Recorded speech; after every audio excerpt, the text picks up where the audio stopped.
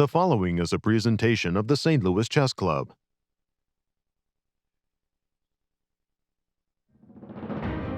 America's elite grandmasters are facing off for cash prizes and bragging rights at Champions Showdown, the Kings in St. Louis. Turns out everyone needed Blitz and Rapid to get warmed up, as the classical round was completely decisive, delivering a $10,500 payout to each of the three victors. However, the big winner was Wesley, who grabbed the all-important classical W and a rapid win, compiling the most cash and the top seed. Will the rich keep getting richer, or will the underdogs cash in? Day 2 of thrilling chess, coming up next.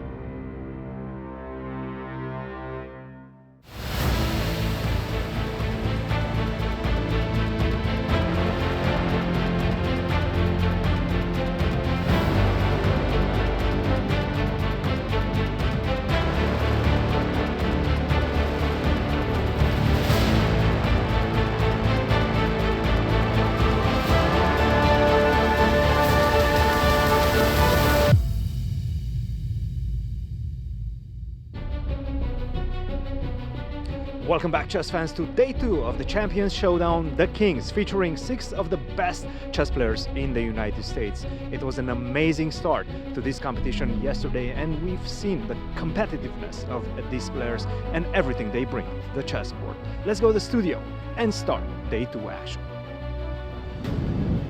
Day 1 of the Champions Showdown, the Kings, was a great start for this innovative tournament. With some surprising moves and unexpected results, Day 2 promises more great action. We are live from the St. Louis Chess Club, and it all starts right now. Hello everyone, I'm Katerina Nemcova, and I'm here with Yasser, Seirawan, and Cristian Chirila. Okay, ready Hello, for guys. day 2, are we? Yasser? Absolutely, yes indeed. Hello everyone, and welcome to the Showdown. I have to tell you, day 1 started with a great bang, as number 1 and number 2, Fabi and Hikaru, locked horns. It was a close affair, but it was decided in the classics. At the very end, it was Hikaru who made the final mistake, and therefore Fabi won the match. In fact, we have 3 leaders. Yes. Tell us about the leaderboard, and it's being determined by the amount of cash earned. Let's take a look. It is Wesley who is leading now with $19,500, followed by Fabiano Caruana, $17,250, and third, Robson with an important win in the classical game yesterday with $16,125. And tell us about the format for this innovative tournament. Yes, a very unique format. We have 6-player tournament paired over 3 rounds. 1 Blitz, 1 Rapid, and 1 semi-classical game per round per day. The time control varies. For Blitz, it's 3 minutes plus 2-second increment. For Rapid, it's 15 minutes plus 10-second increment. And semi-classical chess, 60 minutes plus 15-second increment. And an important thing here is about pairings, which is based on prize money earned to date, not the result of the match. And importantly, the players will duel against one another. They will not change opponents for the Blitz, the Rapid, and the Classical. Tell us about the prizes up for grabs for each of these formats. Each game, Blitz, Rapid, and Classical chess, has its own prize fund. One Blitz game is worth $4,500, where the winners share is $3,375. Losers share, also they earn money, it's $1,125. If players draw, they split it, and the total amount for 9 games in this tournament in Blitz is $40,500. And as you see, Rapid games are even worthy more than Blitz game, and semi-classical cash is $14,000. And there is also best game prize for this tournament, $2,500. Total prize fund, $250,000. Thank you, St. Louis Chess Club and Scholastic Center. Very, very handsome prize. And I got to tell you, I'm going to practice my Blitz games. If I had that kind of prize money up for grabs, I'd be a demon. I have to say, I love the fact that we're seeing a complete chess competition. Right. Semi-classical, Rapid, and Blitz, and we get the head-to-head as well. Nice. Let's take a look as we enter day 2, what the head-to-heads are and some interesting facts about them. Take a look at this one. We're going to start with the matchup between Leinier Dominguez and Levon Aronian, their longest game ever played over the board. was 161 moves, which, by the Wow. way, they usually end up in a draw. Of but course. this one, Aronian won. Shortest game ever played over the board, 17 moves, a draw. But this is the stat that really threw me off a little bit. 25 of their 110 games have been played in chess 960. That's Wow. a 23% of total games played in a different type of chess. Lifetime matches, 8 wins, 23 losses. So that's 23 victories for Levon Aronian and 34 draws. Just an interesting matchup, and I'm looking forward to see what they're going to bring to the table. The next one is the one between Nakamura and Robson. Well, these players know each other very well online, but over the board, not so much. 73 moves was the longest game ever played between them online, and Nakamura won that one. Shortest game, 25 moves, a draw. And they have only played each other in 11 games over the board. 4 wins, 1 loss, and 4 draws for Hikaru. And the next one, and this is the one that we're very excited about. This is the matchup between us, Yes. Yasser, your pick against mine. Yes. Wesley who dominated yesterday, 2.5 against Aronian, and Fabiano Caruana, the reigning US champion. Longest game ever played over the board, 125 moves, and it ended up in a draw. And the shortest game, that was in a BLITZ game in Paris, 14 moves, and that was a draw. The two played their first game almost 21 years That's ago. in 2004, crazy. Where Wesley Crazy. beat Fabiano in 27 moves. That was probably during one of those World Youth competitions, and I might have been in that competition as well. I cannot wait to see what these players are going to bring to the table. Guys, so many exciting games yesterday. I'm sure they will repeat today as well. And their lifetime score is very close, Yeah. 35 to 32. Kate, do the honors and tell our pairings. I think we just saw the pairings, but just to show it Yes, one more let's time. repeat it. So Wesley is going to be playing Fabiano Caruana, Hikaru Nakamura is going to be playing Ray Robson, and Leinier Dominguez will be playing Levon Aronian. And the first player listed here gets white for BLITZ and Right. Rapid, but for the classical chess, they switch colors. Exactly. I think we nicknamed Wesley as he's our tournament leader on the leaderboard. Cashly so. He's earning a lot of cash. As you see the players from the World Chess Hall of Fame getting ready for day 2 of the competition. It is a 3-day competition, so very short exhibition match. No rating points up for grabs. The players are just here to show their best. No draw offers in any of the formats too, by the way. And I asked Ray before the competition in one of our interviews about whether he's going to feel more pressure given that there's cash on every single game. And he said that probably because all the others are richer than I am.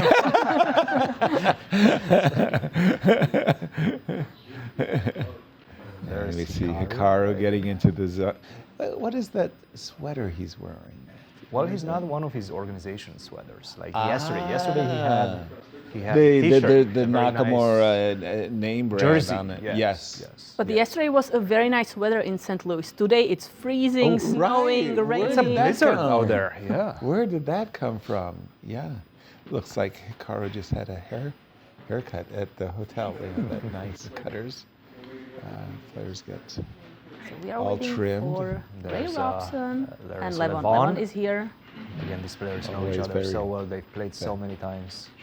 I wanted to say, in the Ray Robson versus Hikaru, I was a bit surprised that they only had 11 tournament games against one another, because when you think about their U.S. championships and how often they must have crossed swords there, and just their online presence. They're online for sure. They Yeah. have hundreds, if not thousands, of games against Blitz, each other 1 in minute. all-time formats. But Yes. I would say over the board, probably they've met mostly at the U.S. Championships. Right. And Ray only recently started. Okay, recently I'm talking about 10 years ago, right? And Hikaru started slowing down with his participation at the U.S. Good point. Championship as Good well. point. So I think this is the reason. They're not really the same generation. I believe Hikaru is about 7 or 8 years older than Ray, so they haven't be a met in any of 10-year, those youth yeah. competitions. Exactly. Like Wesley and They're Fabiano. 21 years young. 21 years ago, wow. Yeah. What was your first youth competition then? I want to say in 1999, when I was 8 years of age. I think something like that, either 99 or 98. Wow. So that would have been Yeah. 26 years ago. Long time. Hey, don't tell that. I'm trying to do the Don't math. tell It's not easy. everybody. Christian, was it in Greece? Probably. Because I think I was there yes. too, 1999. By the way, let me just interrupt ourselves to point out that Richard Pointer, the deputy tournament director, will be ringing the bell, opening up the competition for day 2. And we saw Ray Robson arriving. Yes. Richard, by the way, shares the office right beside me, so we see each other daily. And we are off. By the way, Wesley, so E4, and check this out, C5. I love it. I mean, talk about throwing down the gauntlet. No E5s. D3. Wow. Take a look at this. D2, D3. And G3. This was completely unexpected For sure. for Wesley. Are we going to be playing a French defense, or pardon me, the Fisher attack, the King's Indian Fisher attack? That seems to Yeah, be the this case. looks yes. like- Okay. King's Indian. So Bobby Fischer made this whole system famous by playing E5, H2, H4, following it up with Bishop to F4, and then playing for a kingside attack. Black's going B5, A5, B4, and trying and Because Black see. has to push somewhere, right? So Yes. that's why Fabi is immediately starting the pressure on the queen side. Now, that's a little bit early for my taste. I mean, normally speaking, you tuck the king in first, because there's always this issue that I could play E4 takes D5, and normally speaking, you would like to recapture with the pawn. But if your king is in the center, Right. something could go wrong. So no harm, no foul. The players are, in case of E4, E5 at this exact moment, the players will have transposed into what is the main line. I've noticed that Wesley is being a little dodgy. He's not played E5 yet. It looks like he's keeping the option to capture the pawn on D5, Yes. to maybe use the bishops that it will have open diagonals and the E file. There's also, For for the what queen. it's worth, there is the possibility of knight on F3 to E5 as well. No? H4. H2, okay. H4, still conventional territory. He's I going wanna to say. most likely go And E5. finally, Exactly. we are here. Okay, this is really mainline stuff. Now, as white in these types of positions, I do respect the edge, that space edge that black has. And whether I play A2, A4, which is the choice of Wesley, or C2, C4, I try to freeze. You want to close shop on that side for Yes, sure. For yes. sure. I would absolutely, strategically, a terrible move would be to play D5, D4, because then you can't open up the queen side at all. I could play B2, B3, as well as knight E4. Why would you give me? And here we see Fabi saying, no, no, no, no. I want to make sure that the queen side is open. I will capture en passant. Now this, Now white cannot play just D4 to try to block the center because there is a nice discovered attack. yeah, that would be awkward. Give me 2 moves. Let me know D4 and C3, and Yeah. the game is almost over strategically. The bishop suddenly attacks the queen, and the knight on D2 is hanging. Now the problem with capture, I would love for you to recapture, but Fabi has no such intentions of recapturing. He would play knight to B6. Let's see what he We played. saw queen after E3 and Yeah, queen computer E3, take didn't on like D3. it. There was a question mark. Take on D3, and now we're expecting knight C5, right? No, D4. Wow, What? D4? that's a gauntlet. But what's the The idea, idea? is if I capture on D4, you capture on F6, on E5? What? No. No, I think here is just pawn sacrifice. You capture And On knight D4. C5. Bishop C5 also. and then knight C5. Yeah. Yeah. Yeah, just knight C5. And so you're trying to trade queens. Oh, queen E4. That's a double question mark, and guess That's- what? That's the reason why.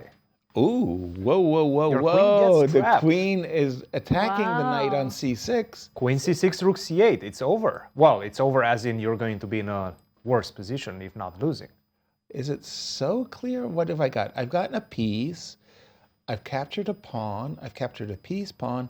And if you take my queen, No, I will take on D4 right now. well, I feel then like I that can, should be the right Then I move. can move away from the attack. Then I can play, and he has taken on D4. I can play queen to B6 He played now. bishop E3 first. So this is what we have on the board. Bishop E3 first. Yes. Okay, now I'm confused. Bishop e3 first. Whoa, okay. Can we go queen to d8 or? Queen to d8, now you don't have the knight on f3, so the queen can drop back to f3. But then I'm losing e5. No, I don't like bishop to e3. Bishop on f4 was defending the pawn on e5. What we're discussing is the queen dropping back to d8. The queen has only one avenue of escape, queen f3, and then the pawn on d3 is hanging to knight takes d3. Knight takes d3 and knight takes e5. That's 2 pawns. And I'm going to. Well, you're winning back. Queen takes d3. Okay. Why is that? Somehow okay? I did not like allowing the queen to go to b6. I thought instead of bishop e3, we were playing queen b6 to pin the knight on c5. Some confusing moves for us. Queen to d8. Sorry. Still, I think black is doing well. Bishop takes c5. You just simply take on c5 with the bishop, and the knight on d2 is hanging as well. So you cannot take on a6 the bishop. Right. It's some very nice calculation by both players. Some very tricky. But it feels like black has a lot of great squares for his pieces. Black should be slightly better, for sure. And the reason is because Fabi managed to open up the queen side, and white's attack on the king side simply doesn't exist. But by the way, the clock, Fabi has only 30 minutes, while Wesley has 1 minute. 30 seconds? 30 seconds, pardon. Right. Wesley has 30 seconds, or Fabi has 30 seconds, Wesley has 1 minute. Okay, so the tactics, those middle game tactics, have caused the players to burn some clock. Luckily for Fabi, the position is not as complex. Like, things are, I wouldn't say easy to calculate, but they're easier than, if you have queens on the board, if Absolutely. you have imbalances in the pawn structure. Yes. And with this trade of knights... Drop the bishop to f8. I was about to say, with the trade of knights, at least from Wesley's perspective, he got to bring his rook to the 7th. Now, in this type of position, the bishop on g2 actually doesn't play a role. I'm thinking bishop f3 to d1, and or bishop f3 and possibly bishop to b6, h5. rook to e8. Whoa, whoa, whoa! Nowhere else to put the rook. Bishop to c7. Wait a minute. Wesley is beginning to get some pressure. Something like rook to a7, and these rooks are getting dominated. But I can also try bishop c5 and then bishop a6. Bishop c5 is going to be met by bishop d6, surely. Yes. Bishop to d6. Please give me a passed pawn. And if I... Bishop a6. Bishop a6, yep. Trying to kick the rook off the 7th rank. We don't like that rook there. Rook to d7, perhaps? Trying to... Rook d7, bishop b5. And at least we're going to make a draw, right? Yeah. And by the way, that is a... They seem to be going for it. For Fabi, that is a relief because he was down to quite a few seconds on the clock. Let's quickly turn. Where would you like to guide us? So let's go Leinier Dominguez, Hikaru's game. Let's go to Hikaru. Hikaru Ray Robson, with 4 seconds, just made a double question mark move. Will Hikaru be able to take advantage of it? Knight to d7, now knight to c6 is a winning move. That feels like an automatic, too. That's it. I mean, it's the first thing that your eye is drawn to, right? Knight takes d4, just pick up another pawn. Why not? Knight f takes d4. Knight f takes d4. I would, it's funny. Knight g5. I wanted to go knight to g5 so that I could play this move, e5. And now I can play knight takes d4, and I've got everything. Queen f8 played with 2 seconds on the clock, knight to c5. He's trying to find some resources, but where are the resources? Hikaru's in the driver's seat. Knight comes to d6, and f7 is hanging. Knight f3, dropping back. Why knight f3? h6. Okay. Played with 2 seconds on the clock. Why He's knight really d4? playing with fire. I'm beginning to question a number of Hikaru's moves here, although he has very little time. Very little time. By the way, I love h4, h5. Bishop f8, trying to grabbing. Swing that bishop on c5, try to put some pressure on the king. King g2, queen to e4, queen to e4. Knight b5 perhaps? No, queen to e4 as you prescribe. Yes. Queen comes to d5, dominate. giving a check, dominating the position from the center. Ooh, this is a That's queen. a good move. I was going to say queen to b7 on the agenda. Nope. Knight to h4 on the agenda. To Queen d2 to d8. with a nice clean of the board. G5 trying to find something, some resources. I like this move. Queen to D8, good move. Just take the oxygen out of the attack. I don't know, the engine hated that. Queen Look to at the D8? bar going down all the way towards the middle. Now it seems to be even. Wow. Whoa. Now he's What worse. the heck now just he's happened? Worse. Whoa. Hikaru, right now he's Hikaru losing. was just, he Bishop C5, F5. Where do you put the king? check to Check. D7 or knight to, King to E8, knight to C6. But that, oh, G4. you're threatening mate, Could be a mate. check. Okay, the A2. pawn. No, take with a check. King to G2 King to- perhaps? King to H2 was played. Rook to A7, trying to construct a mating pattern as well. Whoa. Don't get the queen because you get mate. checkmated. Mate on F7 is a threat. Now you can take on F5. Oh, this is a very nervous affair. The players have gained some Wow. time on their clock. Take on F5. Knight to D4 check. King to E5. Knight to B5, attacking that bishop. King takes E6. 2 pawns to the good. Must be winning. Must be winning. Bishop to F4 4 seconds and on the rook to clock for B3. Robson. Ooh, bishop to E3. Ooh. Ooh, threatening mate. Check. He's looking at that mate on H3, if he can get it. Check and bishop E3. Bishop to E3 first. Let's see He's if we're going guarding to see the another. pawn, so the rook cannot take it. Knight Exactly. to D6. King F3. King D5. Stay in the center. Knight to F5. Oh, and this is going to be a draw right now. Rook takes B6. and he managed to save it. Amazing. Wow. No. Oh my gosh. Ray was just 2 pawns up. He must be absolutely beside himself. Both of them are not very happy with the And result. let's see what happened in the match between Leinier and Levon. Oops. Sorry, They that was a finished- draw. That was a draw. Rook and That was already a draw. Sorry, we didn't get a chance to get Wow. That what was- a game. Well, I think Fabi had a big advantage, and I think, well, Ray was just winning. 2 draws. It's hard to win. These I mean, guys the are so 2 resourceful. seconds increment is just very little. Like, you don't Yeah. earn enough time to kind of Even stop, when you're pause, repeating. and think. Yeah, even if you make 2 quick checks, you're only getting a 4 seconds. Wow, we didn't see any of the Leinier game. That was also a draw? Yes, it was, but it wasn't as easy. Leinier, in fact, had a couple of pawns to the good in this position, 2 pawns up. You are fighting against 2 bishops, but the simple queen to D3 would have simplified the position tremendously in Leinier's favor. In fact, Right. the engine is just saying that he's completely winning. Right. How You many can take pawns? on B2. The problem is rook to B1, and that's the idea of getting the queen on D3, protecting that square, also getting ready to cover any sort of checkmates. For example, if you go queen A3, I can take, queen to C1, queen to F1, No back rank. checkmate, and that's all she wrote. So Nice. he played knight to G4, allowed queen takes B2, and now you have more or less full compensation at this point. You are a pawn up as white, but you don't have enough. This bishop on B7 stays, cutting the board in half, and they ended up in this position, agreed to a draw. Thank you. Miss Possibilities. Miss Possibilities. Tell us about the Let's results. take a look so at the far. results. Yes. So in the first game, Wesley saw drew against Fabiano Caruana. I mean, very, very interesting game. Yeah, very nervous affair. Could have easily gone in Fabi's favor. In our next match, Next match here, Hikaru Nakamura against Ray Robson. I mean, that was lucky. another crazy game, another draw. yeah, Ray will be beside himself. 2 pawns to the good, didn't capitalize. And the third match we have Leinier Dominguez against Levon Aronian, and also a draw. Leinier Dominguez maybe having some advantage there, or bigger advantage, Queen but then to D3. yeah, Exactly.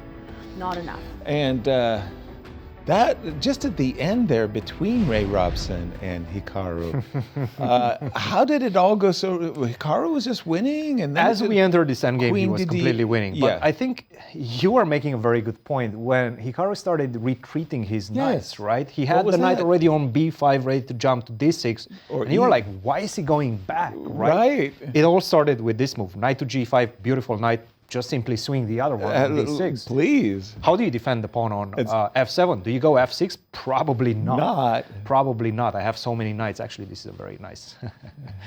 Give me your Guess queen what? first. I have another one. Give me your queen first, then I'm going to give you a smothered mate. I'm even winning with this. Even this move wins, right? Because I take the rook as well. Yes. I have 2 knights. No, we want to see the smother mate. Exactly. Let's take a look at the replay. And take a look at the thermometer on the left side of your screen. Look at those swings. Oh, the white, we were all the way to the top with the bar. And as they enter this endgame, now black is completely fine.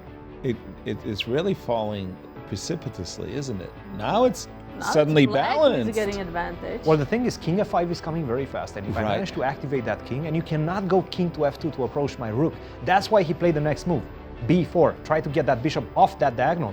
But that's an important pawn right there. And the worst part is it's not just one pawn, it's this other one too. Now black has a passer on a3, and the bar is going all the way, it's gone all the way into black's favor. Ray had this game completely in the bag as they get ready for the rapid chess.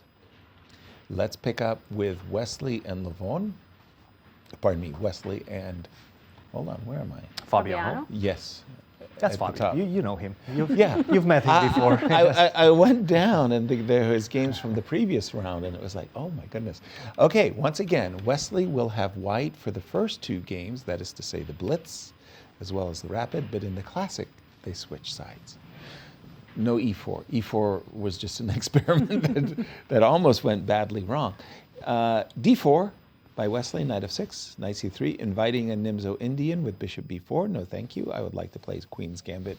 Declined, and Wesley thinking, do I take on d5? Do I play bishop g5? Do I play knight f3, g3? Knight f3, here it is. You just said it. And, oh, well, this is interesting. Now he goes for the Nimzo Indian way, because he committed himself to d5. That's interesting.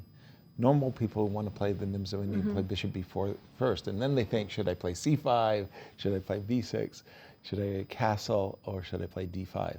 So a different move order, and Wesley has been playing these e2, e3, and bishop d2 systems. You got to give him credit. I mean, he's been the pioneer in this line of play.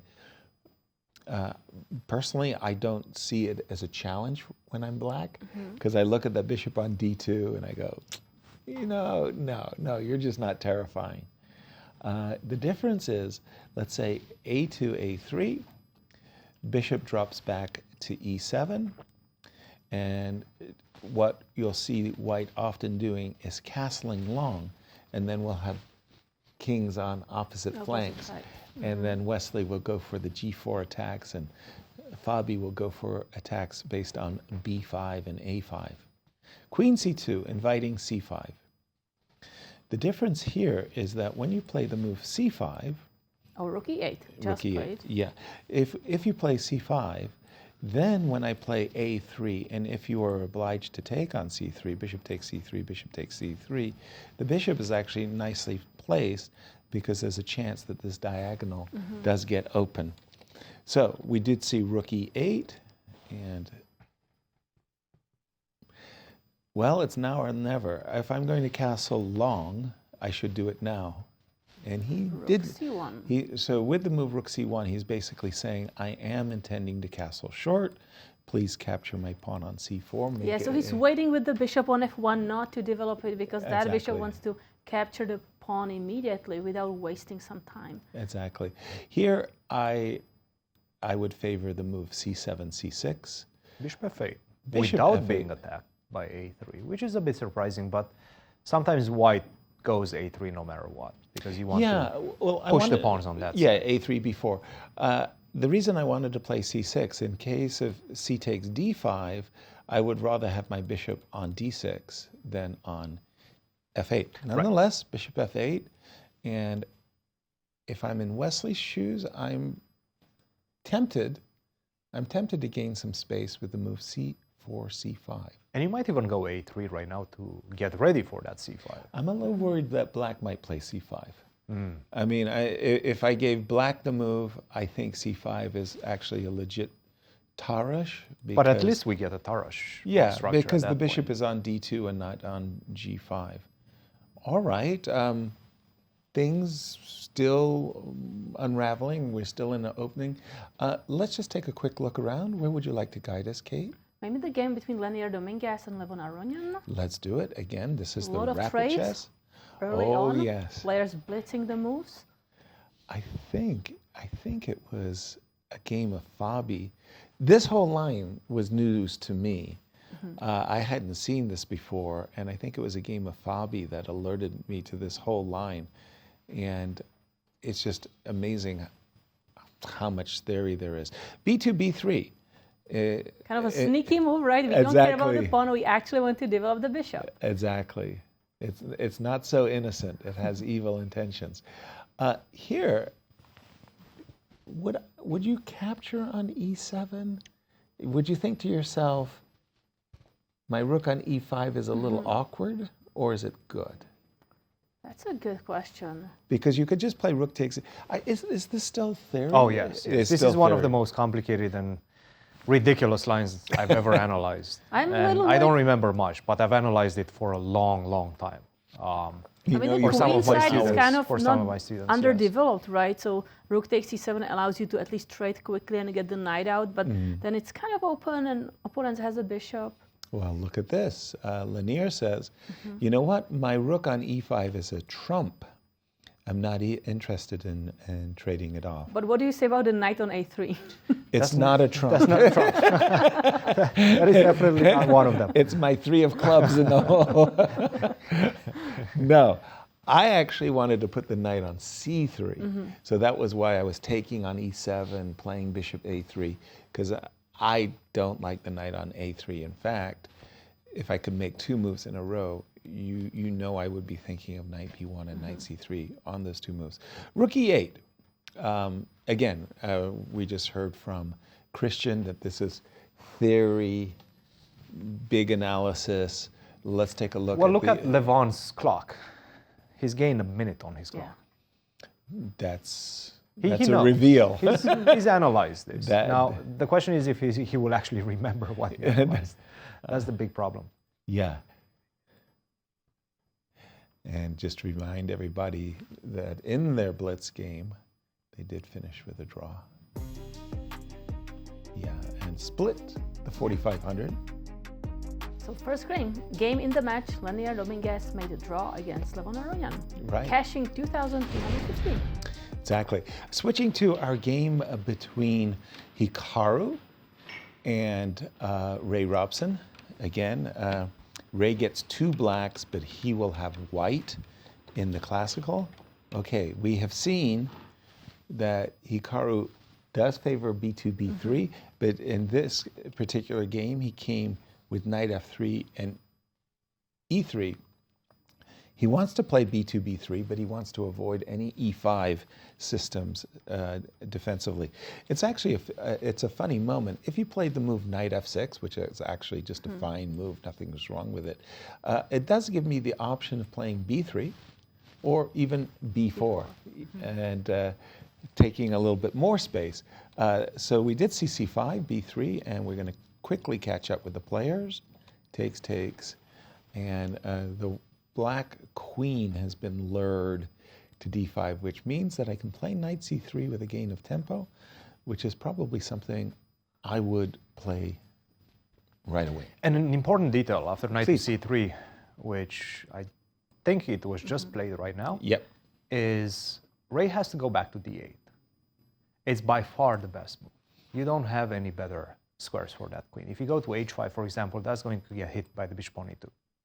Right. You'll just walk into don't want some that. future tempo, and why put your queen in harm's way? If you go to f5, which was played the most, Okay. then I go d4, and that knight coming to d4 after we trade, that's a problem for the queen. And again, I'm picking up time. Yeah. Development again with an attack on the queen. Queen c6. You have to get all the way. That's probably the worst, actually. Of all the choices, That's probably that's the the worst. least desirable. And for that same reason, queen d7 again, you would just be inviting bishop to b5. Followed by knight e5, Knight and so on e5. and so forth. So that was, you say, tuck the queen all the way back. Exactly, and after d4, it's important that he goes castle. Okay. Don't take on d4, allow queen takes d4. That's going to be an easy endgame for white. Queen a better d8 endgame for on white. the board, by the way. Queen d8 is played. Yeah. You go castle. You wait for white take on c5. I'm a pawn grabber. But now I go knight e4. Knight e4. Exactly. Yeah, I that's have to nice. be very aggressive in this position. I'm not going to go pawn hunting for that pawn on c5, try to Gotcha. get it back with knight d7. Not enough. I don't want that. Right. That's why we see knight a4 from Hikaru. Okay, maybe Hikaru knows something that we don't. Exactly. I was about to say, you just exploited the pin in that very nice position where you played knight e4. So the move knight a4, first of all, it's a tempo. And it does defend the bishop. And it, like if I provoke b6, I'm not saying that's a good move or a bad move. Then after d4, there's no knight e4 business. At least not immediately. Well, yeah. I guess you can do it immediately, like right now, knight e4. Knight e4 right now? I don't know if it's good or not, but it looks a bit loose. A little loose. It looks a bit loose. Okay, so knight a4 on the board. By the way, we saw it yesterday that Hikaru, at a certain moment, he really went into the tank. And that's not something I'm used to seeing with Hikaru. I'm used to seeing Hikaru going bang, bang, bang, bang, being, literally an hour ahead on the clock, 15 minutes ahead on the clock. So to see him, and especially against he Ray. spent quite some time in the opening. They were even, I think, 2 or 3 minutes apart. But Right. Ray is now catching up with Hikaru and thinking what to do here. I was thinking Black can just ignore the pawn on c5 and try to castle to get some development. But You're since the singing pawn my is hymn. not pushed to d4, Yeah. White can just capture and is very safe because, okay, it will take some time for the White to castle short side, but there are no tricks that Black can try before White castles. Exactly. As you were saying, I haven't committed my pawn to d4, making queen a5 check possibilities. And he did play b7, b6, whether he liked it or not. To defend the pawn. Yeah, Ray said, you know what, I like the little guys. And very quickly, d2, d4, renewing the threat of capturing on c5. And in case of captures, you know what, I'd kind of like to trade queens. And the reason is because I see a vulnerable square on c7. For example, queen takes, knight takes. Now you could play bishop b7, but if you were to make the move castles, this is what I meant, at least by the vulnerable square on c7. I got rook c1. Something really I'm ahead on time. I'm not so sure about that knight on a4 though. Okay. I really don't like that knight on a4. Like even in this position, castle knight b5, I can go knight a6, right? I don't know. It just doesn't feel like it's enough. I don't know. You're offsides on a6. Whether I'm afraid of knight coming to b4, Bishop b7 maybe. bishop a3 is a. I think you're running. Am I some am I risks. doing right? Because go you ahead. haven't Tell me finished your what development yet. Bishop you- b7. Bishop Bishop- b7. Yeah. b7? Okay. b7. b7. b7. Boy 7. Yes. Bishop boy 7. Okay. So f3. Rook c8 maybe. Which one? Because a7 is hanging, right? Probably will take that, knowing you. Yeah. Knowing you. Knowing me and knowing you. Okay, none of this happened because Hikaru spotted another opportunity of trying to exploit this circumstance. He played knight takes d4 instead of bishop b7. Why didn't he play bishop b7? Maybe there's a bishop b5 check. He has castled. And Hikaru said, wait I a want your minute. Yeah. I want your rook. So this forces probably queen d5 or knight d5. Right, because there's no way otherwise of defending the rook. Queen d5 or knight d5? Help us choose this one. I'll go Cristian. queen d5. Queen d5, you like this one? Yes. Actually, queen d5 is probably the only one to keep material. Keep the balance in the position. If you go knight d5, Yes. it seems like rook d1 just puts too much pressure on that d file, and I have e4 coming very swiftly. And that will be a sudden problem. discovery. That's Some a problem. bishop c4, e4. Bishop b7, e4. I have all sorts of ideas, right? There's e4, knight e6 ideas. Yeah. You're losing some material. It feels bad. It feels bad. You can probably sacrifice the queen for a piece and a rook, Right. but you're going to grovel for that draw Yeah. in that position. Queen d5. Now, again, I'm used to playing these endings, these what I would call Queen's Gambit accepted endings, where the d pawns get traded and the c pawns. So it's 4 versus 4 on the king side, 2 versus 2, and I feel that in this particular moment, that white is really ahead in the development. Like you just kind of visually you see that the knight on d5 is a tactical target. Bishop can come here. The rook, this knight can move to b5. And somehow, even though the knight on a4 is a little offside, it's stopping a6, b5. The b6 pawn is threatened. And just to remind everybody, this is game 2. Yes, because in the first game they drew, but very kind of crazy game where Hikaru had an advantage, then Robson had an advantage, but then it all ended up in a draw. I like the way you say advantage. Hikaru was winning, Ray was winning, and then they peacefully settled matters with a draw. Another move that I would find attractive if I was in Hikaru's shoes, I love development. And developing with a tempo is one of my absolutely all-time favorite things to do. And bringing the bishop to c4. Let's say bishop b7. Yeah, let's say bishop b7. Let's put my king in the center of the board so that I can play, bring my rooks to the center. Or actually, sorry, Yasser, let's Sure. go bishop a6. Because At I what want to moment? trade you capture the queen. Yep, Can I go bishop a6? absolutely legal. It, Last is I it checked. good though? Yeah, that's the Because I question. feel like your bishop is strong on c4. I do If too. I can trade it, I will develop my knight to the edge of the board, but there is some future maybe with going knight to b4 and has some squares. I agree wholeheartedly. You're making an excellent point. Bishop a6, trading off my better piece makes perfect sense. By the way, Hikaru wasn't sure what he wanted, whether he wanted queen takes d5 and castles long. He decided that he likes rook to c1, and he kind of wants to see the bishop going to b7, I would say. Rook to c1, grabbing the open file, contemplating a future rook c7. But I'm wondering, what if at some moment I start to go maybe knight e4 and some checks on the king? Because yeah, you're my waiting king with is your still castle. my king is still in the center of the board, right? So knight e4 could be a challenge. Now, this rook on a8 still feels a little bit gimpy. And if I go queen a5 check? Right, knight to c3. And again, I just, for the moment, maybe you do have knight c5, by the way, as a bailout.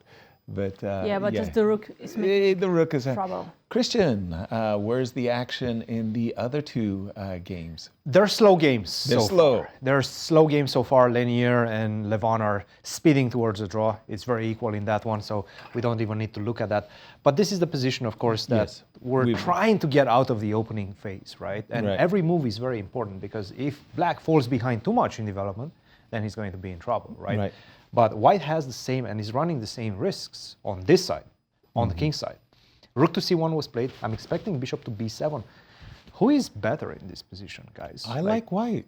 Yes, but why? Queen because if takes you don't d5. manage to invade with rook to c7, then the knight is going to be a bit out. You still have a couple of moves until you finish your development on this Queen side. takes d5. Queen d5. Knight takes d5. e4. e4, it's already pretty bad after knight to f4. You see the bar dropping. I was going to go f4, f3. I always like this pawns on e4 and f3 as a way of Oh no, I But was you're supposed to sort play of stuck on this side. That's the problem, right? a little bit. Just a second. I guess you want to go knight b5, I do. right?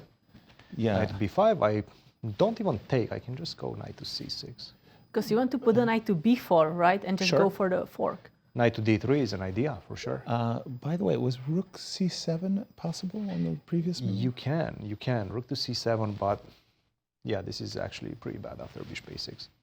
Uh-huh. There's just too many pieces hanging. Let's see what the players are going to come up with. But I personally feel like black's moves are just a little bit easier. Getting easier? Like the onus is right now on white to prove that he has any sort of opening advantage. I liked it when I was castling long, I must say. Like queen takes d5, not rook c1. Not rook c1. I liked it. If you would go back a moment, Cristian, Sure. to the moment when, if Hikaru had taken on d5 and castled, That moment is gone, yeah. I know, but Moment is gone. was the engine saying favorable or not? Very slightly. Very For slightly. white? Very slightly. Actually, right now you let it think for a little bit. It goes down. slightly better for black, but not much. It's equal. Call it Okay. equal.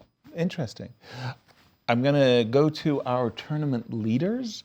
Wesley So up against Fabi. And to remind everybody, I have picked Wesley to win the event. And Cristian has chosen Fabi. So we have some real skin In the game. yes, as it were. I Well, like we left- Wesley's last move, but yes, let's just review what happened. We had left it after bishop f8. This was the point we left it. C takes d5, e takes d5, bishop to d3, c7, c6. Actually, this is actually a crucial moment because oftentimes in Queen's Gambit decline structures, if black plays c5 and, so to speak, gets away with it, nothing untoward bad happens, he equalizes comfortably. And so that was actually a major choice. The difference, I must say, I like what Fabi chose, is the fact that bishop on d2 is a passive piece, so c5 in some ways helps white. c6, castles, g6. Okay, that's a surprise. g6, I was expecting a5, by the way. Usually when the bishop is on d2, I'm often aspiring to play the move b4 in a minority attack. And the move a7, a5 not only delays it, but it ensures that I'll be able to have the open a file after b4. g6, h2, h3, queen e7, intimating that he wants to play knight to Making sure e4. that knight is guarded there. Rook to e1, intimating that, hey, look, I could play e3, e4, open up my bishop. Are you ready to play knight e4? Yes, you are. Bishop to c1, he's And not that's the move interested. I like. It's like you are retreating with your bishop back, but you are just making sure it's safe and it could be used. Maybe on some of the dark diagonals. You know, it's the funniest thing, Kate. Whenever my opponent was retreating, it was like, you like the move bishop c1, I would be applauding. You're going backwards. f7, f5, just gaining some space. Some people love to play the Dutch stonewall. And when you've got a knight anchored on the e4 square, why not? Your next moves could easily be bishop to g7, g5, g4, and while you've been retreating. And by the way, look what Fabi did. So he played queen g7, Oh, that's a different. making sure I'm still gonna push maybe the pawns. To me, this is the biggest problem for white in this position. Like, black knows exactly what he wants to do. G5, G4, just push the pawns on that side, try to get the checkmate. What is white going to do? That's the question. That is the big question. By the way, Wesley played the move b2, b3, and it seems to me what Wesley is starting to think is I should be playing bishop b2 and knight e5 and I feel plugging. if you want to do like a minority attack, you should have been already all the way to a3 and b4 at least, at right? least. Maybe b5, ready to go Yeah. b5. And by the way, I wasn't really too sure. Why did he need queen g7? Why is this such a great move? He's not ready to commit yet. I think he's just trying to push him further down the path of get lower on time, get lower on the clock. Wesley down to his last 4 minutes. against 7 minutes. And when you have 2 minutes, then I will start pushing my pawns. And that's going to confuse you enough to potentially make a blunder. Well, I mean, my aggressive tendencies, you know, I mean, what if he had played G5, Cristian? How did the engines like or dislike G6, G5? Oh, Queen G7 is the best move by the engine. By the Queen G7, he likes it. Yes, yes. Boy, I was thinking the bishop might be well placed on G7, but Queen G7. No, Queen G7 is a great move. Okay. And in Knight fact, to not only that you D2. want to go G5 ideas, but it seems like that bishop on F8, Yep. stopping ideas of B4, A3, and maybe even having ideas of bishop to B4, Right. to force a reaction from that knight on C3. He's just played Knight D2, an intimation that he's had enough. He's going to get rid of this knight by either capturing it or playing the move F2, F3. I would capture it. I think it's time to...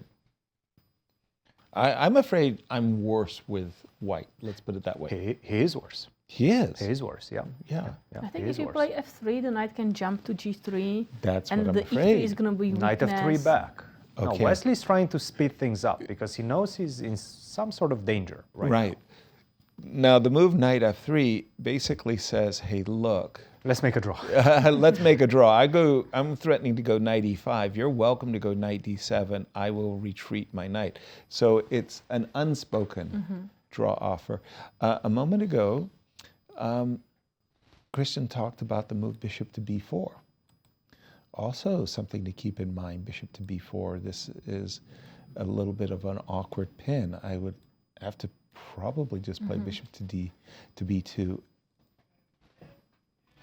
And Knight to Knight D7. D7 back. Knight to D2. Okay. Bishop to D6. Okay, No, wait. I don't Fabi want said, to look, make a draw." you've actually played the opening with white. I don't want to make a draw. And Bishop to D6. Very good. I'm taking on E4. How? Oh, wait a minute. I take that back. I apologize. I am going to play F4. F4, I think. Really? If I can play F4, knight back to F3, knight back to E5, I think my chances of equalizing have increased. I'm now playing for equality. I'm trying to play for equality. My alternative was captures. Captures, bishop to E2, playing for F3, and I'm still a long way away from equality in this line. So that's why I'm thinking F4. Bishop to B2 was played. After Bishop bishop to to D6, bishop to B2 was played. Okay. And by the way, we have the wrong names down there at the bottom. It's Wesley versus Fabiano. Good catch. I wasn't even looking at the names. You got to pay attention to the show. Oh, yeah, you're just keeping our production team on their toes. Good for you, Cristian. Bishop to B2. Okay. Yeah. So They're coming. what if I take on D2 right now? Now that you committed that bishop on B2, on that diagonal, I will take on D2. There's no more knight coming to E5. Okay. And now I just simply go knight F6, knight E4 back. I bring the other knight that I really wanted to get. Not that simple, though, because a moment ago I was kicking the knight and you were jumping to G3. Now I don't quite feel so bad. F3, I do have E4 as a possibility, but I don't know. Somehow... Yes, sir. I'm wondering, what if instead of capturing the knight, I make like a waiting move, like rook E7? What do you think about this move? Like, I'm not committing to anything, and I do want to double on that file one day, right? I know the bishop on C8 is stuck there. Right. But It's a just, useful like, move. Yes, you want to take the knight, go ahead. Okay. You want to kick me with F3, then I'm ready to push on your E3 pawn in the future. Okay. So, and that's what it's coming down to. You played the move rook E7. It's a good temporizing move, but okay, imagine I do play F3. Because what am I doing? I'm trying to get rid of this knight. You're welcome to jump. Knight G3, yes. Knight to G3, rook to F2. It looks a little awkward, but again, all my trumps are based on playing the move So I E3, go knight E4. F6. Okay. I close my eyes. And my pieces are ready to... rise. Spring to life. Okay, Harmonize. It is the beginning of spring. So. Are ready to harmonize I'm still themselves. convinced. Me either. By the way, knight takes d2. You know your man. I think it just makes the most logical sense. Canton Okay. take on d2, go knight He's h6. done it. He's done it. Again, And it's easy. Your plan is easy as black. White, on the other hand, you have to make some really tough decisions. Like f3 is not an easy one. no, You're it's weakening not. a lot of dark squares on that side. I truly agree. He plays it.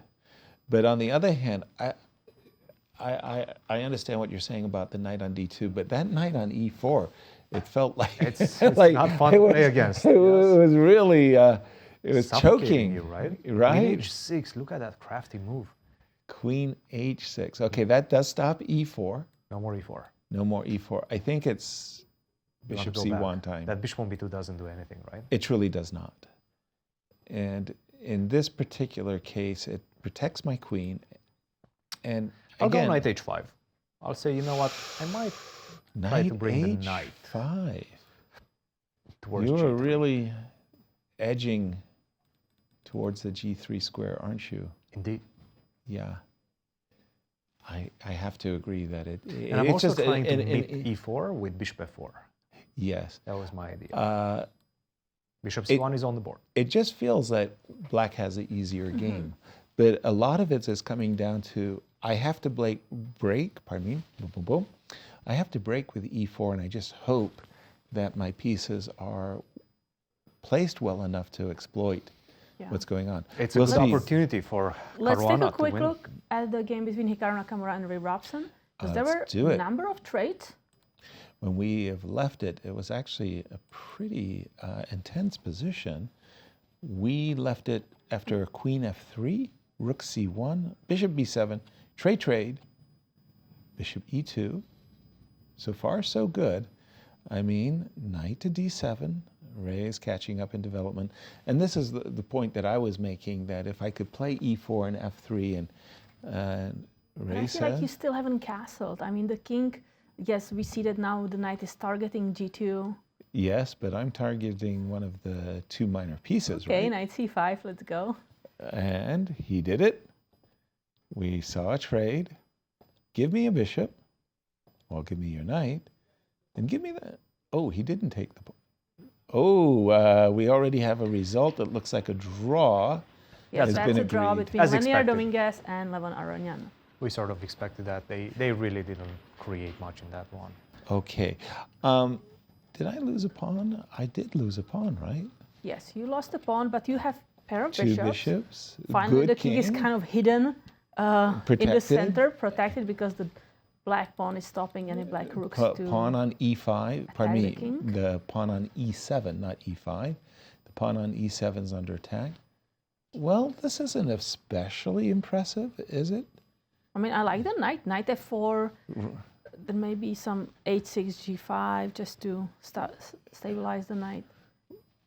There's even funny little awkward issues associated with moves like bishop e5 and knight h3.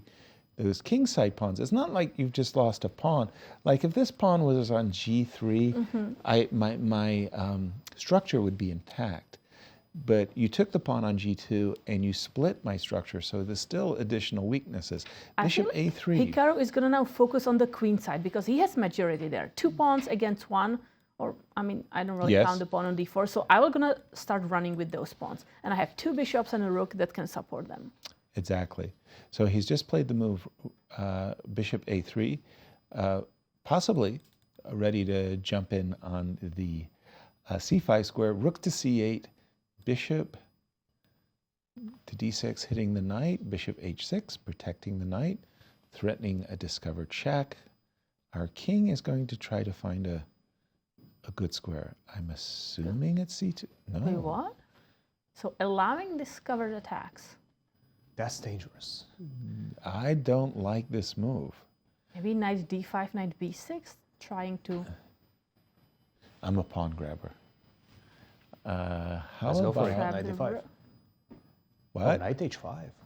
Knight h5, knight f6. Yes. You can go from both ways. I could go both ways. Check.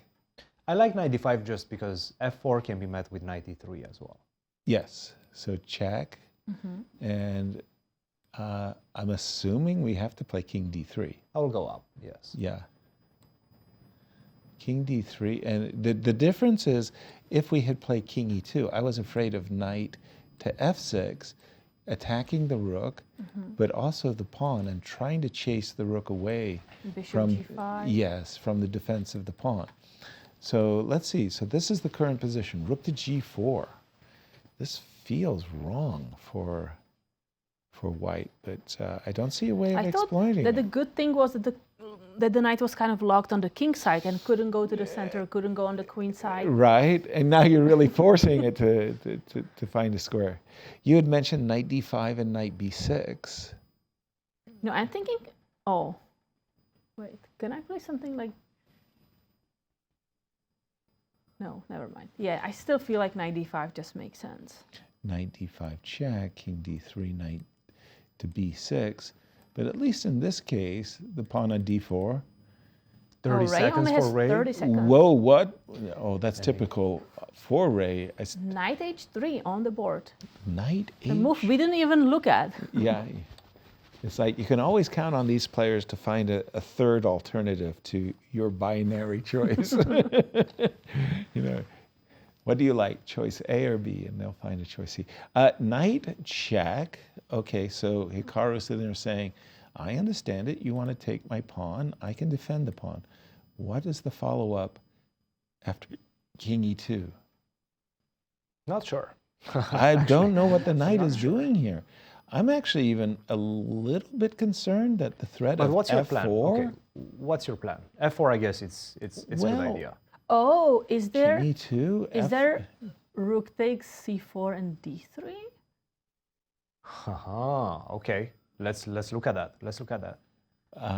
I was about to say, before we do, there is a threat of rook h4 too, right?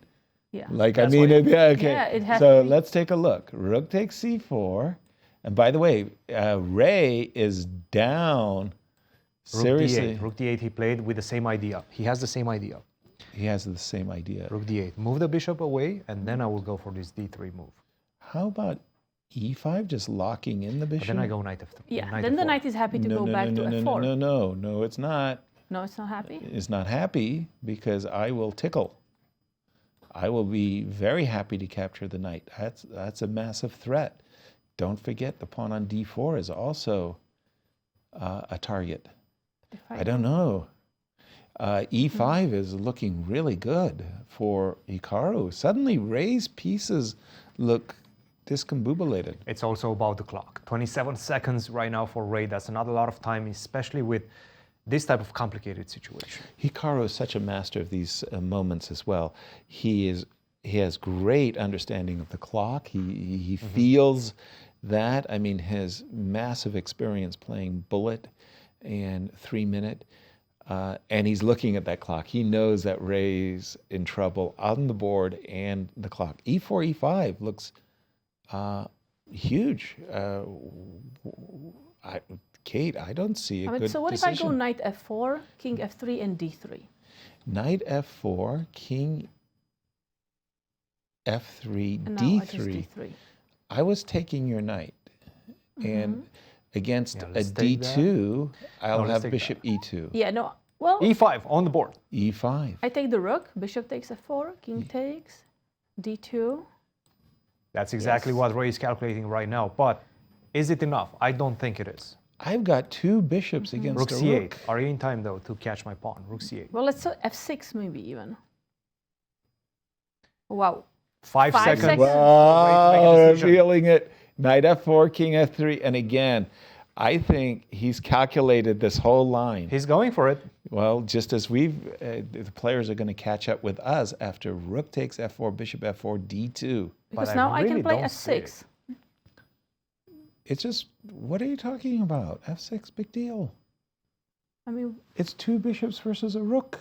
but I have this pawn on d2. That's almost a queen. That's like Oh, Doesn't matter. 1/3 of a queen. What about no. bishop g4? What No, about bishop g4? Bishop g4, is that winning?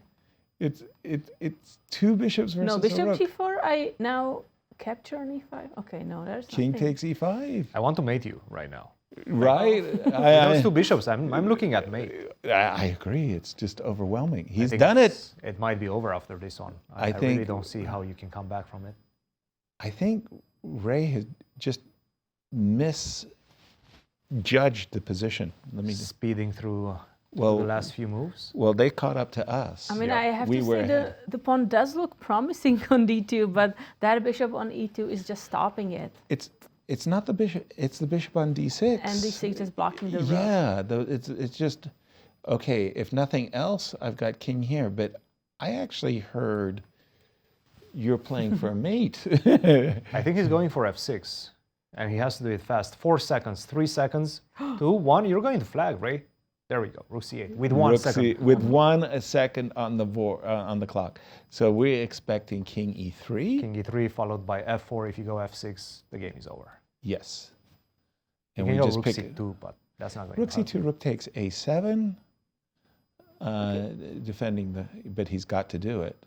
Because I want to double the rooks and go to c3 with the other rook to check the king. Let's take on a7. Let's take that pawn. I mean, Of course. we're If you play rook To to c7.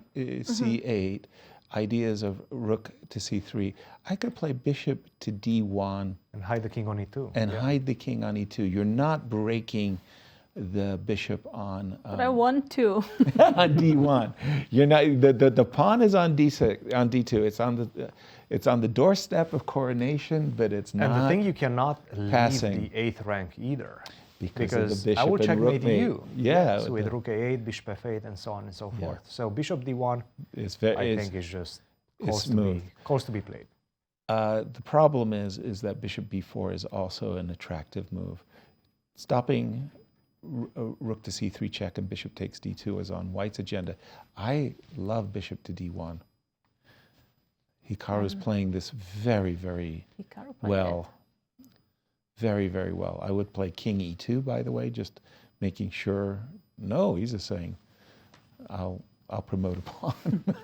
And by the way, He's inviting rook c1, right? yes, But now we give the checkmate that Cristian was talking about. yes, Just rook a8 check, and then we finish with a discovered yes, check and checkmate. exactly. Yeah, king hides on e2. No Cool. reason to go anywhere else. Yep. And a4 on the board, rook c3 check, king to I e2. guess you can go to d4, but I don't think you want to do that necessarily.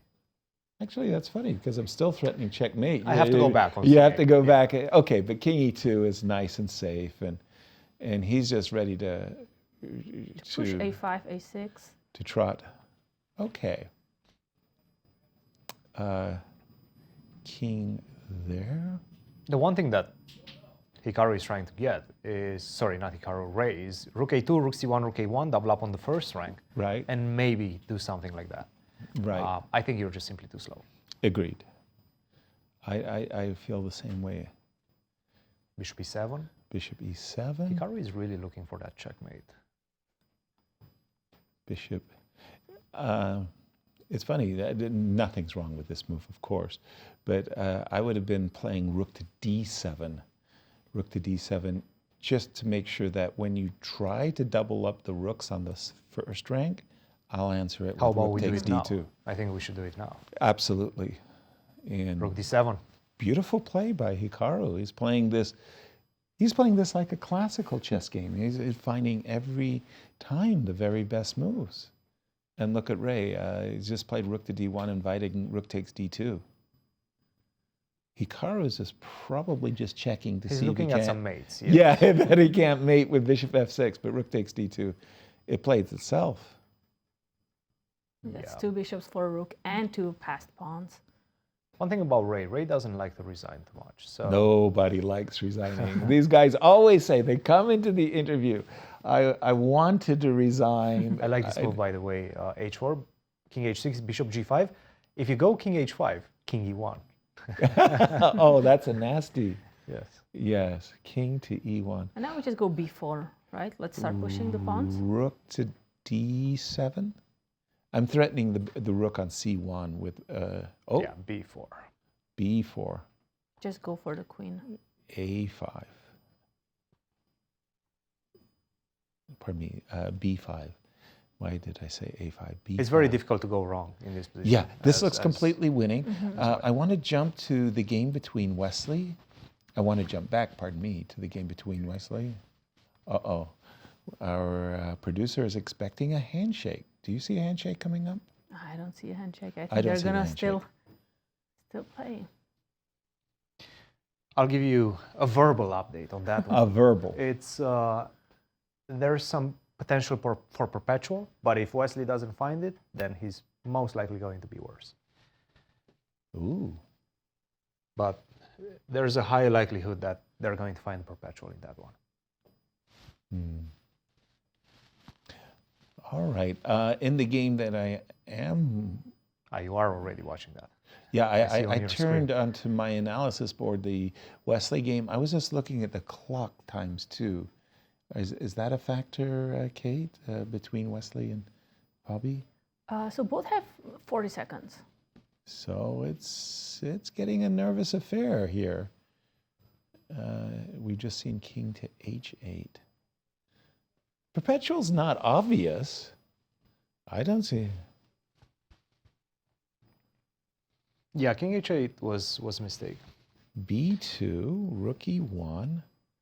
So both players have passed pawns, but this king on h8, I'm switching the games if you don't mind. I do think I think we already did. Yes. We already did switch the games. That Hikaru is just winning. He's a huge material advantage, and Ray is just kind of playing on inertia. Rook to e1. Now a6, a7 is on Wesley's agenda. Now this is a beautiful construction, the knight on c3, the pawn on b2, but wait a minute, who stands better here? Rook to b8, a6. So Wesley could have given check on f6, but he's pushing the pawn. a6, inviting b1. The knight will be, and again, the clock times, if you don't mind. So Wesley has 1 minute and Fabi 25 seconds. a7, is a7 a move? Put that guy all the way there. a7, rook a8, I don't. But a7 just queen captures it. No, I can go queen e5 check, and then queen takes c3. It's probably rook a8 after a7. Yeah, rook it's a8 probably- and then Oh, pick up the okay. pawn on a7. Queen to Rook e8, f1. okay. It's all about white having that a6 pawn, black having the b2 pawn, and the players once again inviting repetition. Are we going to see another repetition? Well, in this again, Fabi highly was the contested one matchup? in the Blitz game. Fabi was down to under 10 seconds. Rook to d8. Fabi says No draw for you. Wow, that's 40 a seconds courageous down move. compared to Wesley, but not wanting to make a draw. That's a courageous move. And finally, I do believe Hikaru bested him in the... Hikaru's still thinking about that Blitz game. Shaking his head. I should have won that Blitz game too. Rook f2. Again, Wesley is hoping to provoke b1 equals queen. Get rid of that Knight pawn. a4, knight c5 is coming. Be careful. Knight c4, knight c. So the queen is a little bit, well, not a little bit, but white's queen is awkwardly placed, right? Yes, knight a4 was a good move. In fact, right now, What about rook c2? That's what I was thinking. Rook Rook c2, c2, but queen knight b8. c5. No, Pardon me? I thought knight c5. I was going to take on c5 and go queen e5 check and pick up. So rook c2 looks forced. but rook c2, queen b8, like how do you... Rook do you do it? c2, queen b8, rook c6, queen e7 check, queen e7 check, and rook c7. Yeah, And suddenly, I'm cooking. there's something to play for. Rook c2 looks forced, and again So the rook c2, time. knight c5. What? Rook takes. 15 seconds, And you just big want to make a decision. draw. I'll be happy to make a draw. I think a7, a7, knight c5. A8, queen. Holy What? smokes! What's going on? take on a8, and He wait a minute, blundered. that is just a piece. Queen. No, queen is a to piece. queen to c4. Well, Rook takes takes d3. d3. Rook takes b2. Yes, but you're probably not going to survive that. I agree, but did he just blunder a Wow. piece? He did. Because Rook C2 was Yeah, Rook C2 was it possible. was a Knight 3-result C5. game. This No, is a just take on D3, take on E3. I think this is over. Take on E3, and then if you try to pin me down with Rook C2 or Rook B5, I just simply go Rook E4. Fabi has different ideas. right. Well, I mean, this is a clear miscue because Wesley, he was doing fine. He was just cruising. That whole A7, A8 was miscalculated as Fabi, he's got this game. Now all Fabi has to do is just make sure his king remains safe. Knight D7 coming over to protect the king, defending the 7th rank. By the way, Rook takes E3 is on his agenda. Then maybe we can even hide the king to H6. Yes. And then we're going to show some teeth. Yes. And capture the pawn on E3 finally. I wholeheartedly agree. I think king H6, followed by knight F6, followed by Rook takes E3, and it's all one-way traffic for Fabi. And he's caught up on time too, so he's actually really got this game. He's just got to bring it. He may be thinking about just capturing the pawn immediately. Rook captures E3. No, okay, king H6. Hide the King king on H6. H6 first. I like that. It's a marvelous precaution. Let's just put it that way. The king is very, very safe, hidden away from dangers of the queen and the rook. Because White doesn't even have time to push the pawn E4 because the other pawn on F4 is going to be hanging. Exactly. No E3, E4. You would love to actually trade some pawns off, but queen takes F4 check, as you just said. And Wesley. Wow, 5 seconds. Rook to A6. I'm not afraid of exchanging queens. Queen to D5. Yep, that's a very good move. If you exchange, then I land the knight on E4 very swift. Very, That's it. very, yeah. But Black's move is going to be Rook D2, and I want to checkmate now. Yeah. There's And no he's- good moves in a bad position. And that's Exactly. the situation for Wesley right now. Okay, G4. Still there's a hope if he could trade off some pawns. I mean, his dream is to get a rook and a knight versus rook, which he can draw as white. But I don't think he's going to be able to trade those 3 black pawns. A couple of ways to avoid that. Maybe get the king to E6 with king G7. Yes. Yep. King G7, very, very good move. I love that move. King F7 or F6. F6. Now, Oh, can we go? Knight C. Oh, okay. We H6. first I like this move. creatively just hide the pawn. Why do we like H6? I thought he was Because we going want to to go knight C5 and knight E4, and we have some, mating threats there. It was funny because I was focused on knight F6 to E4. So instead of the move H6, I wanted to go king E6 followed by knight F6. I think it's winning because there's no E3, E4 threat. King to E6 right now. King to E6 right now looks very strong. He's done Now, it. if you give me a check on A6, I'll cover up with rook to D6. And E4 only invites rook to D3 check, followed by capturing the pawn on E4. You would love to trade pawns, E4, and try to provoke. Okay, Wesley's Resources are drying out right now. Wesley's Knight to doing his F6. best to. Well, knight F6, rook E5 check. That's a check. Yeah, So then we are he's losing a trying to pawn. swindle. Oh, Get that pawn. Yes. yeah. These grandmasters, they never give up. I mean, you're a piece down for a pawn, but I mean, Fabi wants to get the knight to C5, then E4, and That's then we have rook C2, rook F2 checkmate. That's right. right, knight to C5, knight to E4, rook F2 checkmate is the construction that. Hey, still, never give Kate, up. I mean, never Wesley give up. knows exactly what he needs to do. Exchange as many pawns as possible and try to get it closer to rook, knight versus rook. And This once is the again, ideal situation. If the pawn were on H7, it would be an easier pawn to defend. The pawn on H6, I think Fabi gave some small chance, but okay, he's still winning. He's still winning. Knight F6, Rook H8. rook H8. Okay, we've got to play H5. H5. At least you're asking the questions, Yes. This is what Wesley should be doing, and he's doing a tremendous job of it. Fight it He till really the end. is. He Fight really it till is. the end. Find all the resources necessary. h5? I like h5.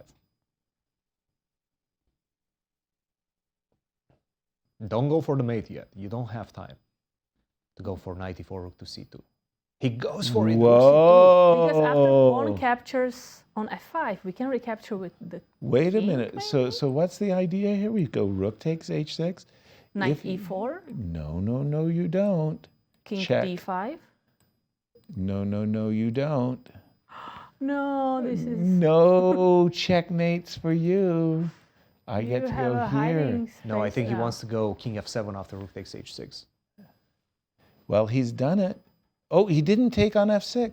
He didn't take on h6. I beg your pardon. No, he What took the on- heck? He took on f5, g takes f5. He wants to meet rook takes h6 with king f7. That's going to And freeze the then- rook on h6, more or less. So rook takes h6, king f7 was Correct. his plan. And knight e4 is a big threat still. King g3, trying to avoid knight e4 and rook f2 mate. And I think everybody who's ever become a chess master has one time or another got their rook Trapped trapped. the I've got my hand caught in the cookie jar. King f7, excellent move.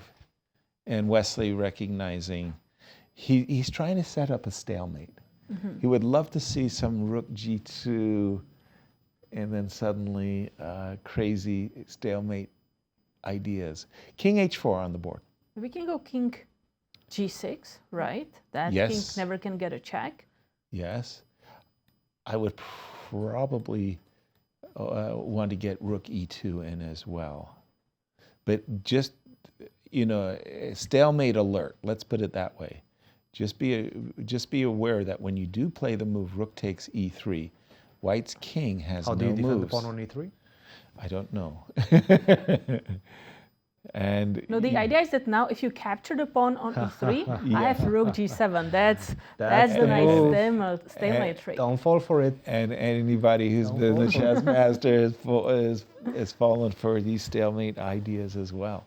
Okay, so I mean, Fabi will be more than aware that his opponent is. b3, rook c7, they're playing game of chicken. Hey, take on e3, come on. Come on, make my day. Take my last pawn. That's my only chance.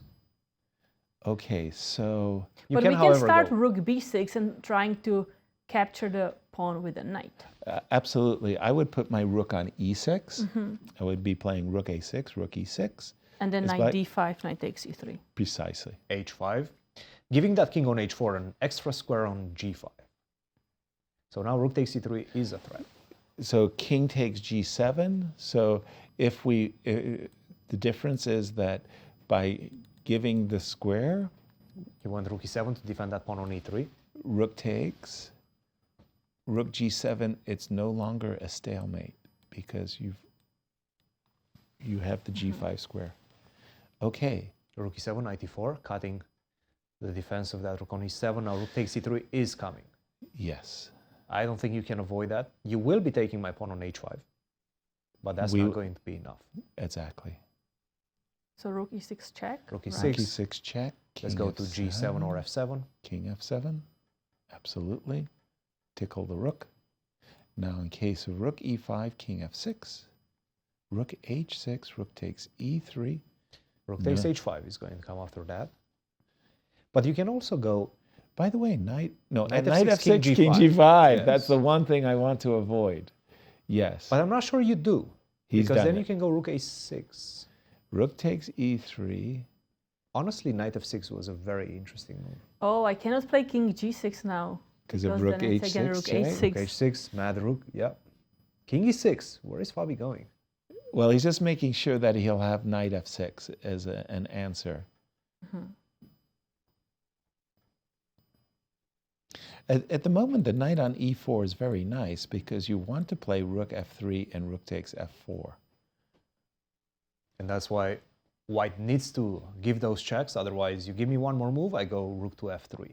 So now rook h5 has to be played, attack the pawn on f5. Otherwise, rook f3 wins the game. Rook h5.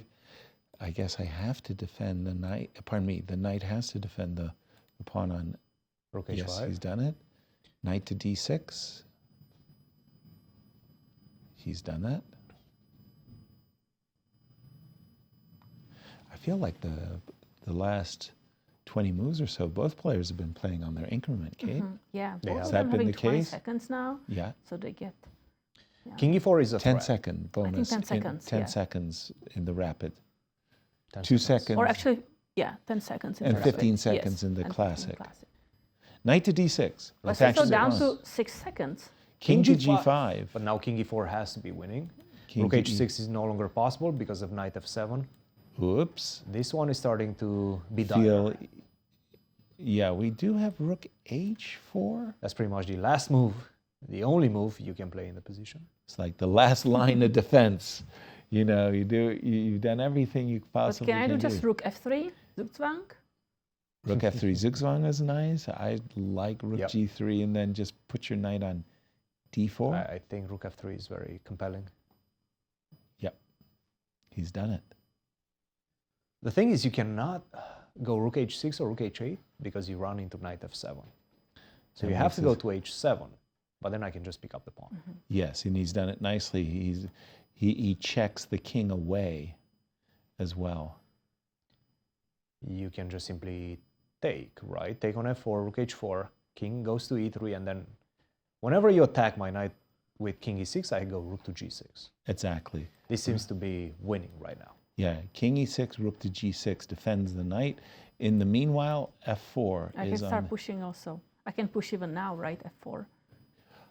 I would be a little nervous about that one. Why not? I don't F4. know. You probably I'd be a little You probably nervous. can. Yes, F4, F3, that is an unstoppable pawn. you probably can. I would start with rook g6. Just, I mean, Fabi, go for F4. I think he might be going for f4. I've seen things go wrong so badly Yep. before. He's done it. He's taken a page from your book. So the idea is rook takes f4, rook g5 check, forcing the king away from the rook and then picking up the rook. King takes knight, f3, and we're trying to sacrifice the rook, but It's okay. no, just F2. Wesley F2 just should be kind of winning. looked away. He just saw that f2 just wins the game on the spot. Rook check, king f3. King f3 or king d2, both of them are very easily winning because then you approach the pawn with king e2 and you attack. You get ready to go rook f3 as well, which With now might king be... g2, I'm threatening to capture first the pawn on h3 or Yeah. even rook f3. Yeah, I now just you want have to- to take on f2. Yeah. Yep. And this it's resignation. Yep. Wow. Okay, Fabi Wow, what a takes, game. Yes, takes the lead in the tournament thanks to this victory. And this is the first, just a second, we've seen a lot of draws in the Blitz, right? Hikaru won against Ray Robson In the In the rapid. in the rapid. in the Rapid. Yes. But we Yes. had 3 draws in the Blitz and Finally, 2 victories in the two rapid. victories in the Rapid.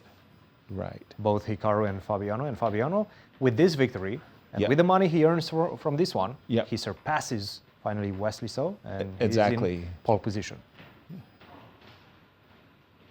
But one of the highlights is always watching Ray playing with a second on his clock, because we have seen him do this throughout his career. As you see, what do we see down to? 2, 1, and just in time he presses the clock with 1 second on the clock.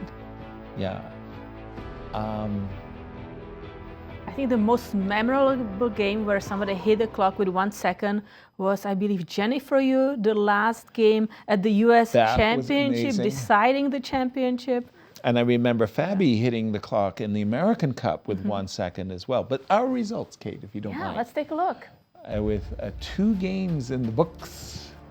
So there is a draw in the Blitz game between Wesley and Fabiano Caruana, and win for Fabiano in the rapid game. 0-1 score there, as 6,750 is earned by Fabi, making a nice 9,000 so far for today. And in the next head-to-head, Next we see Hikaru Nakamura and Ray Robson. Hikaru Nakamura leading the match with 1.5 points and cashing $9,000.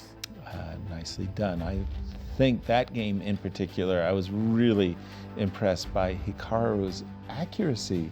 The last 20 moves or so, just like everything was just, it it was marvelous. As we get ready for our classic. Oh, sorry, one more last match. one. Leinier, Dominguez, Apologies. and Levon Aronian making 2 draws and both winning $6,750. Yes, as there's going to be a pause now between the rapid and the classical, and this is how the leaderboard. So it changed. Fabiano Caruana is leading now with $26,250. He surpassed Wesley, so who is second right now, earning $24,000. That's not bad for 5 games. I know. 26,000 in 5 games? Right? Sign me up. Right. I remember when it was a very big money here in the US, we had these Swiss Opens, and we had a tournament in Philadelphia called the World Open, and it had the biggest prize fund. 20,000 for first. I know. And I'm looking at this and I'm thinking, my gosh, we would play for first place. For 9 rounds against the best players in the world. You bet. The World 5 Open. rounds, just exhibition. Yeah. Big shout out to Bill Gorchberg for all that. And we're going to get ready for a break, but I believe we yes, have an Cristian interview. is there going to be talking to Levon Aronian. I'm going to go to talk to him right now. I'll see you guys in just a bit. But wait a minute, aren't I going to Q Boutique? Don't I have No Q Boutique yet. Oh, come Yes, on, sorry. I should Next check time, in. Yasser. All right, we will be right back.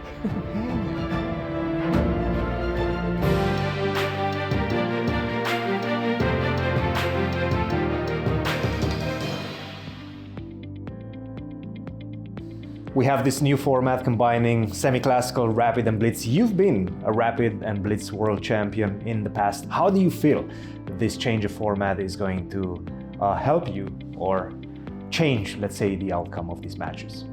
It's an experiment, very interesting experiment with very big prizes. So, of course, I'm excited to be a part of this and to see how can I master all the 3 formats. And speaking of prices, every single game is going to have money attached to it. Do you feel that's going to lead to more or less pressure, especially for you? And perhaps for your opponents as well? Yeah, of course, there's always more pressure when the stakes are high, and here are the highest stakes I've ever seen, so it's quite exciting. I mean, if you play well, then you can, in 3 days, you can earn what you normally earn in 3 months or more. Absolutely, and this is also a preparation for the upcoming American Cup. It's an exhibition, but you are still facing some of the best chess players in the United States. Who do you feel is going to be leading to the most exciting match when it comes to you specifically? I think in this type of format, it's everybody can play well, but of course Hikaru and Fabiano are very strong usually, and of course Wesley has won many rapid events, so yeah, those are the main competitors, I think.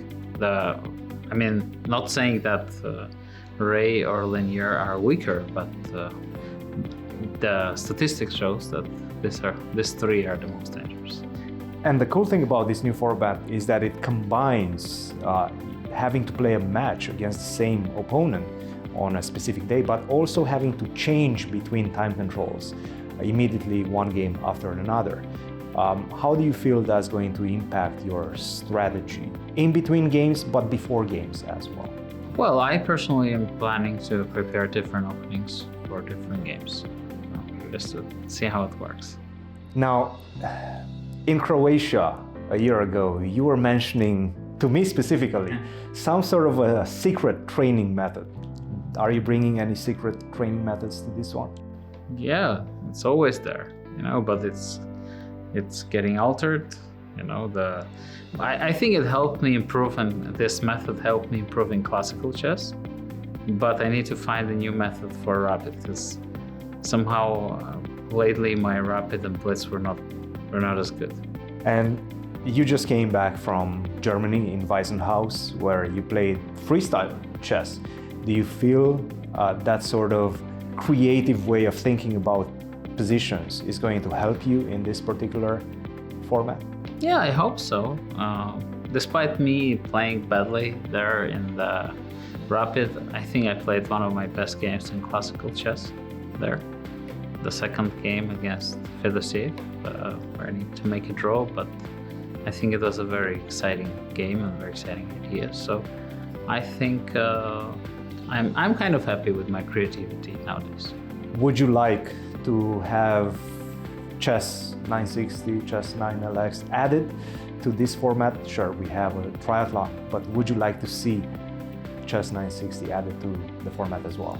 Well, definitely. I love the game, and I always loved the game, and the more people get to play it, the more they will share my passion towards it, and the more I will benefit. I'm not saying that I'm good at it, but I enjoy watching it, and I enjoy going deep into the game from move one. So I think that's something that is a gift to us, and we should try to promote it. Levon, we cannot wait to see your creativity once again back at the chessboard. Thank you very much. Thank you very much. Good luck.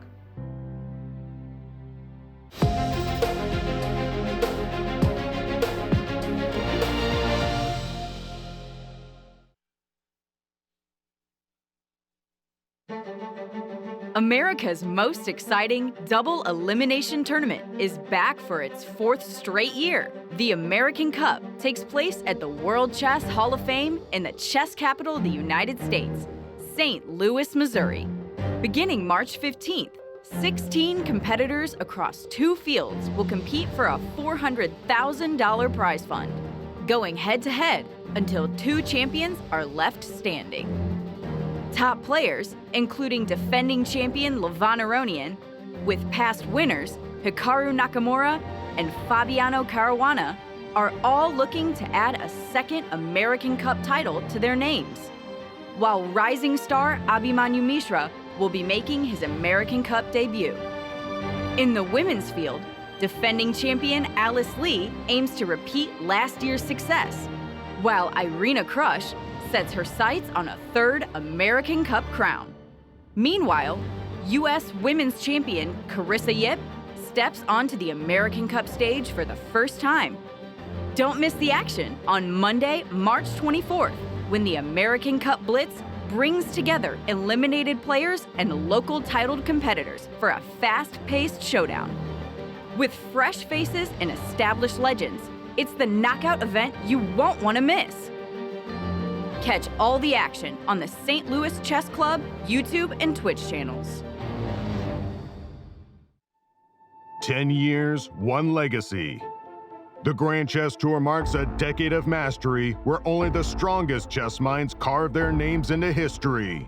Each piece has its role, like soldiers in a grand army, with commanders to lead them into the tour's 10th year and a prize fund of $1.6 million. The Grand Chess Tour starts in Warsaw with the Superbet Rapid and Blitz Poland, immediately followed by the Superbet Chess Classic Romania in Bucharest, then off to Zagreb for the Super United Rapid and Blitz Croatia, followed by back-to-back events in St. Louis, Missouri with the St. Louis Rapid and Blitz and the Sinkfield Cup. And the culmination of the grand finale in the city of Sao Paulo, Brazil, will determine the 2025 Grand Chess Tour champion. Fight with every ounce of strength for victory. This isn't just a moment. This is history.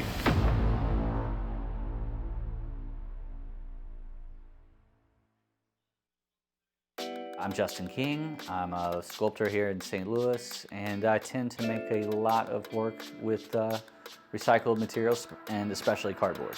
I make a lot of animals. It's one of my favorite things to make. So the World Chess Hall of Fame, they're doing an exhibit called Pawns and Paws, and it's showing off all the animals that are influenced within chess. And so we got this crazy idea to make a T-Rex. It's a wonderful opportunity to work with the World Chess Hall of Fame, and I've had the pleasure of working with the Chess Hall of Fame before. We got together during Chess the Musical at the Muni, and they were promoting that. And so we made a knight chess piece out of other chess pieces. And as people stood in line, they were able to sign and draw all over these chess pieces. Then I was able to collect those and reconstruct it. And then when I got the email and phone call to come back and make something we decided to go big, and we made this big T-Rex, and we're excited to put it where it's going to be and seen by so many people from all over. So I'm super pumped about it. At the World Chess Hall of Fame, we love highlighting the talent of the St. Louis art community. And when I was curating Paws and Pawns, Justin King was a natural fit with his fun and whimsical animal sculptures. We're looking forward to seeing how our visitors react to this oversized T-Rex that'll be popping out of the wall, enlivening the space. It was nice to get back together to create something new, and hopefully this relationship continues into the future. I hope you get a chance to come down to the World Chess Hall of Fame, check out the exhibit, see this monumental T-Rex we've installed, how we've used these materials and tied it all back together into the world of chess. We hope to see you there.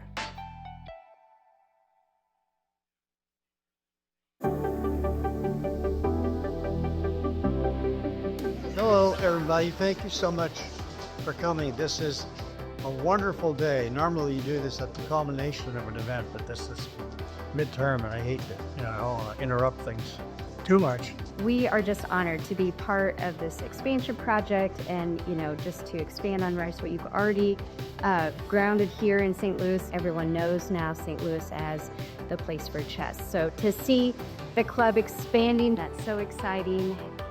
There is a steel beam behind Andy over here, and I think we'd like to start off by having that signed before we can get it erected sometime in the near future.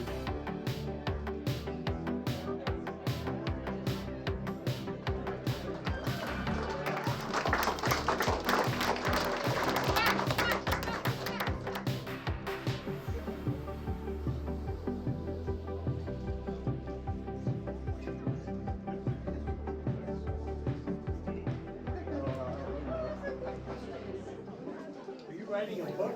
Yep.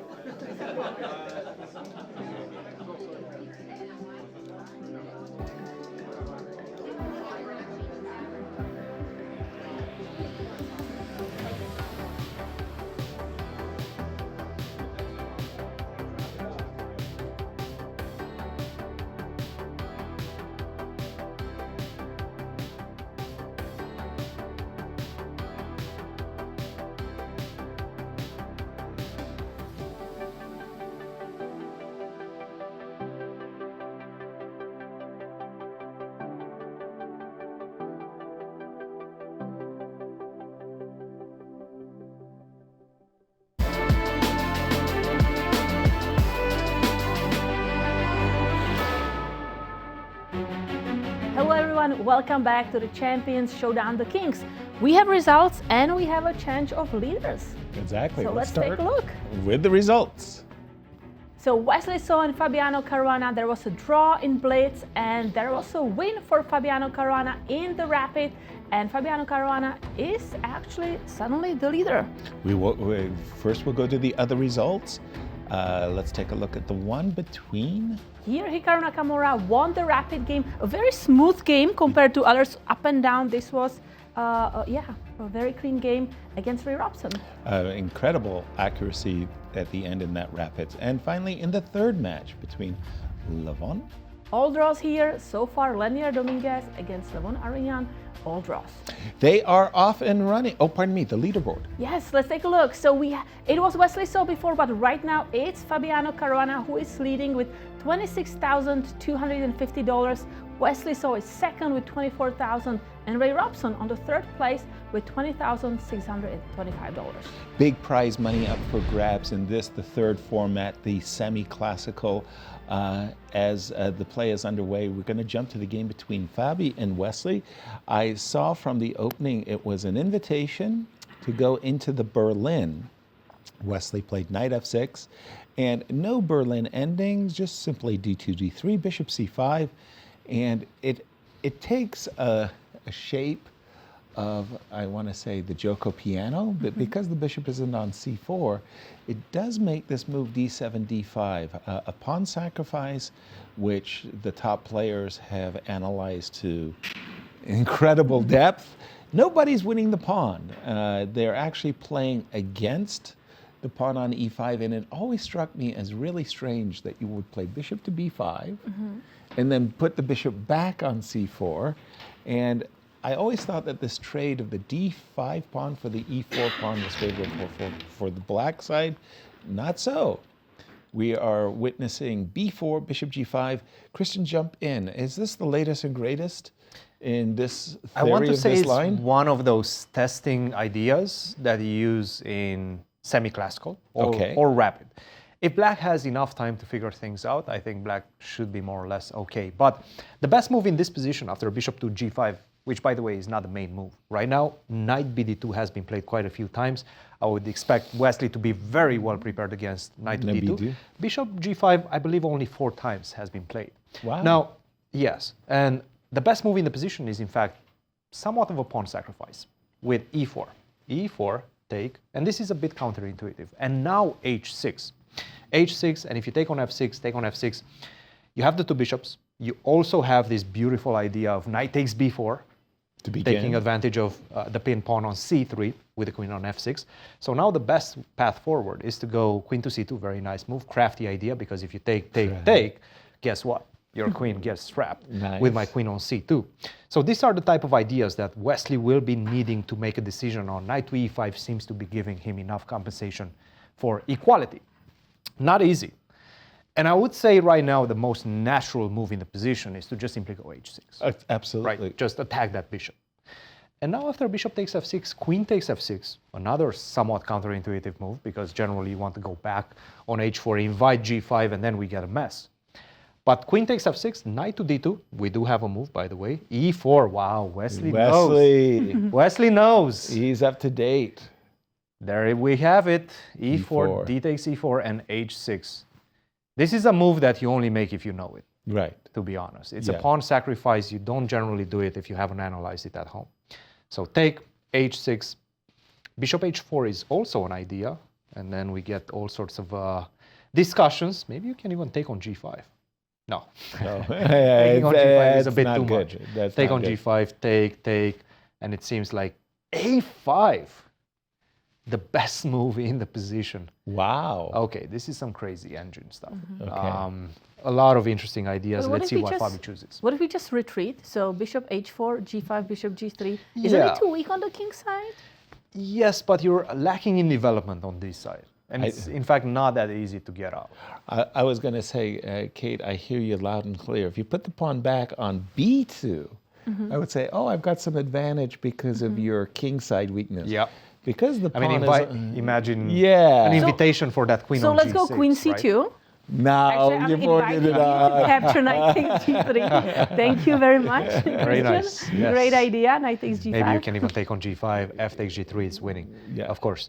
But no, after queen to c2, I just defend with bishop f5, and in fact, we have some difficulties on that side.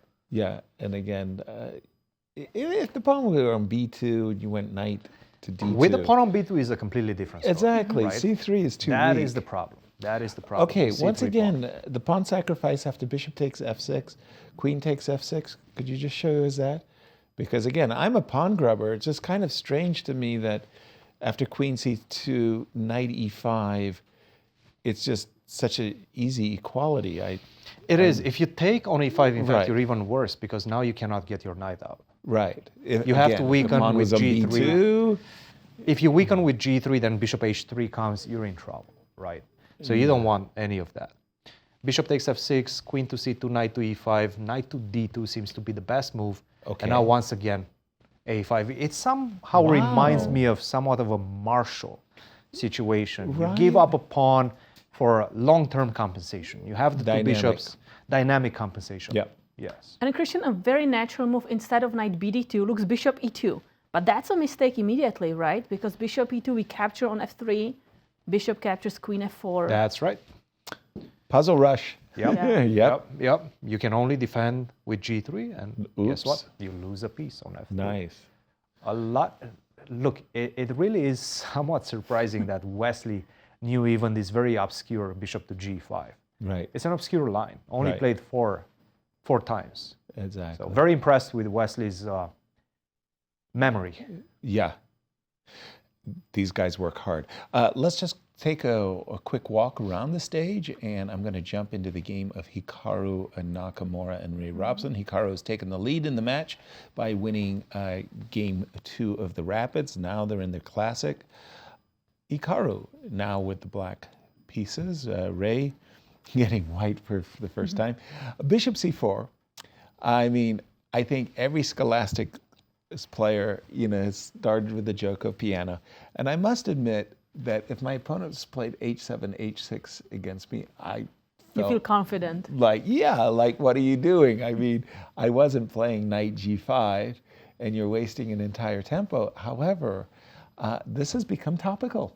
It's just crazy how much theory has been brewing, and the move h7, h6 kind of preps slowly, g6, bishop g7, and at the same time you're seeking to keep a very powerful pawn in the center on e5. You can keep things rock solid. And we see Hikaru very often fianchetting the bishop, right? Yes. By the way, not at the board. Ray has taken some minutes. We're going to take a look at our third and final matchup. This one is between Leinier and Levon. Now, at the start of the show, Cristian had pointed out their lifetime scores, and I don't think I've played anybody ever where 25% of the tournament games that we played were Fisher random. That was just a remarkable stat. Yeah, that, and have you played anybody 110 games? No. The player I believe I played against the most was Victor Korchnoi, like 30. Like, we just didn't play as often. We didn't have the Grand Chess Tour. We didn't have the FIDE Grand Prix. We didn't have, the World Championships and Blitz and Rapids. Let's take a look at how the players got here. It was from Asymmetrical English. My favorite, I made a living, if you will, after playing for a2, a3, rook b1, and I sought expansion on the queen side. Knight f3 was Levon's choice. e7, e6, h4, h6, castles, knight e7, b3, d5, e3.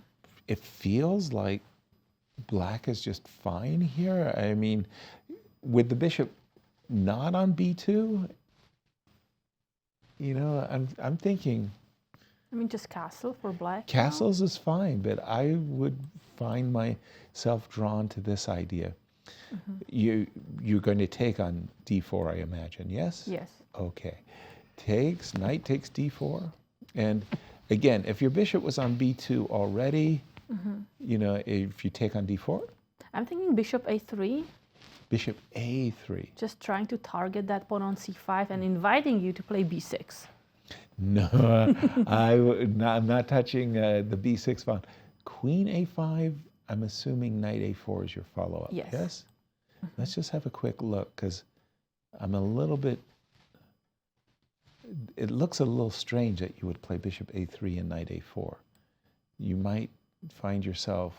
I just want to capture that pawn, and I see you don't have that b6 move. You can take here?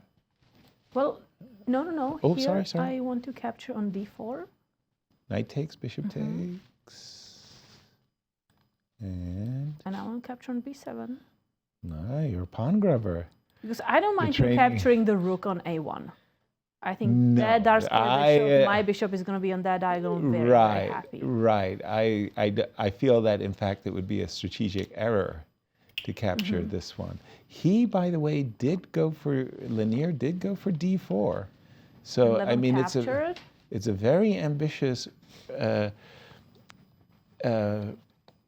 from black's perspective, black is not, when you play the move d5, d4, you're not playing for equality. It's like you're playing for an advantage, right? Because you get more space. So this is what I would call a very ambitious move. And you're right. I think bishop a3 and knight a4 may be the most challenging way, because if you just let black castle and play knight f5 or castle and knight c6, I do like black's position. So I mean, you're talking about it. Like, if I see there is a position where I am castled, my opponent is not, I want to try to to create direct threats. Exactly. Because you need to waste some time by hiding your king. Exactly. So again, the most direct threat, bishop a3, give me the pawn. As you were saying, b6 has an unfortunate consequence. I just exposed the rook to a discovered attack, a vicious discovered attack. By the way, Levon made that move, bishop a3. Bishop a3.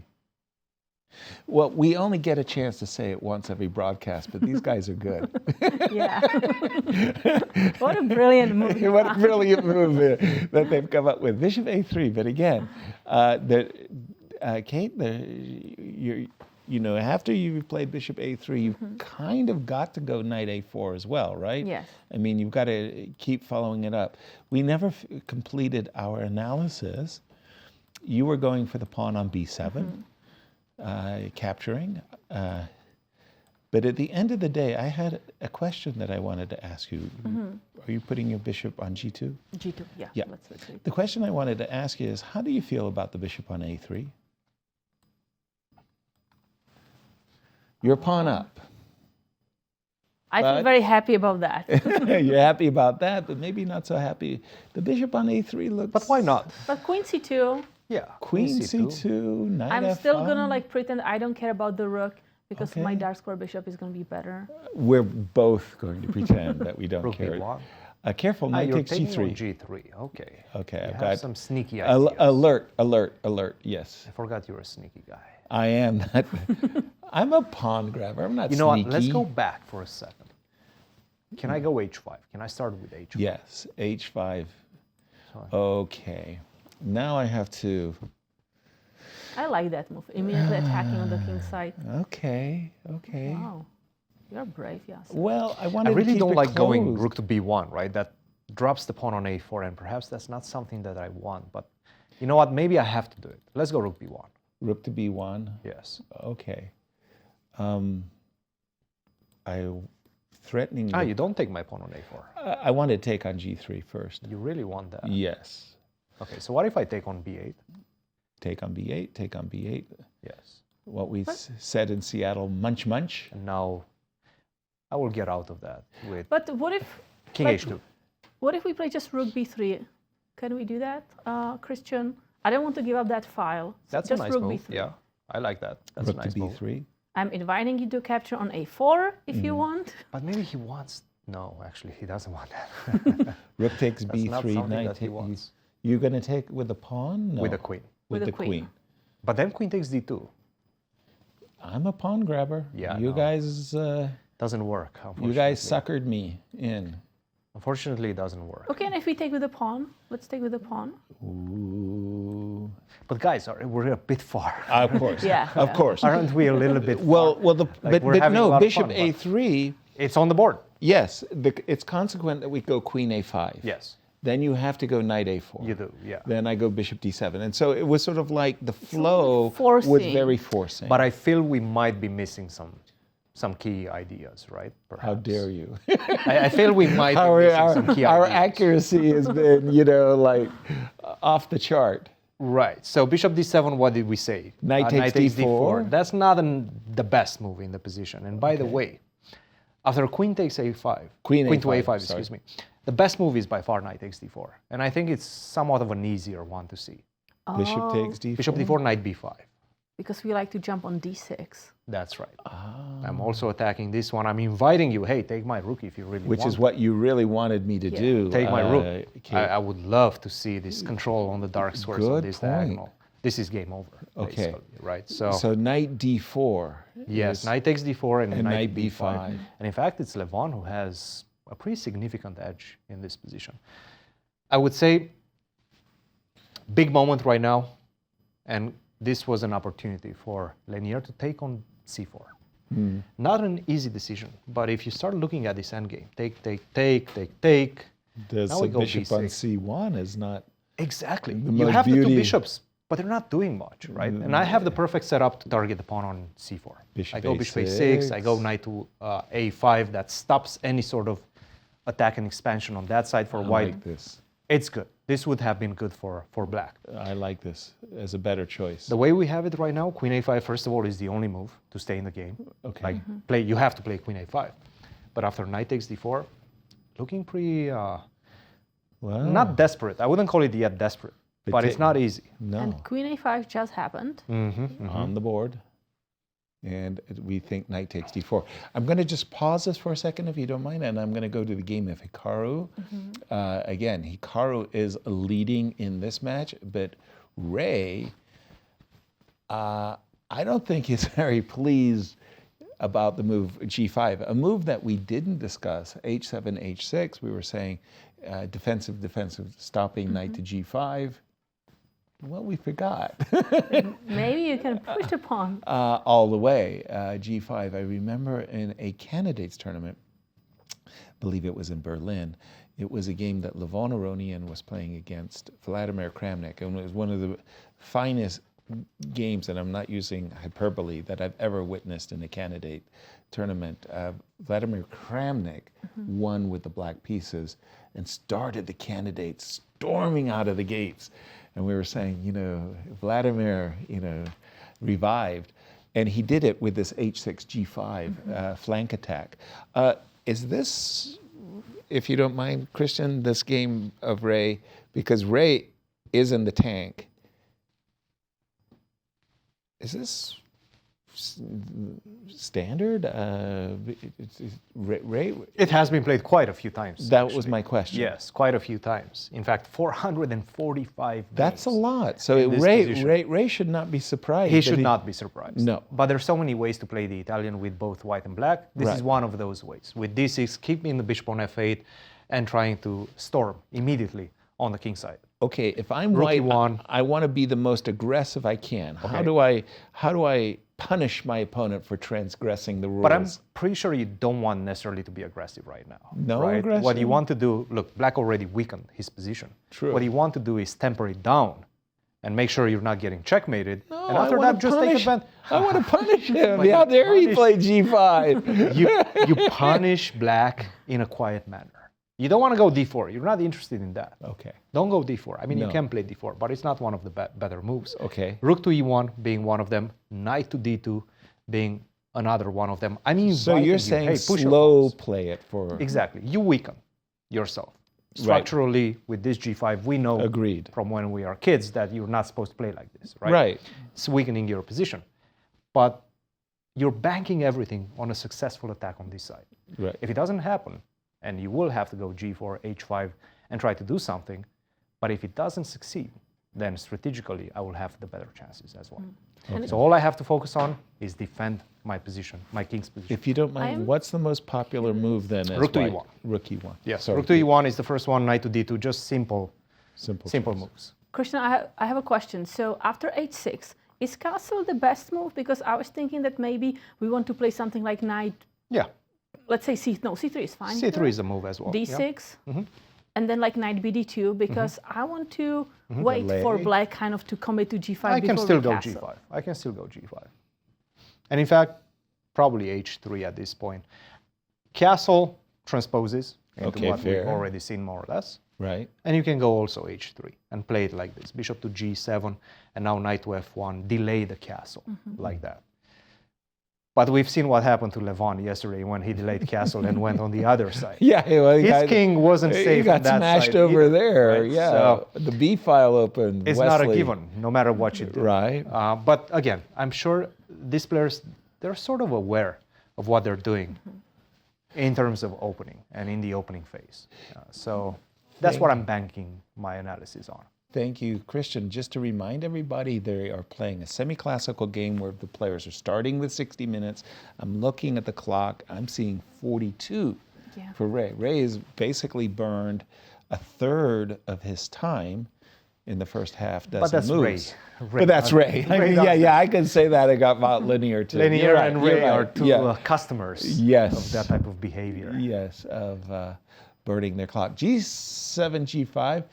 I have to admit that Hikaru guessed well.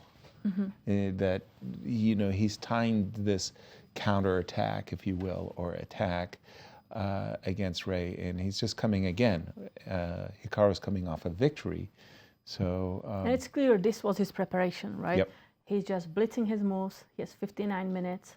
And G7, G5, very challenging. I'm going to go to the game of Levon for a moment. Nothing has changed there. Still Queen A5, the last move. That's it? Yeah. Oh, sorry, that was the wrong one. Because now, No, there it important decision. We were thinking Knight A4, very natural move, but Cristian was saying Knight takes D4. I much White prefer has a this. big advantage. I much prefer this because one of the things in our analysis, Kate, that we were doing, you were offering me your rook on A1 and I wasn't interested. I didn't want to give up what I thought was a very, very good bishop. Here, this move Knight B5 is really provoking me to take. And this is not what I wanted. I'm thinking, first of all, the rook is hanging. If we make castles, never mind about Queen F6 and Bishop B2. I mean, that could just be lights out, right? Yeah. Queen F6, followed by now Bishop we go B2. to do battery on that diagonal. All the dark squares are weak, but I'm looking at Bishop takes C5 as well. No. But I'm surprised that the computer is saying it's equal. So White is not having an advantage after Knight takes D4, Knight B5.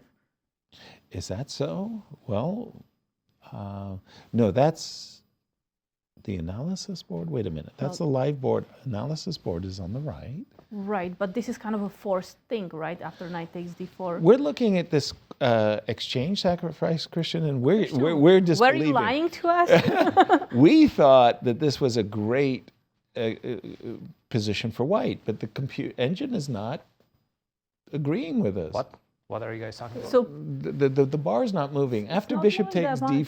D4, Knight B5, we like White's There position. is no bar. That's the bar for the live position, guys. right, but White is not having an advantage That's like plus here. 4. Plus 4. Yes, after castle is Thank like you. plus 4. Bishop takes. Knight B5. Yes. If you want to see a bar moving, Okay, that's what we wanted to see. if you really want to see a We bar were looking moving, for reassurance. there's your bar right there.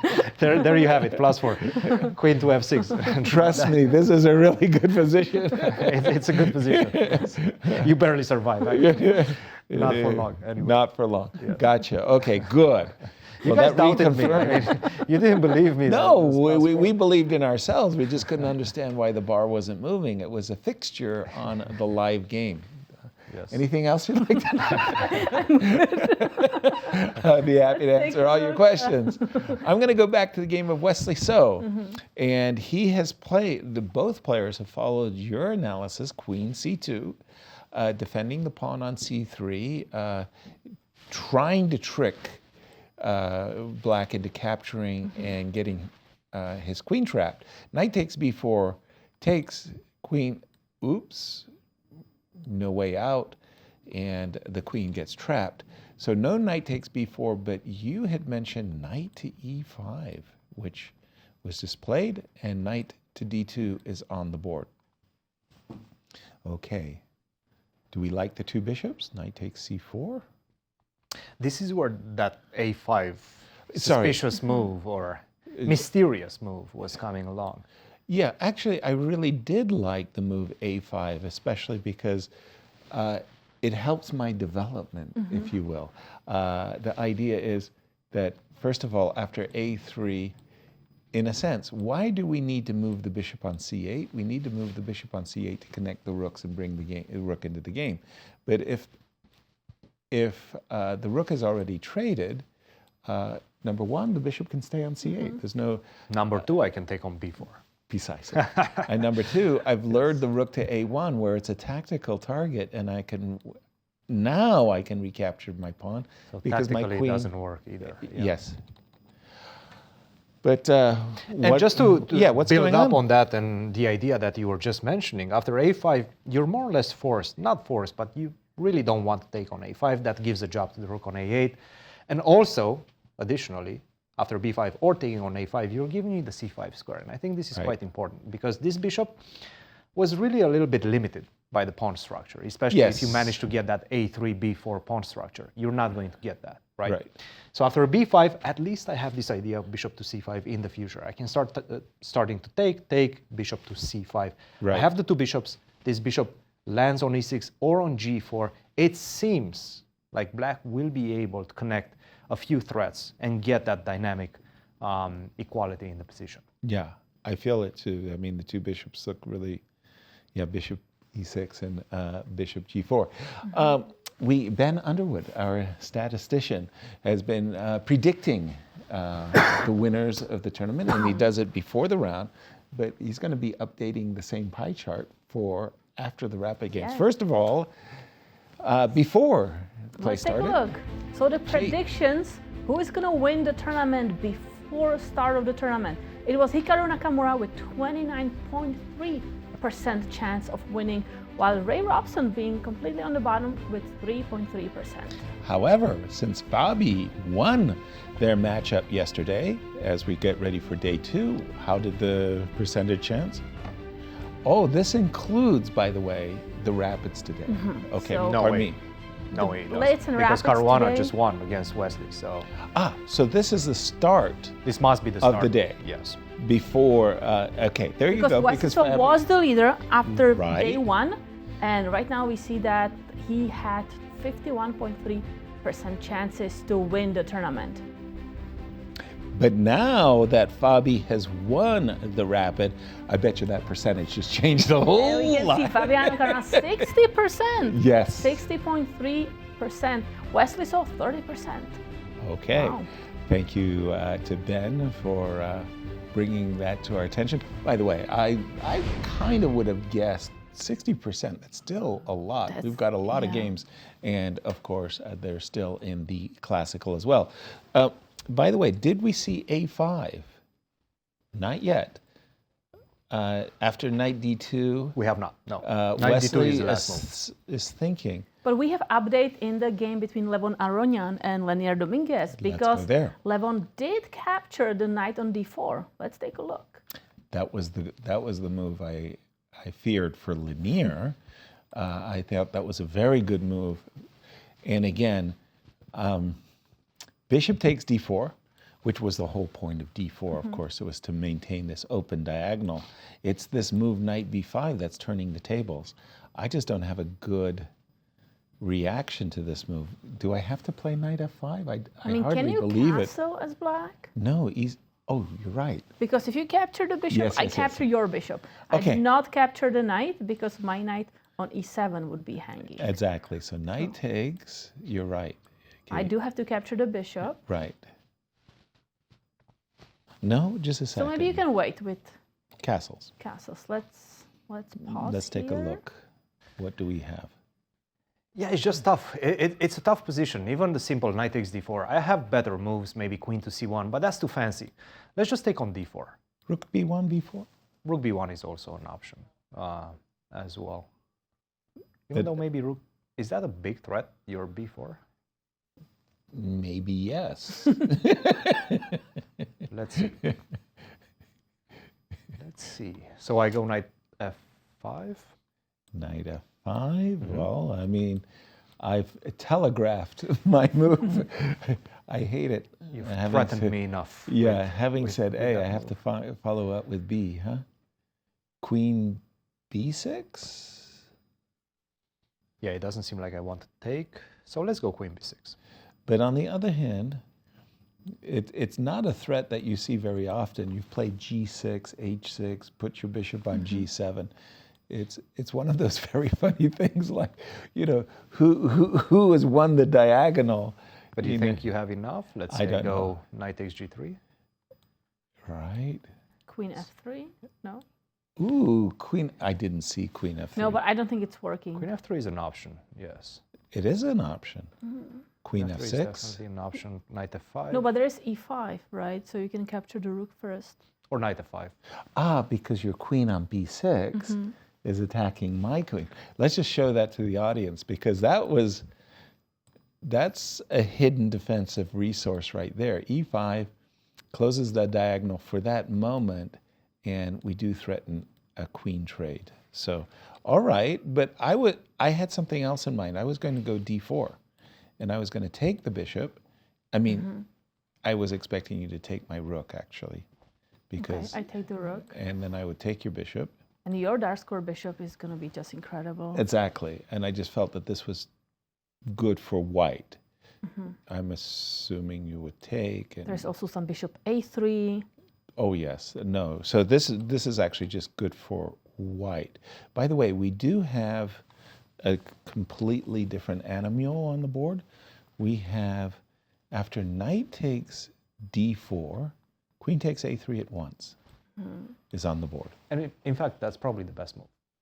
So Leinier is inviting knight to d6 check. Which you probably have to go for. So and I guess you go back to a5. Because you cannot go to a6. That would be a fork on the whole family. And do you say that in Czech as well, a family fork? I don't think so. Really? I mean, because we do you call this a royal fork? Royal fork, yes. And then when we attack the queen and the king and the rook, you don't call that the whole family? I think it's not actually a real term, no? No, really? We're family fork in America. Okay, queen. We're expecting knight d6. Just to remind our audience who may be joining us late, how have these two matched up so far? Yes, let's take a look. So here in the Leinier Dominguez against Levon Aronian, it was 2 draws in the blitz and then in the rapid, and both players cashing so far $6,750. Nice earnings thus far, but at the moment, we're thinking that it's Levon with the better chances. After knight to d6 check, you have to play king f8, right? Yes. Now, I am a pawn grubber. I brought my knight to d6 with purpose. The purpose was to win the pawn. Or should I? No, I mean, if you take, I have to take with bishop, right? And I play rook d8. Exactly. I'm trying to create a pin on that pawn. And you did well. There's nothing I can do. Bishops. Yeah. The dark square black has under control. Yeah. Delayed pawn on d2. I want to play a middle game where you're essentially playing a rook down, but I don't know. I mean, I think black is quickly going to go king g8, king h7, right, to hide that king and retreat the rook to the center and kind of do a manual castle. Yeah, I didn't get as much as I hoped. Excuse me. I didn't get as much. Okay. Does that mean that I have to play queen f3? This looks like a very good move. I mean, first of all, I stop your king g8, king h7 idea. You definitely don't want to give me the f7 pawn. I'm assuming you have to play knight f5? Okay, in this case, I can get my queen to b7. Knight takes b7. And so this definitely looks to me to be a superior position for white than what it was a moment ago. Here, but it still feels like it's enough for black, right? Guarding well, that you're fighting. square. You're fighting. It's not like the game's over or anything like that. But you still, it's going to take you time. You're going to have to move your king, bring your rook into play. And I still feel Levon is for choice. Cristian, I'm going to throw it over to you. Where's the action? Well, actually, not a lot of things have happened in the other games. First of all, Wesley's still thinking about that a5 potential move. He's trying to come up with a plan in that game. Okay. But what I'm seeing, and I'm starting to understand Hikaru's pretty obvious strategy, he wants to win with black. Yep. He actually, after winning that rapid game, he believes he could have won perhaps the blitz game, and for good reason. He was winning, he was lost as well. But it doesn't matter for Hikaru. He only remembers when he was winning. Yeah, he's a maximalist. He wants to win this one because this is the classical game. There's 14,000 on the line. You win it, you get 10,500. That's a lot of money. With this h6, g5, very aggressive stance, he signals, hey, I'm looking to put pressure.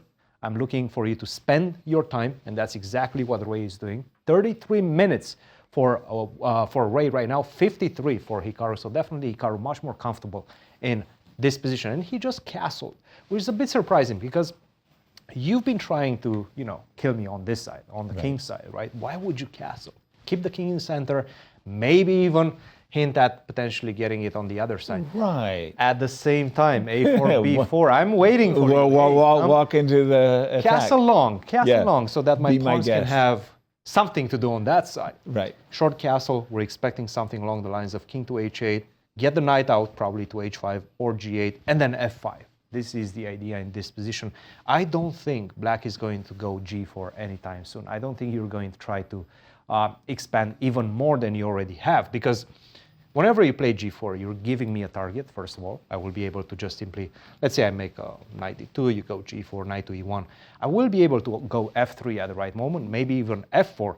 And if I force you to take on f3 and allow me to open up my rook on f1, that's bad news for your king. You've been attacking my king. Now I'm going to attack yours. You're the one that created the weaknesses. So g4 feels like an overreach. I don't think he's going to go for it. No. I think he's going to stay like this and try to hit with f5. I think this is the plan for black. And you're using this pawn structure so that my knight cannot access this square on f5. You still have plenty to go. Rook to e1, knight d2, knight f1, knight g3.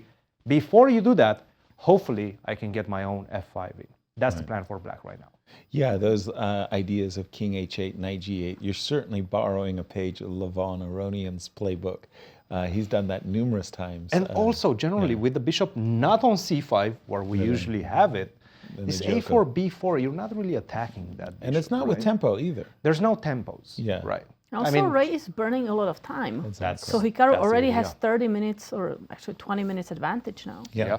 By the way, guys, we're getting ready for our, Finally, our we have break. Rook to e1. We do have rook e1 by Wesley. Before we go on break, a couple of commercial announcements. So first of all, I wanted to check in with our friends at Q Boutique, STL.com, and see what their special is.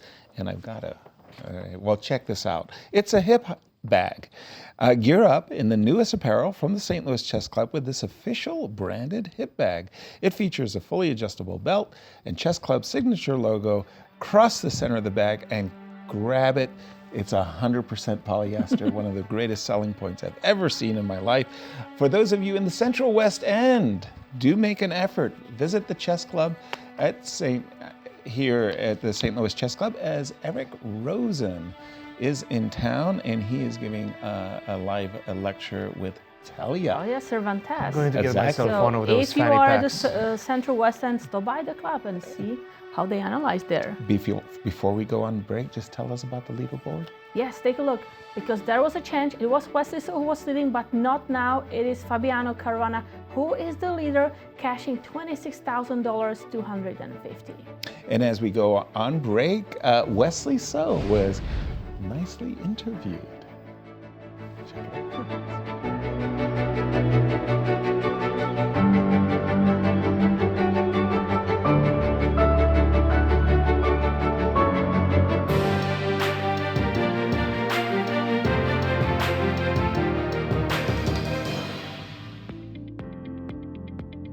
Wesley, you're crushing it in freestyle chess. Obviously, you're very much accustomed to this type of changing formats. How do you feel this new format is going to play in your favor? Well, very interesting, but actually I'm waiting for the players meeting because I don't fully understand the format yet. So it's going to be fun. I would say let's just focus on the time controls, you know, this combination of classic, semi-classical, blitz and rapid. Yeah, I feel more and more as a player you have to get used to this kind of things. Like chess.com changes their time control every single year, so it's been very difficult for me. This year been very hard because they chose to put no increment on their tournaments. But at least this one has an increment, so you just gotta get used to it. But it certainly affects me, affects the way that I train, because 10 years ago all I played was classical chess. Now we have to get used to all these different things.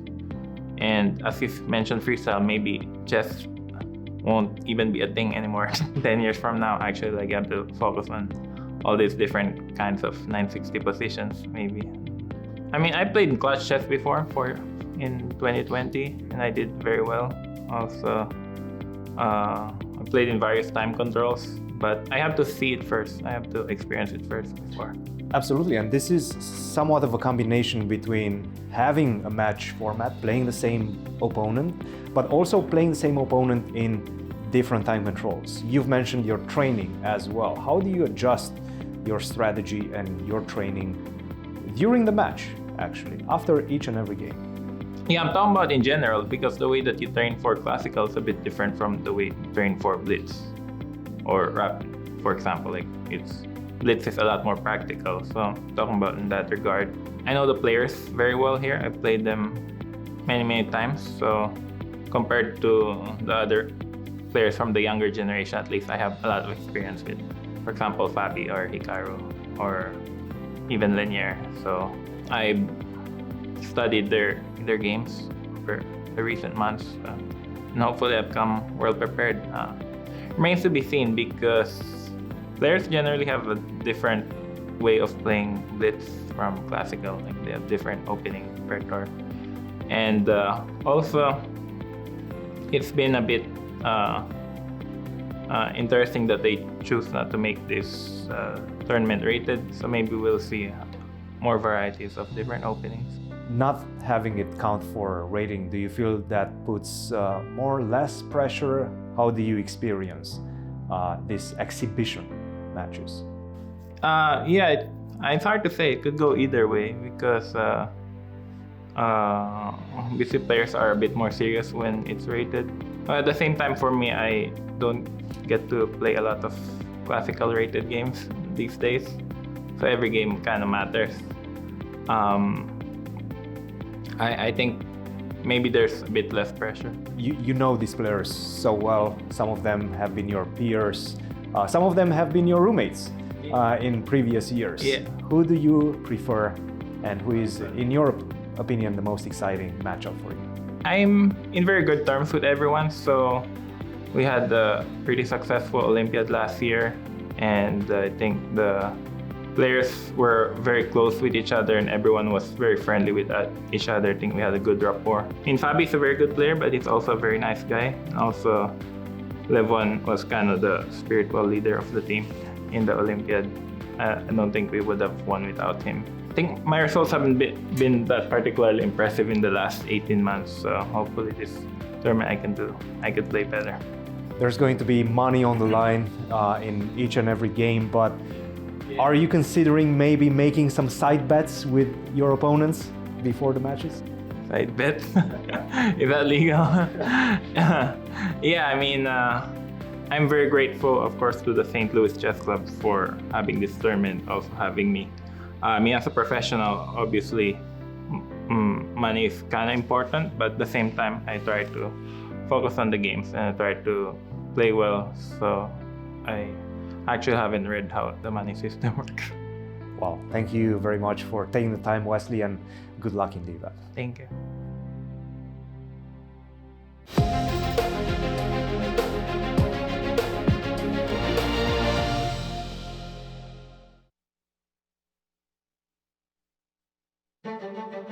America's most exciting double elimination tournament is back for its 4th straight year. The American Cup takes place at the World Chess Hall of Fame in the chess capital of the United States, St. Louis, Missouri. Beginning March 15th, 16 competitors across 2 fields will compete for a $400,000 prize fund, going head-to-head until 2 champions are left standing. Top players, including defending champion Levon Aronian, with past winners Hikaru Nakamura and Fabiano Caruana, are all looking to add a second American Cup title to their names. While rising star Abhimanyu Mishra will be making his American Cup debut. In the women's field, defending champion Alice Lee aims to repeat last year's success, while Irina Krush sets her sights on a 3rd American Cup crown. Meanwhile, U.S. Women's Champion Carissa Yip steps onto the American Cup stage for the first time. Don't miss the action on Monday, March 24th, when the American Cup Blitz brings together eliminated players and local titled competitors for a fast-paced showdown. With fresh faces and established legends, it's the knockout event you won't want to miss. Catch all the action on the St. Louis Chess Club YouTube and Twitch channels. 10 years, 1 legacy. The Grand Chess Tour marks a decade of mastery where only the strongest chess minds carve their names into history. Each piece has its role, like soldiers in a grand army, with commanders to lead them into the tour's 10th year and a prize fund of $1.6 million. The Grand Chess Tour starts in Warsaw with the Superbet Rapid and Blitz Poland, immediately followed by the Superbet Chess Classic Romania in Bucharest. Then off to Zagreb for the Super United Rapid and Blitz Croatia, followed by back-to-back events in St. Louis, Missouri with the St. Louis Rapid and Blitz and the Sinkfield Cup. And the culmination of the grand finale in the city of Sao Paulo, Brazil, will determine the 2025 Grand Chess Tour champion. Fight with every ounce of strength for victory. This isn't just a moment. This is history.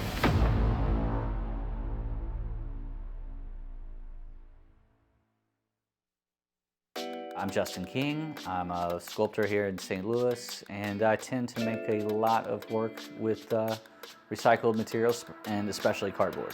I make a lot of animals. It's one of my favorite things to make. So the World Chess Hall of Fame, they're doing an exhibit called Pawns and Paws, and it's showing off all the animals that are influenced within chess. And so we got this crazy idea to make a T-Rex. It's a wonderful opportunity to work with the World Chess Hall of Fame, and I've had the pleasure of working with the Chess Hall of Fame before. We got together during Chess the Musical at the Muni, and they were promoting that. And so we made a night chess piece out of other chess pieces.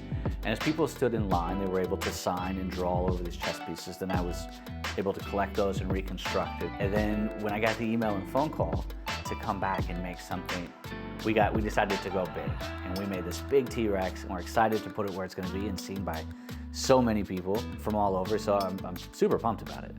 At the World Chess Hall of Fame, we love highlighting the talent of the St. Louis art community. And when I was curating Paws and Pawns, Justin King was a natural fit with his fun and whimsical animal sculptures. We're looking forward to seeing how our visitors react to this oversized T-Rex that'll be popping out of the wall, enlivening the space. It was nice to get back together to create something new, and hopefully this relationship continues into the future. I hope you get a chance to come down to the World Chess Hall of Fame, check out the exhibit, see this monumental T-Rex we've installed, how we've used these materials and tied it all back together into the world of chess. We hope to see you there.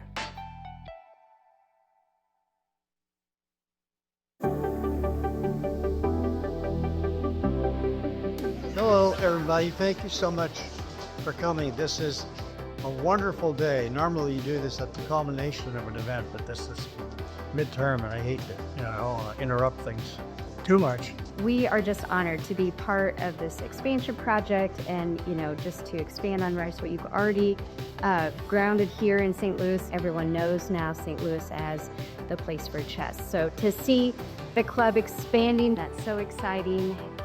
There is a steel beam behind the Andy over here, and I think we'd like to start off by having that signed before we can get it erected sometime in the near future.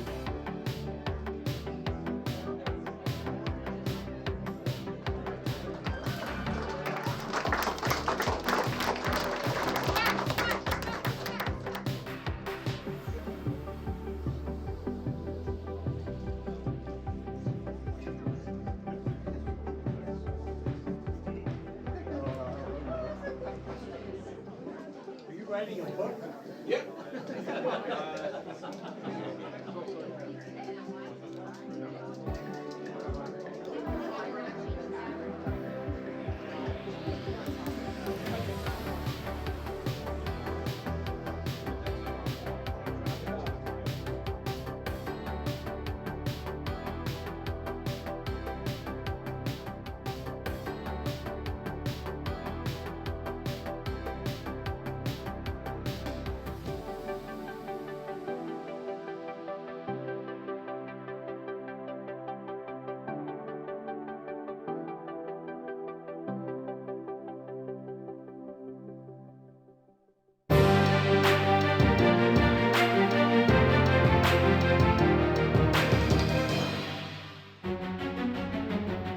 Welcome back, everyone, to the Champions Showdown, the Kings.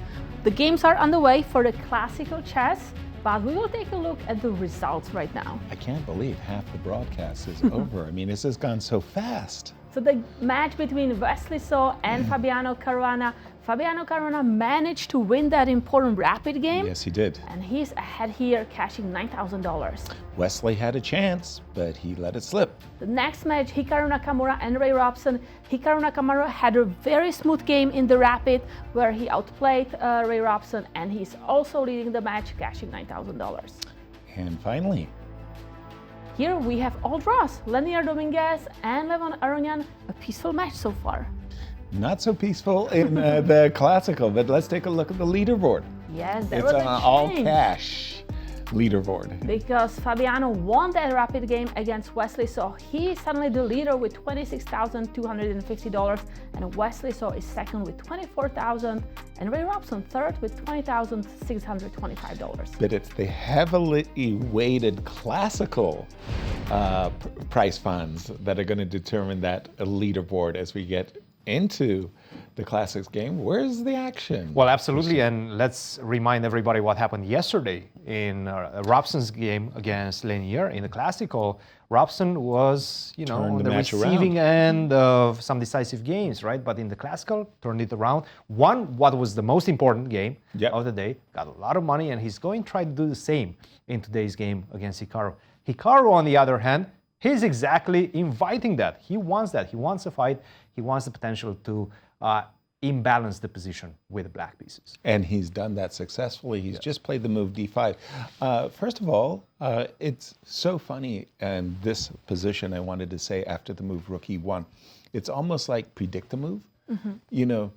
It's so strange that the knight on c6 is actually badly placed. The knight on c6, it doesn't have a future jumping to b4, it doesn't have a future jumping to d4, and everybody knows Anatoly Karpov and a whole slew of giants have taught us that the knights actually belong on g6 and g3. Mm-hmm. So, knight e7. Rerouting. Knight to d2, knight to g6, knight to f1, and of course, with the slight weakness of the f5 square, it's pretty obvious that white wants to play either knight e3, knight f5, or knight g3 and knight f5.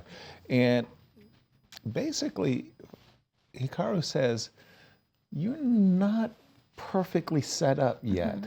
I'm going to break in the center with this move d5. And after e takes d5, knight takes d5, we've caught it with the players. There is the weakness on c3, right? Yes, it is. White pushed the pawn to b4 to get some space on the queen side, but that pawn on c3 is left unattended. Exactly. Now, the question is, can I exploit somehow? The move queen b3 looks nice. I'm gaining a tempo and all of that good stuff, but I don't see the follow-up tonight. After knight b6, I'm kind of thinking, well, you don't like to give up that light square bishop. I don't like to give up the light squared bishop. So am I, pulling in my horns with a move like, no, I don't think so. I'm thinking he must be intending to play a move like bishop a3.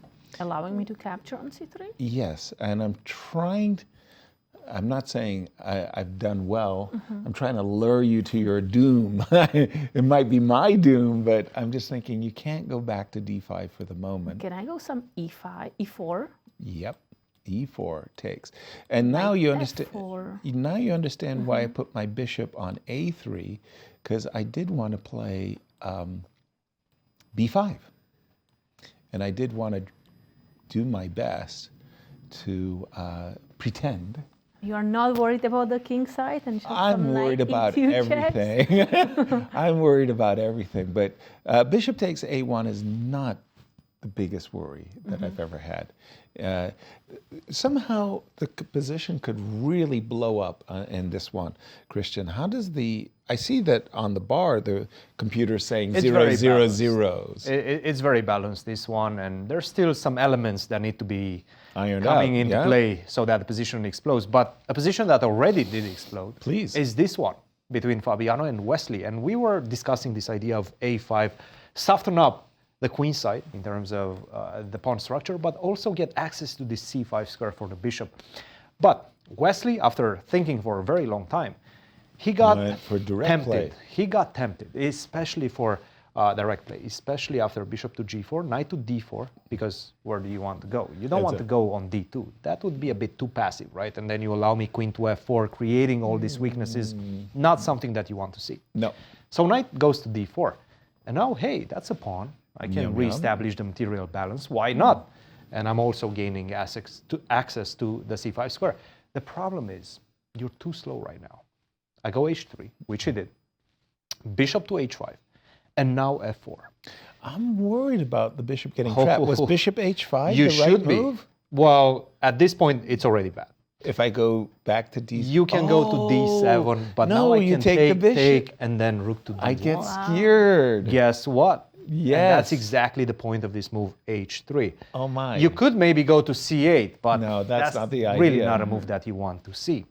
Can you go to e6? No, because then I take with a knight on e6, you take back, and then I just simply pick up the bishop on b4. So maybe this h3 was just simply missed by Wesley, but after bishop h5, f4, you have so many weaknesses in the position. First of all, this bishop, where is he going? Not to d6. No. Because c5 then you get probably in the future. But c5 is a great square. C5, of course. And maybe you can start by going there right now. Right. But after e5, how do you continue? This is the problem about piece g4 right and f5. That's the problem piece right now. I mean, imagine getting your bishop stuck on h7. Maybe I can even start with f5, and that's going to create a big threat of g4. Is looking bad. Fabiano in full control in this one, on the clock as well. 42 minutes against 27, putting a lot of pressure. I have to say, his selection of openings in this match has been exemplary. Very good, very nice. Nice, thank you, Cristian. And we'll just take a quick gander at the third match, and that is between Leinier and Levon, because Levon came up with a, again, you give these players binary choices, they come up with choice number 3. Guess what? When we left it right here, and our focus had been on the move knight on d4 to b5. Levon came up with a different approach, knight on c3 to b5, queen a5, knight d6. And the difference is that after knight f5, he was thinking in his mind's eye, you know what, I can use my knight on d4 to capture on f5. And still keep that strong knight on d6. Exactly. And it's the strangest thing. After knight takes f5, g takes f5. By the way, I have to We were looking like during the break, right, if we capture with this pawn, because that looks a little bit logical, that the light square bishop for black has more space. But there is a problem that the e-file is also open, so we can even go and try to go for a checkmate. Oops. In fact, that's just lights out. The rook is too strong. But after g takes, you know, I'm a pawn grabber. I'm sitting there saying, oh, how big is my advantage when I capture your bishop and I capture a pawn? Okay, I admit, bishops of opposite color, my chances of winning aren't that great. And after all, my bishop actually isn't that great either. So how big is my advantage? And the computer says, you got nothing. You got no advantage. In fact, crazily enough, you're slightly worse. And we were just looking, during the break, and we saw bishop f6, and the computer just says, I think we looked at capturing on d2 first. Rook captures on d2. Rook takes d2. I was playing b4, right? Yes. Yes, I was playing b4. You were capturing, I was capturing with the rook, and then you were playing bishop f6. But computer was even suggesting bishop d4 and black is much better. Even because much now we're better. Targeting that f2 square, the king is gonna hide, we're gonna finish development with that rook in the corner. And you know, when you look at the light square bishop for white, you know, that bishop on g2, just there's nothing to do on that diagonal. It makes all the difference in the world that your pawn is on e6 and not on g6. On g6, I'd have this beautiful square bishop to d5, very much like what your bishop is doing. As it turns out, Leinier is the one for choice. So we'll keep an eye on this one, as again, we're going to go back to our top board, Wesley So and Fabiano coming into the match today. They led the leaderboard in terms of prize money. Things are just getting worse for Wesley. Worse and worse. The worse bishop. and worse, yeah. That bishop on g6 is going to be a big problem piece. Ugh. So queen b6. Is it time for f5? Let's go. You have to do that, though. Maybe you can just start with king h2. Get the king out of danger. Hey, you want to take on d4? Go ahead. But f5, I don't think it works, right? We just capture the knight and then hide the bishop. And... Show me. Okay, bishop takes d4. Okay, takes. Queen captures. He's going for it. Takes. And bishop Yes. h5. Historians will talk about his bravery. What? Bishop What was h5. Oh, guys, we missed something big. Oh no. Bishop takes f5. Bishop takes f5 is an option after f5. Oh, that is a hidden. Oh, that's a gem. Oh my gosh. Wow. Because it's so unusual that the rook on a1 at the end. f5, bishop takes f5. Rook takes f5. You think you've won a piece? Check. Don't forget about the... No, but I don't think you can do it immediately because if you start with bishop captures f5, I first trade the queens and then I get your bishop. Right. So I have to... I'll take on f5. Really? Yes. It's actually kind of insane that it works. So you take on b6, I take with the a pawn, and then I go rook a4. I capture the bishop. And then I go rook a4. You move the bishop, I take on d4. But you take with the rook. The game is not over. No. The whole line is not over. And maybe this is something that Fabiano was thinking about. Bishop to b3. You take on d4. Rook takes d4. We exchange everything. And then I go e6, right? Now you do what? You go e6? I take everything and then go towards the end. So pawn captures rook? Take on d4. Take on d4. King to h2. Bishop takes a1. And then at the end of it, I'm going e6. That is a funny variation. And at the end, we go e6. You can't play f6. I go e7 discover check. I don't know who's better at this. I mean, I guess it's white who is slightly better, but I don't think it's enough. Just go c6. I hide the king to h8. Get that bishop back to f6. It doesn't seem like it's enough. Wow. That's a big pawn on f7. It is a big pawn on f7. It is a big pawn on f7. I would have thought that white's for choice, but maybe... Surely for choice, but definitely not winning anymore. Like, before f5, the position is winning, in fact. Wow. This move, rook a4, rook captures d4. That's nice. That's nice. And by the way, Wesley, is he sensing opportunity? He might find it just because anything else is so terrible. Hopeless. Yeah, hopeless. It's terrible. You might be thinking, hey, maybe I have this bishop takes f5. But can I start with bishop captures d4? Yes, that's a check. Just a second. Let me. These days, I reach for the FIDE handbook. You know, I just want to see if it's legal. Queen captures. And king h1. And now I capture on f5. But now we go with d1, right? You capture on f5. Maybe rook d1, maybe... Well, e5 There's another pawn. Can I take on f7? That's what I was thinking too. But with the king on h2, right? Well, the problem is I couldn't play king h2 because queen takes e5. Queen takes e5, check. yeah. So I went king h1, you went... Bishop captures f5. f5. You cannot capture the bishop. Oh, I go but I have rook d1 and rook d5, sorry. Yeah. You can't capture the pawn on e5. I have This must be the simple calculation that Fabiano envisioned. Right. There's no way to defend that bishop. Queen e4, bishop d3, the game is over. And there's a skewer. Yes. Yes. Queen e4, bishop to d3. So he looked at this. He saw bishop f5 after bishop takes d4 doesn't work. But he forgot he can take on f5 first. Wow. Wow. What a moment right now if Wesley manages... Tactically, it's so easy to solve miss. this puzzle. Yes. I mean, f5 looks like just a crushing move. The pawn is defended by both the rook on f1, the knight on d4. What's the problem? Let's go. I'm curious if we can find Fabi somewhere in the playing hall because he might have seen it and he was like, you know what? I'm out of here. No. So that I'm not giving my opponent any... Any I don't want to try for poker face. I just want to leave. So somehow whenever you see something, your opponent immediately sees it as well. Right. I don't know what it is, this telepathy. Nigel Short, Grandmaster Nigel Short, he gave a very nice annotation. He's been in time trouble. Bang, bang, bang, bang, bang. Poof. He makes move 40. He's so happy he made the time control. He goes to the bathroom. He's washing his face. He's washing his hands, and he's thinking to himself, "Well, Vishy's got to play this move.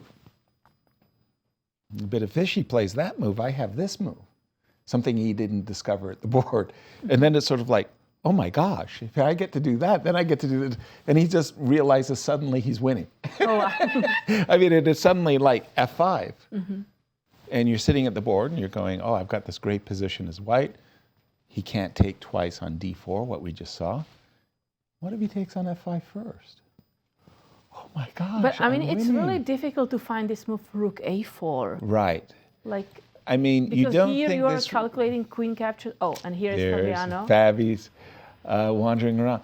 I mean, seriously, bishop takes f5. You think to yourself, okay, I understand my rook on a1 is hanging. And by the way, it's on the board. It was played. Bishop takes f5. I think right now Queen Fabi's like, takes what? And did Look you at see Fabi. that? Look at Fabi. Fabi's just like, wait, what? A takes b6.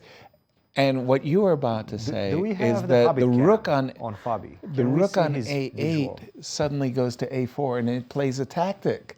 The rook on, and look at him. He's looking away from the board like, oh my goodness. Wait I a think minute, we does this will actually need to see a replay when Fabi was just like, what happened on the board? Oh my goodness, Seriously. he realizes right now. He realizes there's something. Look, if the computer had not thrown out those 2 question marks, I thought f5 was a great move. Oh my goodness. look I at him. didn't He see rook realizes. a4, and now he's cursing himself. But That's exactly what he's doing. of course. That's exactly what he's doing. You don't want to read his mind right now. You do not want to No, read I'm his not mind a right lip now. reader. Oh boy, jet streams of angst. But what you were saying is this is so unusual. If you look at the position and you say, okay, what are Black's active pieces? The queen on b6, the bishop on c5. You don't say to yourself the rook on f5 is going to make a tactical sequence. You don't say the rook on a8. It's not even moved to d8 yet, right?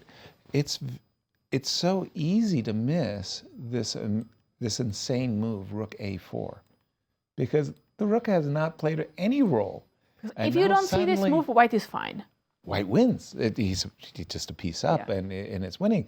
The problem is when the bishop moves away, rook a4 attacks the bishop, you suddenly have the geometry of the king and the rook.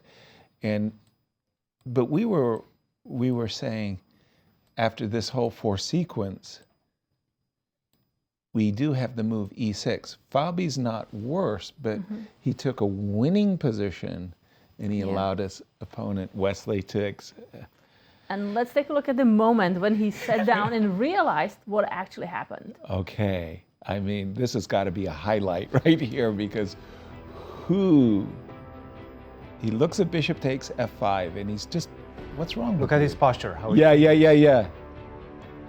Like right there. And he's looking, he's like, He's like, what? Are you kidding me?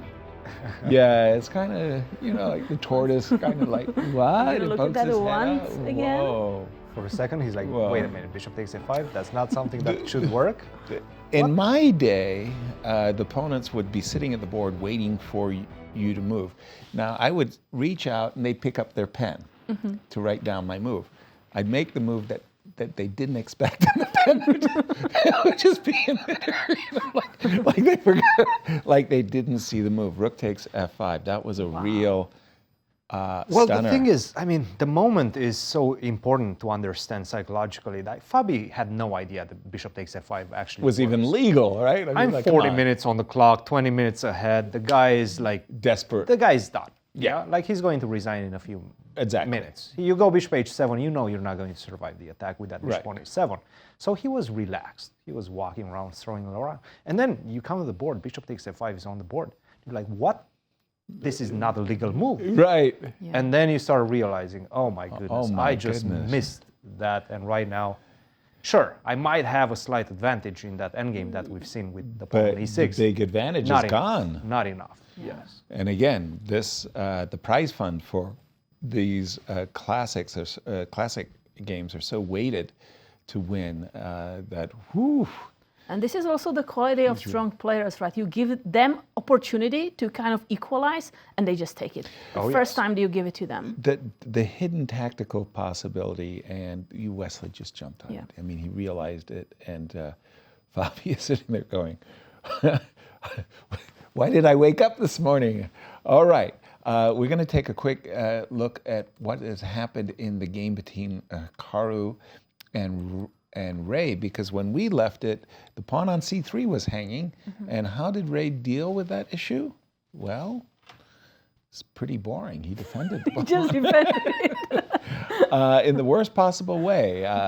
Bishop b2. That's not inspiring. But we talked about queen b3, kind of locking the bishop on c4. We didn't like it.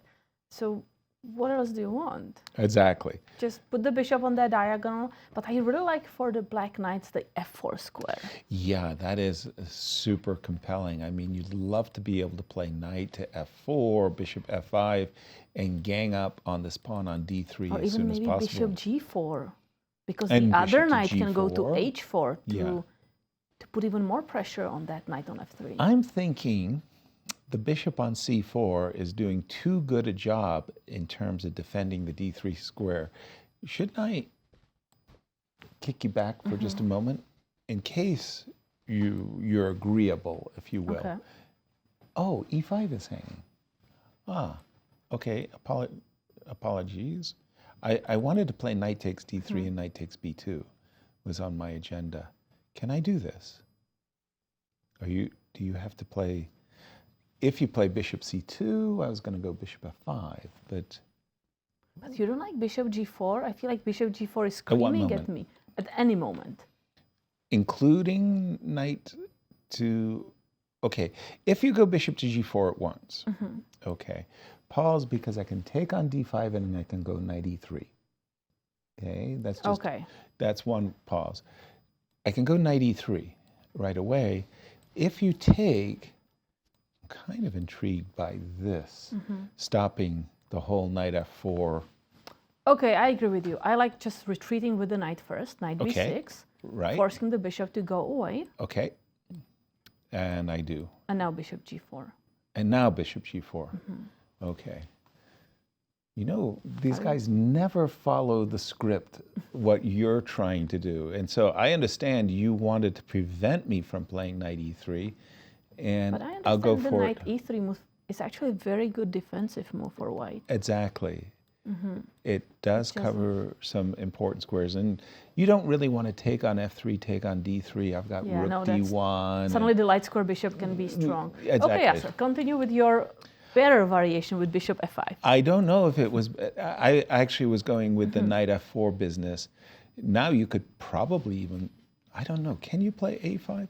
Jump in on this one, Cristian. We're struggling. We think there's some opportunity in the position for Hikaru, but he's got to be very precise. He does, yes, he does. And I wanted to let you guys analyze it without the engine because, you know, within engine is easy to understand what's happening, right? Black is really better. But you guys wanted to go with the knight backwards on b6, not the right direction. What you have to do is start with g4 first. Chase the knight. Chase the knight away, and then jump with this knight.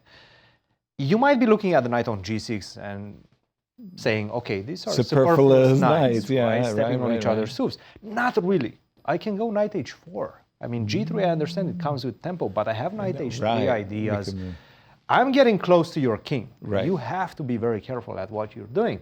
And my plan is quite easy. In fact, first of all, you have to defend the pawn on d3. How do you do that? If you jump with the knight in the center, which is very provoking natural, f5. all I have to do is just go king h7 or king h8. f5 is coming. Not happy. What is the bishop on b2 doing? Not a lot. At some point, you probably will have to go back to c1. So this is the problem piece. And you could see on Ray's face as well, a couple of minutes ago when we first tuned in, back to his game. He was already a bit upset about his position. He did not want to play that move bishop to b2.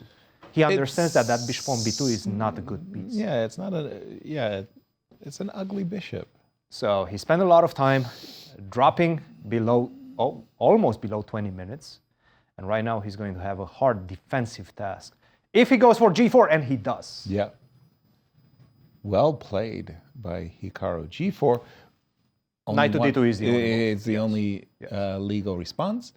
Knight f3 to d2, and now knight f4. I liked what Cristian was saying. It's very unusual to target the pawn on g4 in such a way as knight f4, knight h4. You provoke g3, and in then, some lines.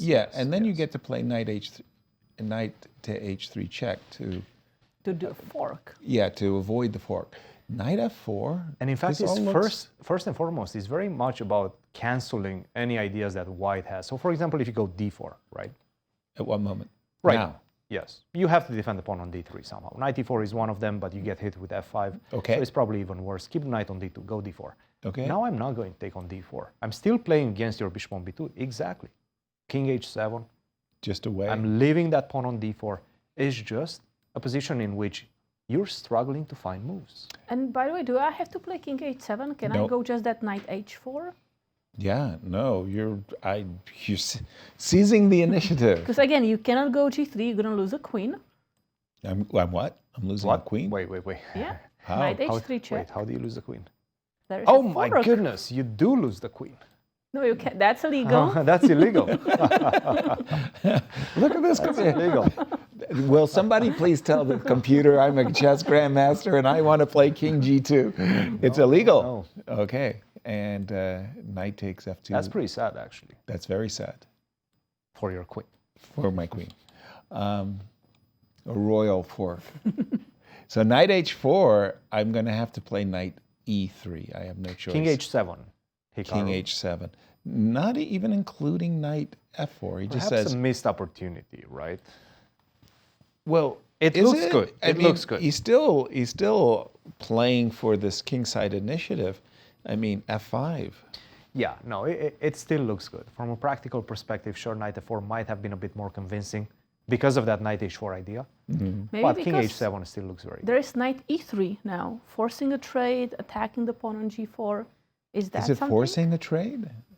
Sorry, knight I don't e3, think you're it's definitely hitting g4. Forcing a trade, no. You're hitting d5, but I definitely do want to investigate this one. Yeah, first. knight takes If g4, you maybe take- queen g5, I don't know. I was even looking at knight g2, but yes. Knight g2, Yeah. knight h4, I have a lot of options in Queen that position. g5 starts to look very tempting. As does knight takes d3 too, by the way. Knight takes I mean, d3 is the best in that position. That trade Okay, is actually, pretty good. What do you think the best? No, keep the position as. Oh, sorry, knight. What do you think the best move in the position is? If you go knight I'll give you h4. 5 choices. 5 choices. Queen choices. g5, that's Okay, very natural. No, Knight d3. no, h5. no. Wow, so No, quickly. knight h4. No, but there's no royal fork after because that knight is protecting it. Wait. No, it's not. Oh, you F5. got to go rook f1. No, knight h4. No, No? f5. no. How many choices do This we is why He gave us 5. This is why the engines are ridiculous. The best move is b6. Okay, I wasn't on my consciousness at all. Allison, You would never play that move. No. I was You would looking at never play much that more move. direct lines, knight h4. The best queen move is g5, knight b6, d3. just simply opening up that square for the bishop to come to b7, target the pawn on g2, and apparently white just simply doesn't have a way to defend against that. I want a fair play wand. I just feel like it's Yes.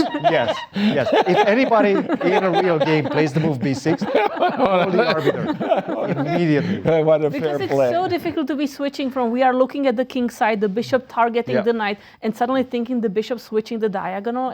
No. It's not very natural. It doesn't. I Nobody. mean, if you played bishop d7, I would Nobody still plays. call the arbiter. Nobody plays b6. So does it mean we need to capture the knight on d5? So let's not play knight e3. Are we scared so we have to just trade? Bishop takes d5. I mean, I don't like it, but I'm scared of that knight on f4. But what's the follow-up after queen d5? Bishop d5, queen d5? By Well, the way, at least the knight cannot hurt me.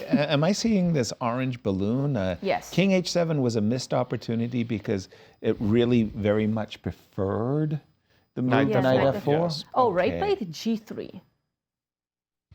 b6. Now it's a different story.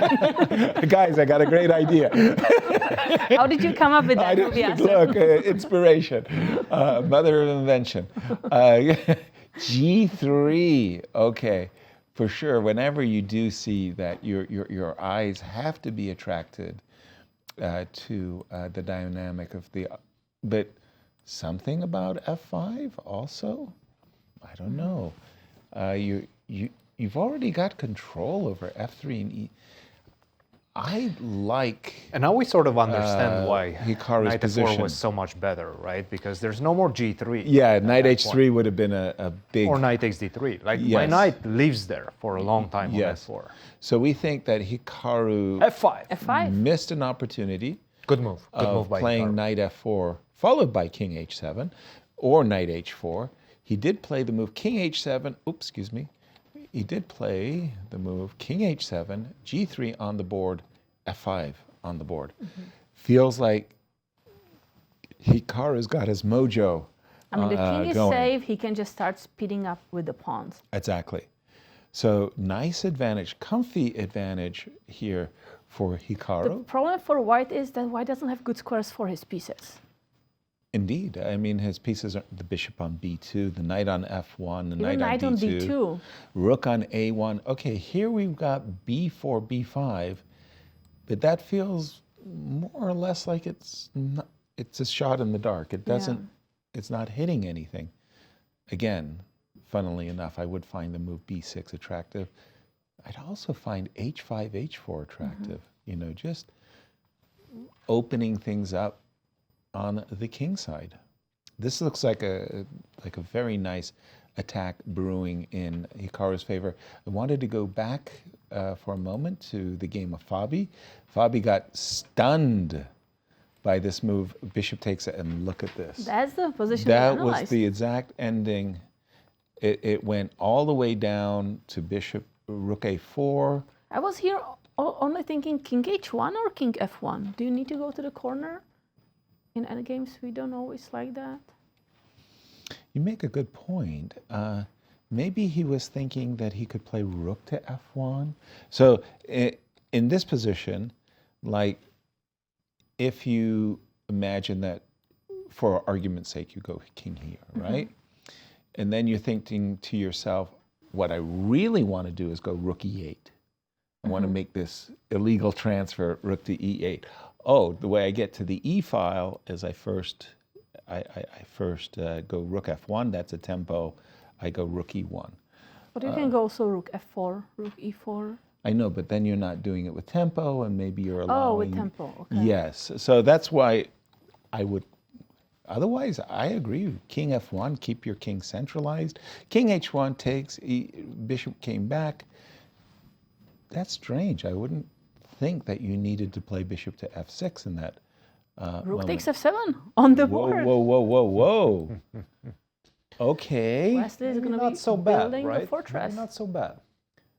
By the way, somewhere Peter's fiddler is smiling because as a Grunfeld player, he is well known for sacrificing an exchange for the Grunfeld majority, right? And a bishop.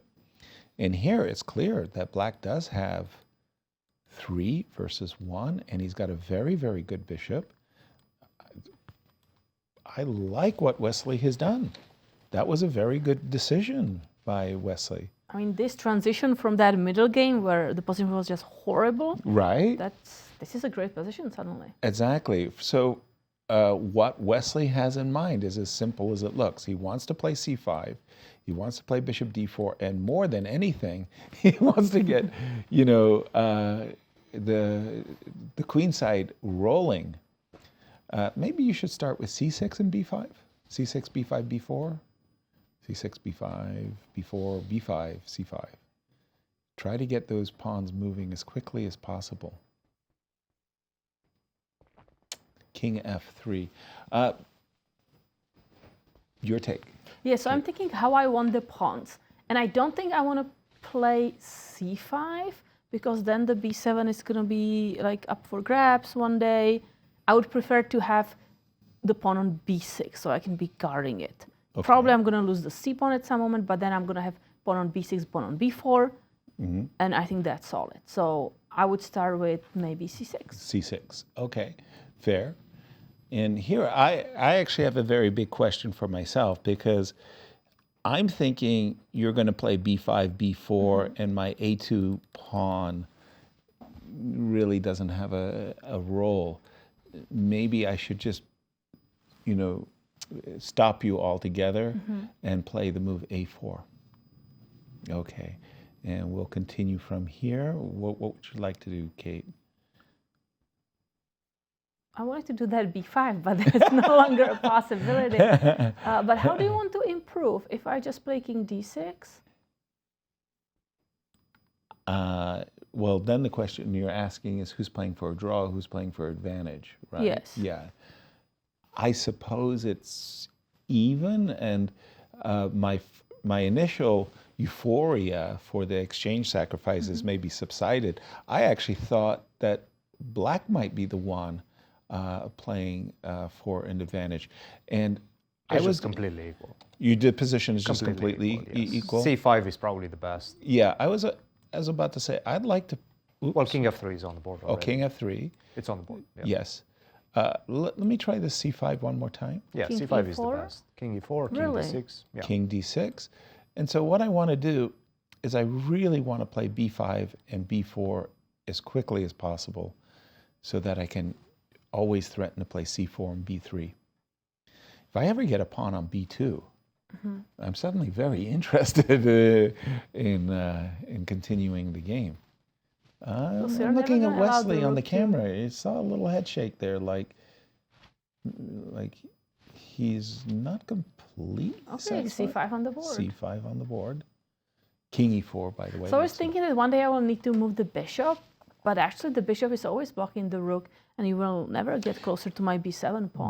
The bishop is anchored beautifully. It stops the rook from playing to F7, so I don't have to... I don't have this H4, G5, because that's just a free pawn. You probably have to go A4 after King D6. I mean, B5 is a big threat. Seems It to is. be a pretty significant threat. Okay, but if I play A4, I'm a little bit concerned. Can I get two connected pass pawns? Yeah, I go threatening? Rook F1. A4? Oh, you're going to play King to D5. King D5 I would play, yes. Gotcha. I'll take King D5. Gotcha.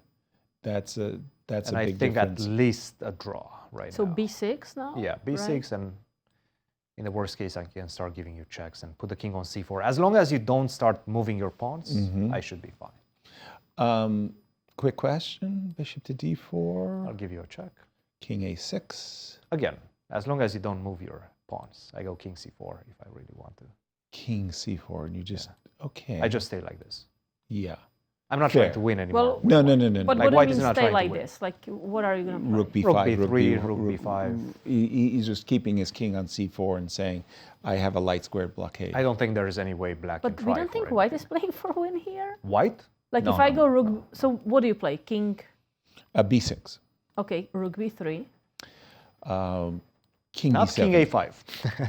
Not King A5. King B7. Okay, King B5. King B5. King C7. C7. Rook A3. King D6. King D5. Okay, can rook take that. A7. Oh, well, I've got this protected. Don't worry. You Rook can take on A7. B6 if you want. Like, Yeah, I was That going to. I'm making a Yeah, beeline. you're just going this way. Yeah. But even even if you if take- you win the pawn, Exactly. C4, C3, and you've got to be a little bit careful. King D6, exclamation mark.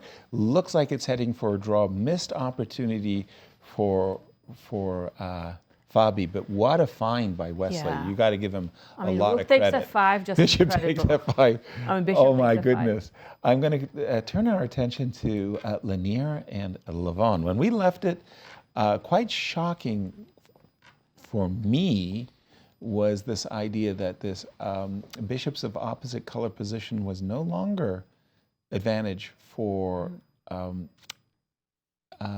Levon. And in fact, Levon felt the same way. He did end up winning the pawn on B7, but he's kept the knight on the board for the two bishops. The queen seems a little locked on A7, but Yes. so far surviving. Well, So if one I of the go- things we were looking at is just playing bishop F6 and king G7 and Or even bishop finishing. D4. But bishop D4 does set up for a queen takes G3 style attack, but I guess I can go knight E2 and just drive the bishop back. I think that bishop F6, king G7, I don't know. It feels like Leinier's got but full rook compensation. G8 also. Full I compensation. see exactly what black is going to do. Black is going to just try to put pressure so many different ways. Exactly. Even I'm going to try to maybe sacrifice on H4 and bishop C6. Yep. Yeah, this feels like Leinier has weathered the storm. No, he hasn't. Gonna go back to Hikaru. No, Levon is much better. Levon is much better? What? Close to winning, I guess. Get real. Okay, tell us why. I don't understand chess. I know, and then it's hard. Well, first of all, yes, you're pawn let's up. count the pawns. We're right? pawn up. I get it. Bishop to f6, right? But what? How exactly do you contain me right now after b4? If I start pushing my c pawn, you're in trouble. You're going right? So too be far. careful. Yes. You can take. No, I Take. no, I don't. You don't want to take. I don't want to take. You Want know to what go the king best move- g7. The only good move in the position to maintain an advantage. I was white. going to go king g7, queen takes d2. No, in this position. Oh, sorry. Knight to e2. No. Yes. Oh, Yes. because bishop d4 is a You're tempo. trying to go d4. Yes, you're trying to go d4, control that square. As long as this bishop doesn't do anything active and doesn't attack Okay. my queen, that's a big I got that's you. a big hit on the queen, right? On I a7. understand now. So don't take on b4 because Bishop you to have some d4. problems. Bishop to d4 and c5. I can probably go queen takes g3. A lot of tactics still in the position. A lot of things to be calculated. By the Now- way, we do have bishop f6 on the board. We do. Okay. Yes. b4 is not an easy move, Mm-hmm. especially if you have to combine it with knight e2. Anything else? What else can we do? I was thinking knight e2. I thought knight e2. That's probably a good move. Yeah, also that is probably a just good move. to prep b4, And right? if you do go king to g7, now d4 is decisive. Decisive. Decisive. +3. Wow. +3 right now. Yes. My mind has just gone. Yeah. The idea being that if you take, I go c5, and you don't actually have Queen squares to e7? defend. Yeah, you have to go queen e7, and I continue c6.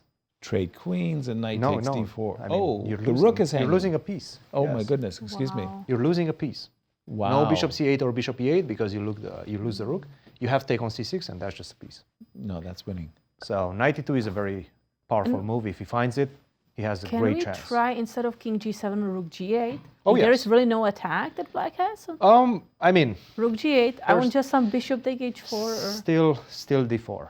Bishop takes h4. I'm even going to maybe take on c5. If I want with the queen to exchange the queens, but I probably will take with the pawn and c6. In fact, rook g8, d4, once again decisive. Wow. Knight Okay. e2. Wow, wow, wow. Strong move. Knight e2. If Levon finds knight e2, he's not going to play b4. Right. There is no way he's going to play b4. But knight e2, as you sort of hinted at, I think is quite natural as well. Yeah, and time factor. I would imagine Leinier is behind on the clock. Leinier has 14 minutes, Levon 22.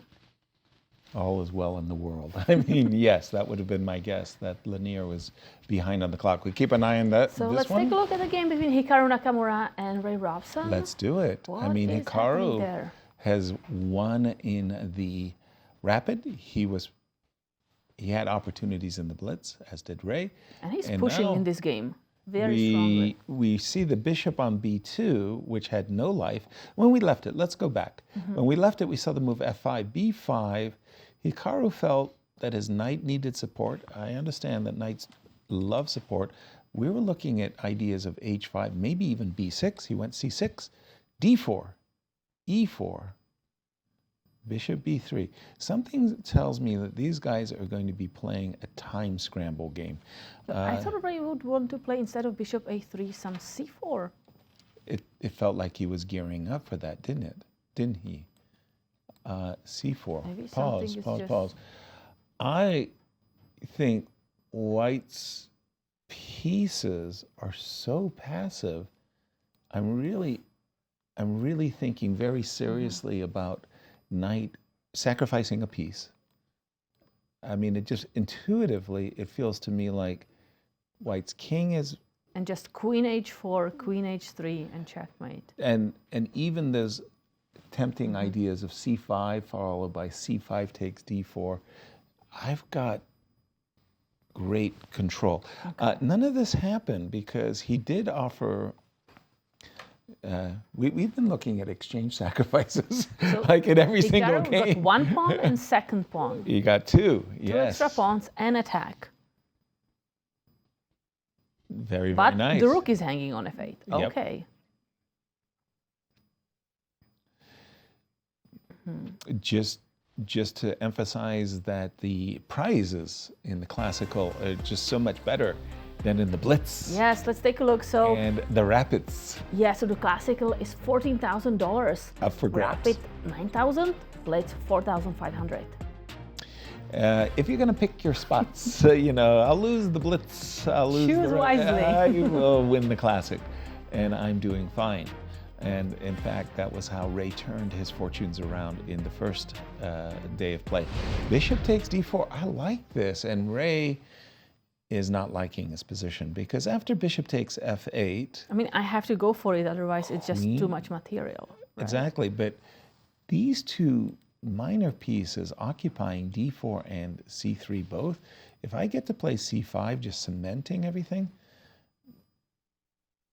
It's such a beautiful position for black, right? Yeah, sure, you have harmony is just fantastic. the extra exchange, but as you just mentioned, bishop on d4, knight on c3. Guess what? The knight is joining as well, knight e5. Oh my So you go knight e3, try to block this diagonal, which is a very unpleasant diagonal to deal with. Right. Knight e5. Now your knight on d2 is iced out on d2 because you cannot move it. Do You not allow always my knight want to go to to- f3. Right. Now I'm just simply going to go bishop d7, rook e8. At some point, h4 is going to come as well. It's just a bad position. It's just a bad position. 2 pawns for the exchange, that's plenty compensation. I'm looking at the board, and even our Silicon friend is very enthusiastic. But bishop takes d4, and it got itself very excited. It's like, oh my gosh, Hikaru looks great, and the clock times also. Yeah, so Robson 9 minutes, Hikaru 22. Hikaru is feeling it. His Wow. opening gambit paid off. It wasn't really a gambit, but Very, very, very well. h6, g5, quite provocative. Just checking in on our top seeds coming into the. By the way, Levon Aronian, he did play b4. Pardon me? Christian was saying He did play b4 b4. is not Wow. going to happen. It is on the Wow. board. Good move. Wow. Okay. By the don't way, know, the he's two such a players, strong player. Leinier, Wesley and Fabi are following our analysis. They did go to king c6. We were looking at b5 takes and king to d5. This was our main variation, you may recall, Kate, that we were just putting our bishop in, centralized bishop, right, anchors away, hoping for a b5, and then we were looking at a rook check and a king a6, and we were kind of saying, okay, let's cross our fingers and make a draw. They're going for it. They're going straight for it. Yeah. King to d5. Yep. By the way, Wesley in his career, and he's had a remarkable career, was a Grunfeld player. So this ending will be in his playbook. He will be. He knows this type of setup. And yes. he, for sure, he's probably played Peter Svidler a game or two. He knows how it goes. Yeah, we're expecting the bishop to land in the center, bishop d4. And again, this is the current position. King is on d5.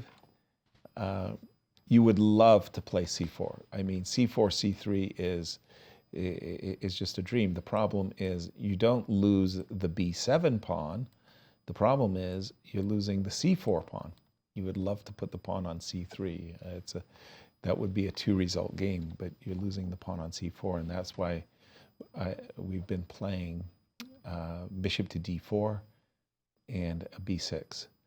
Okay, we're going to keep an eye on this game. You told me that Levon was not going to play b4. Christian said that. Yeah. I didn't say it. Yeah, and king g7 is on the board. What's going on? d2 is hanging. Yes, I think he's ready to meet b takes c5, which is the most natural move in the position, with queen takes d2. And deep breath, right? Yeah. I'm not sure what this position is. Right. What's going on? Well, with the b8 rook hanging, but the e1 hanging with check, that makes all the difference. And in the world. knight is hanging on c3. The knight is hanging on c3. Yeah. Do we have to capture that pawn on c5? No, we Can I don't. do something like... The best move is Rook 92. D1. 92. Yes. He's been banging the drum for 10 minutes. I've been telling you about this 92. 92. This is the key true. move. And what we've learned is that the queen has no good squares after c5, that if you go queen e7, c6, and the rook on b8 is undefended. Oops, the bishop can't retreat. So knight e2. By the way, Yeah, that if you do take on c5, things become a bit strange. Like taking on d5, queen takes d2. chaotic, yeah. Right, and now you have to find crazy moves such as knight e4. Whoa. Which obviously, from your reaction, yeah, it's already like, doesn't seem to be passing your mind that easily, right? well, I am thinking about the fact that this bishop on d7 is skewered. Exactly. And I've lured the pawn to Exactly. a vulnerable square on e4. Exactly, that's the whole idea. Yes. You know, I've got chances for an advantage. If the pawn is on f5, then it's rock solid, right? I still can't wrap my mind around this knight e2 move. So if I capture on b4, knight e2, yes.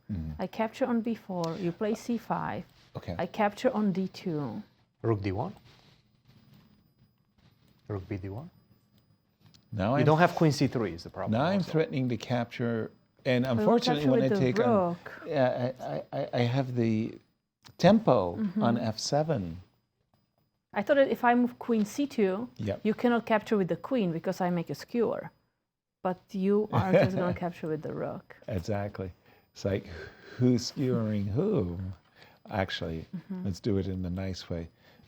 Bring the rook that's not developed. Development is good. Bring the rook that is not developed into the attack. Queen, no, queen takes d2.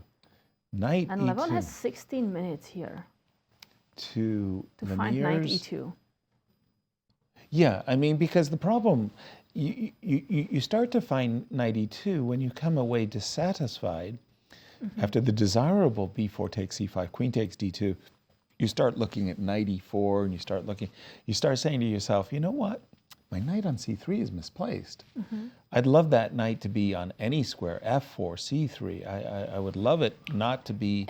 And the idea is after knight e2, Yes. if black does something normal, rook h d8, whatever. For not good, example. not bad, just Right, just go. d4, right? That's the idea? I want to think force. b8 is hanging. And d4 as well, but I think b8 is hanging. I can take. Okay, so now you can take. And again, what Cristian said, the knight after queen takes d2, rook to d1, the knight on c3 is not hanging. No, but there's queen takes d2 still. Pause. Rook to d1, knight f4, knight h5, knight e6. Okay, yeah. Yeah. This is still Feels good. complicated. Feels good.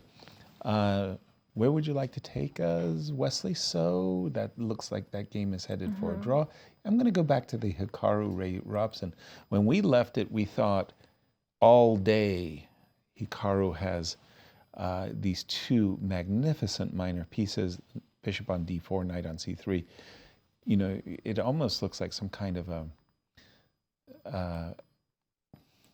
what you would call a positional overkill. Like imagining, I'm just going to put some moves on the board, forgive me. Just want to tell you, Ray has only 2 minutes on the clock. Right? That's not Like, Not that much time to start figuring out. and a bad plans. position. And I mean, if you just look at, you know, like this domination, knight on e5, bishop on d4, knight on c3, queen on g7, it just, I mean, it just feels beautiful like pieces. All it is missing out is just get the bishop out, develop Rook the f8. rook, and then just finish. Exactly. He took So on c6. he took on en passant? No. What did he do? He took on d4. Took on He c6. Yeah, okay. Take on c6. Sometimes it's so simple, but just to remind our viewers that, you know, you play your trumps. What's your trumps in this position? Well, Ray is going to be an exchange up. Rooks need open files. So just to remind yourself, do open a file for your rook, and the B file's got open, not the fact that you have rook b1 But in how position. about rook f6 instead of b takes c6? Rook f6. Why does Ray need to be an exchange up? That's a good question. Good question.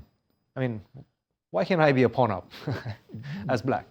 That is a very good point. Why not? And if you capture on b7 as You're right doing now, me a then you are favor. helping black bishop to develop and put I'm on going to that double up strong on the c diagonal. file. Your queen on c2. In fact, I'm not sure you will be able to find any squares for it. Yeah, And black is pawn up. as Maurice would I'm say. liking rook f6. C6 takes b7, does black a solid favor. You're developing my pieces. Rook f6, yeah. I like it, yeah. And if you don't take on b7, rook takes c6 is coming. I'm 2 pawns up, Right. and my rook is active as well. You had me at 2 pawns up. So I think rook f6, Hikaru is thinking about it. It's a good sign for him that he hasn't taken on c6 yet, which is the automatic move. Sorry, I think he sees it. We let the moment pass. Did you just tell me that Ray is down to 2 minutes? Yeah. So it's a 10 to 1. Yep. 2 minutes time against 20 advantage. minutes. That's right. Oh no, that's too much. These guys, they will trick you when you're under the pressure of the ticking clock. Yeah, you know, I remember like many years back, I was studying this one game of Luke McShane, and he recaptured a pawn like this and missed a huge, huge advantage. And the whole game was about do not ever mindlessly recapture pawns. Right. And that is something that I kept in my mind. Like if I can recapture, just make sure you have a chance to play something different. It made an impression. Yeah. I must admit, I mindlessly recaptured. I mean, I did pawn the on same C6. thing here, but it's, yeah, it's a But you're right. And yeah, rook f6, kudos. You don't have to lose the exchange. You don't. Rooks are good. But b takes c6, not bad, but rook f6 is simply very, very strong. And news, Levon played knight e2. Wow. Incredible. You know, Wow. I mean, b4, knight e2, just the perfect moves. there are 2 players in the world that they got me every time. Levon, when he's in good form, he finds moves that just didn't cross my mind. Another player who was capable of doing that is Wesley Ivanchuk. He just found some moves in positions where you're just like, how did that move ever occur to you? How did it enter your mind? You know? But knight e2, a move that Cristian has been drumming for. He found it. And here we see that Hikaru recaptured the pawn. So he didn't keep his rook, he didn't play rook f6, he recaptured the pawn on c6. But still, it has a huge advantage for him. Yeah, Right. he did 2 pawns, and the c6 pawn will be moving to c5, cementing the And maybe bishop. the light square bishop can go to a6 and then d3. Maybe we can get Right. the analysis board off of Okay, that sure. game. So that- I flipped to the other. I'm going to go back to the Hikaru game for just a moment because he did recapture mindlessly. No, he took time. He took time. B takes c6. But now, you know, bishop a6 looks like a beautiful idea. I It's just want coming. to park that bishop on d3. So we start with bishop takes f8. We assume queen takes f8. Now the problem is, this knight I think is just, you know, too strong. I should be preparing. It's not that I want to stop you from playing bishop a6. I really think that you're going to play c5, and I wanted to drive your knight away. I know you've got queen g7, but I've got to do something with my rooks, right? Yeah. And another problem is that Ray is only 50 seconds on Well, the he clock. had 2 minutes. Now it's getting dire. B takes c6. And Hikaru, 20 minutes. 45 seconds right now. Clock is ticking down. Position is in panic mode right now. You need to take the rook. If you Desperate. don't take the rook, it's bad position with 2 pawns down. Right. At least I'm going to die with a full tummy by taking the rook on. 25 seconds on the clock for Ray Robson. Oh boy. Oh boy. By the way, for Hikaru to win both the rapid and the classical means that he's bouncing up the leaderboard. He might well be in first place. Oh, that's a good day. That's a good day at the office. 2.5 to a half. That's, Exactly. 5 but winning- seconds. 5? that's $19,000 in the pocket for day. Whoa, bishop b4. Not Best- even best on the move in radar. the position, by the way. Not even on the radar. Best move in the position. Wow. Because queen f6 defends the knight. Then rook c1. Queen f6, rook c1. Okay, very good. Yeah, this knight on c3, it's way too strong. But also the bishop on d4 is targeting the rook on a1. Can be looking at some, I We don't want know, to knight move the knight. somewhere, knight Knight d5. e2, yeah. Knight e2 check. Okay, I don't see that, but that's stronger. Well, it's very forcing, let's put it that way. Let's take a look. Knight e2 check, pretty much you got to take, right? Okay, take the rook. c6 is hanging, so maybe I've got some chances of playing the position. Do I take or do I go bishop a6? No, Bishop a6, rook a. You go rook e1. Yeah. So I have to take. Yeah, I take. Queen takes. Queen takes. And at least it's messed up. Where do I put my bishop? Rook Right. b8. I have to hide But the rook rook. b8, queen c7. Queen c7 with a check. Is the problem. Oh. That's the problem. So somehow it just it There's feels chaos. like it slipped. Yeah, there's some chaos on the board. And I really don't want to take on f8 with a knight. That's not something that I want to do. Sorry, guys, we just didn't realize how Wow. very, very good. The bishop b4 was by far the best move. effort. Playing with 2 seconds on the clock? Wow. Playing with 2 seconds. Can I play queen to b6? Oh, bishop f2 check. Bishop f2 check Yeah, and but- queen b6 check. Bishop takes c3. Bishop takes c3. Oh, sorry. No. Check. Check. But rook e3. Rook e3. Oh my gosh. Excuse me. I was blind. Rook e3. Still something to calculate. I mean, you can go f4. That's a draw. And we have a draw here. Agree. And Fabi's saying, dude, I got to tip my hat. Bishop takes f5. Bishop wow. takes f5. That Wesley was- just pointed out at the best move. He said king h2 before you go f5.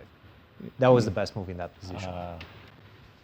Yes. So he's like, yeah, you were probably winning with king h2. Well, with this draw, I mean, Fabi, again, has won 2 matches, and he's won those 2 matches against 2 of the highest rated players With the same in the score. field. 2 to 1. 2 to 1. But he won the classic It was a more lucrative match yesterday. Yes. Less lucrative. Still well earned. Sorry, am I looking at bishop f2? Do I help me out here, Kate? I'm losing my mind. Bishop f2, king f2, queen check. Rook now e3. you have to play rook e3, right? Yes. Do I have f4? He's calculating it for sure. So I'm trying to take Bishop with a takes- double check. But bishop takes Bishop takes f8. Let's keep going. Not a double check, is King it? g2. No, knight takes Oh, c3. knight takes c3. Yeah, I Yeah. should do that. And no. No. At the end of it, you're a piece down. I'm a piece down. Apologies. Okay. No. I think he has No to go for queen this b4. knight e2 move. But that's Pardon very me? difficult because we didn't see how to continue there. You have to take with the knight. So which knight is e2 check, you knight said? e2, rook takes e2, bishop takes a1, everything is forced. Bishop takes f8. Let's keep Let's going. take a look. Sorry, Right? Yasser, what Knight would you- e2 check. Knight e2 check, what we had previously done. Yes, rook takes. Yes, queen takes c6. And now we No, have to take. I'm sorry. Yes. Take We with have the to take knight. with the knight, yes. Take Queen with takes the- f8, queen takes c6, just doesn't seem like you have anything. So take with the knight, and then the idea is to meet queen takes c6 with bishop to d7, protecting. But the you know, rook. I loved black pieces before. The black pieces were so strong, coordinated. Dominating. Knight e2 What on the board. happened now? E2. But Hikaru is going for the best line. Okay. Yeah. Bishop b4 was really by far the best defensive move. It was a good find. I mean, Ray was on the back foot, and it looked like he was just going to get killed. But Don't no, take he- with the queen. Knight f8 is forced right Yes. now. The best move. Which he Knight just takes did. f8. So for the moment, he still is maintaining his 2-pawn advantage as Hikaru, and he does have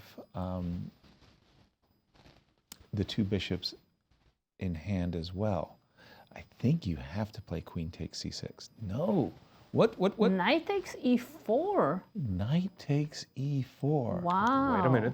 Okay. What is this? Desperate times call for desperate measures. Okay, I Knight see what it takes- is. If you recapture the knight, Okay. I take with the queen, On c6 or e4? e4. Okay, that's If you a check. play knight g6, I'll fall for it. I go bishop f7. Queen f6. Gotcha. You go queen d6 on Or the f6. move, Let's go f6. or f6. I want to attack that bishop. Okay, and I first. want to go queen e8. Queen e8. Whoa. Bishop b7. But I think that's losing because now bishop takes You g6. can take on g6. I Queen take takes back. g6. Rook e7. I go Oh, you bishop can retreat with g7. the bishop. Let me just show you. Well, okay, but never mind. I mean, the game still continues, right? I mean, It's much more complicated than it was a few moves ago. I mean, right? from Ray's point of view, he came out of this not so bad. I mean, he's got He an might be active fine rook. in this position. Knight to e3. Equal Knight pawns. takes I'm feeling good. e4. What an amazing find. Okay. But you don't have to recapture. No. No, I probably have to recapture. Why? If I play... It's just a powerful pawn. I don't want to allow that knight to go to c5 or g5. I don't know. Well, g5 I've got covered. I'm not worried about knight g5, but what you just said about the knight to c5, yes, I follow you. Because the But why are we alternative so was... excited about this? Like, let's take the piece. Let's try to hold on to the piece. Okay, takes. Let's be greedy. Queen takes. Now, King g7. yes, I wanted to say last time you did the Jedi mind trick on me. You went knight to g6 and bishop f7. So king g7, my knight on f8, following the precepts of Bent Larson. With a knight on f8, I can't get mated. Let's be greedy. Yes. We take on c6, I go bishop f5. If I take on c6, you go bishop f5. Looks correct. Okay, queen c5. I'm targeting the bishop and I want to go rook e7. Makes perfect sense as well. Hide bishop g6. Bishop g6? I'm trying to build Christian a... is brave. Wow, okay. Some sort Bishop of to a cocoon g6. Rook next to my e7. king. Rook e7. I have to go king. No, not h6. Queen e3 is a mate. So I have to go back to h8. And Okay, you but want there's the you want to move. play bishop to g7, and as you said, make a cocoon. But okay, queen c4. It looks Isn't this dangerous. I'm not winning? going to lie. Knight h7. I'm telling you, the cocoon is coming. Wow. I'm building it. Wow. I'm Wow. building it. Okay. Can we just move back? One move back. Let's go queen g5. Not gonna allow you to build the cocoon. The cocoon. Okay. Bishop g7. I'll still Or fall- knight h7, yes. I'll still fall for the cocoon. But the... Wow. Okay. Wow. It works. Good job. Crazy stuff. And the clock is absolutely paramount as well, Ray has right? 36 seconds. That's the... I mean, the good thing he gets 15 seconds per each move. I tell you, having the initiative too, when you're down on the clock, it's sort of like it helps, you know, that you're the one making threats, trying to defend a position several pawns down with no time. It's a thankless task. Knight takes e4. Kudos. Wow. That's a heck of a move.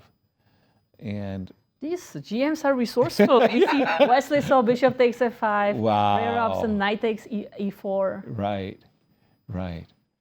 You know, oftentimes it's in these endings, you know, where these great players save the half points, and defensively they're so resourceful as well.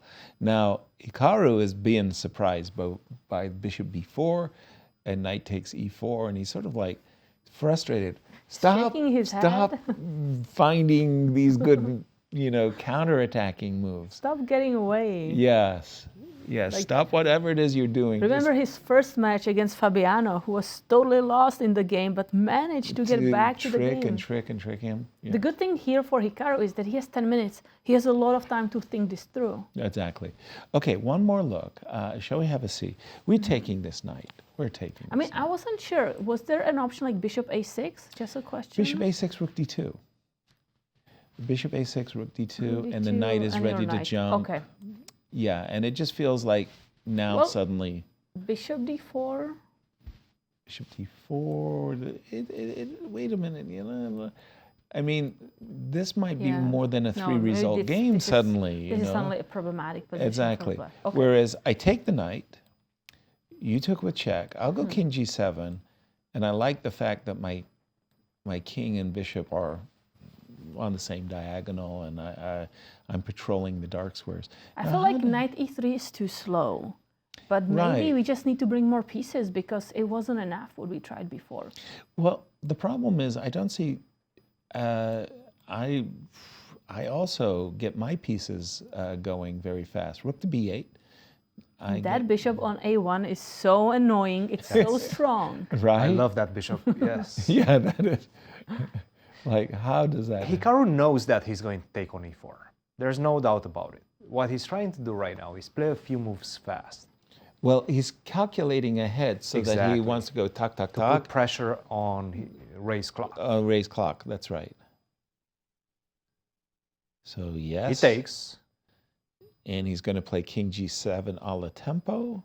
He doesn't want to spend 2-3 minutes playing king g7. No, he wants to keep the pressure on. You still have to make decisions as white. As we've seen, knight e3 is one, queen takes e6 is an option. You have options. Yeah. It's crazy to me, the cocoon that you were prescribing with king h8 and king g7. It just didn't occur to me to make that kind of a defensive I just checked it with the engine. It setup. Works. So is king g7 now the best move? Yes. Yeah, definitely. Okay. King h8 is also giving black the advantage. But knight g6 not so, right? Bishop f7 is strong. No, I liked your... Knight g6 is a problem. Yeah, I liked your bishop king f7. g7 and bishop f5 is the right way to do it, and bishop to g6 against queens to c5. So queen takes c6, bishop f5 is correct, yes? Bishop f5 or bishop d7, both of them work, but bishop f5 seems to be just fine as well. Wow. Okay, I don't want to lose track of the other games, but just remind everybody, Wesley and Fabi did draw, correct? Yes. Yeah. So congratulations to Fabi for his... and Levon, he sacrificed a piece for 3 pawns. Maybe let's just go there quickly to see what's happening. Leinier and Levon have made 2 draws coming into the Classic in the Blitz. It's a lot of pawns. 3 pawns. It's going to be more than that. It's going to be probably 4. Oh, it's going to be probably 4. Maybe that pawn 5. on a6, yep. It's a lot of pawns. I think this is looking your good. Friend. No, this is Especially when winning. they're passed and connected. Yes. Beautiful pawns. Beautiful active rooks. Pawns. No, maybe unnecessary to take on e6, but you know what? It's Levon. Levon likes this type of artistic solutions.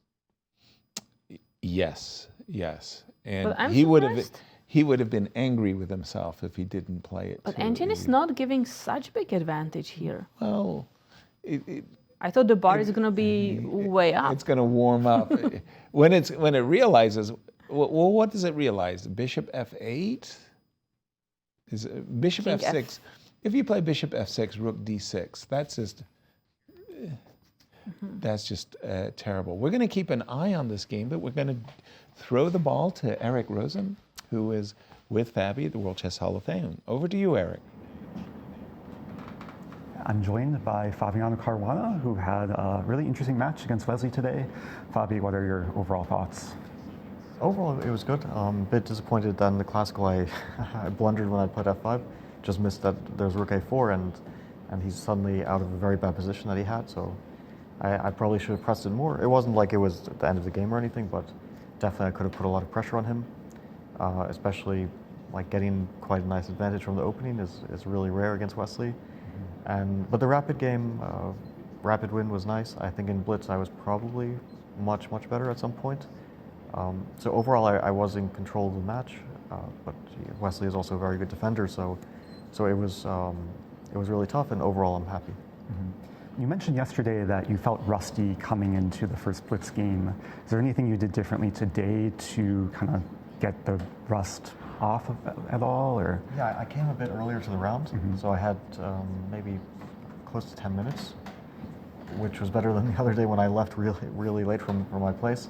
and I only came 2 minutes before, and then you aren't totally settled. So I figured that maybe it's better to take a few minutes in the playing hall and to settle down a bit, and I guess it worked out because the blitz game was at least a lot more stable. I wasn't losing. Didn't blunder a pawn from the opening. At least that was something. Of course, I know that basically if I get like a good position against Wesley, it doesn't necessarily mean so much because he's defended so many, I mean, from my own experience, so many bad positions, and in general, it's one of his biggest strengths is that he defends extremely tenaciously. Even in the second game, I think he was putting up enormous resistance, and I just got very lucky that I had this knight a4, which I hadn't even seen in advance, and then I played it, and just accidentally it's winning. So yeah, overall, pretty happy. You know, Wesley and Hikaru, the first 2 points I got, they are in my view the two of the toughest players in the world to play in a match, especially in this format. So overall, winning both matches, I'm very happy with. For sure, and you're actually leading in terms of prize money so far. Is there anything you're going to splurge all this money on? No, I haven't checked what I've earned, and I don't really have anything.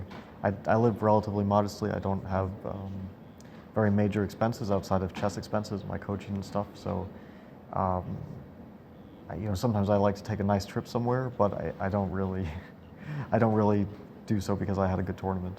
Okay, fair enough. And coming into tomorrow, you're not going to play Hikaru or Wesley.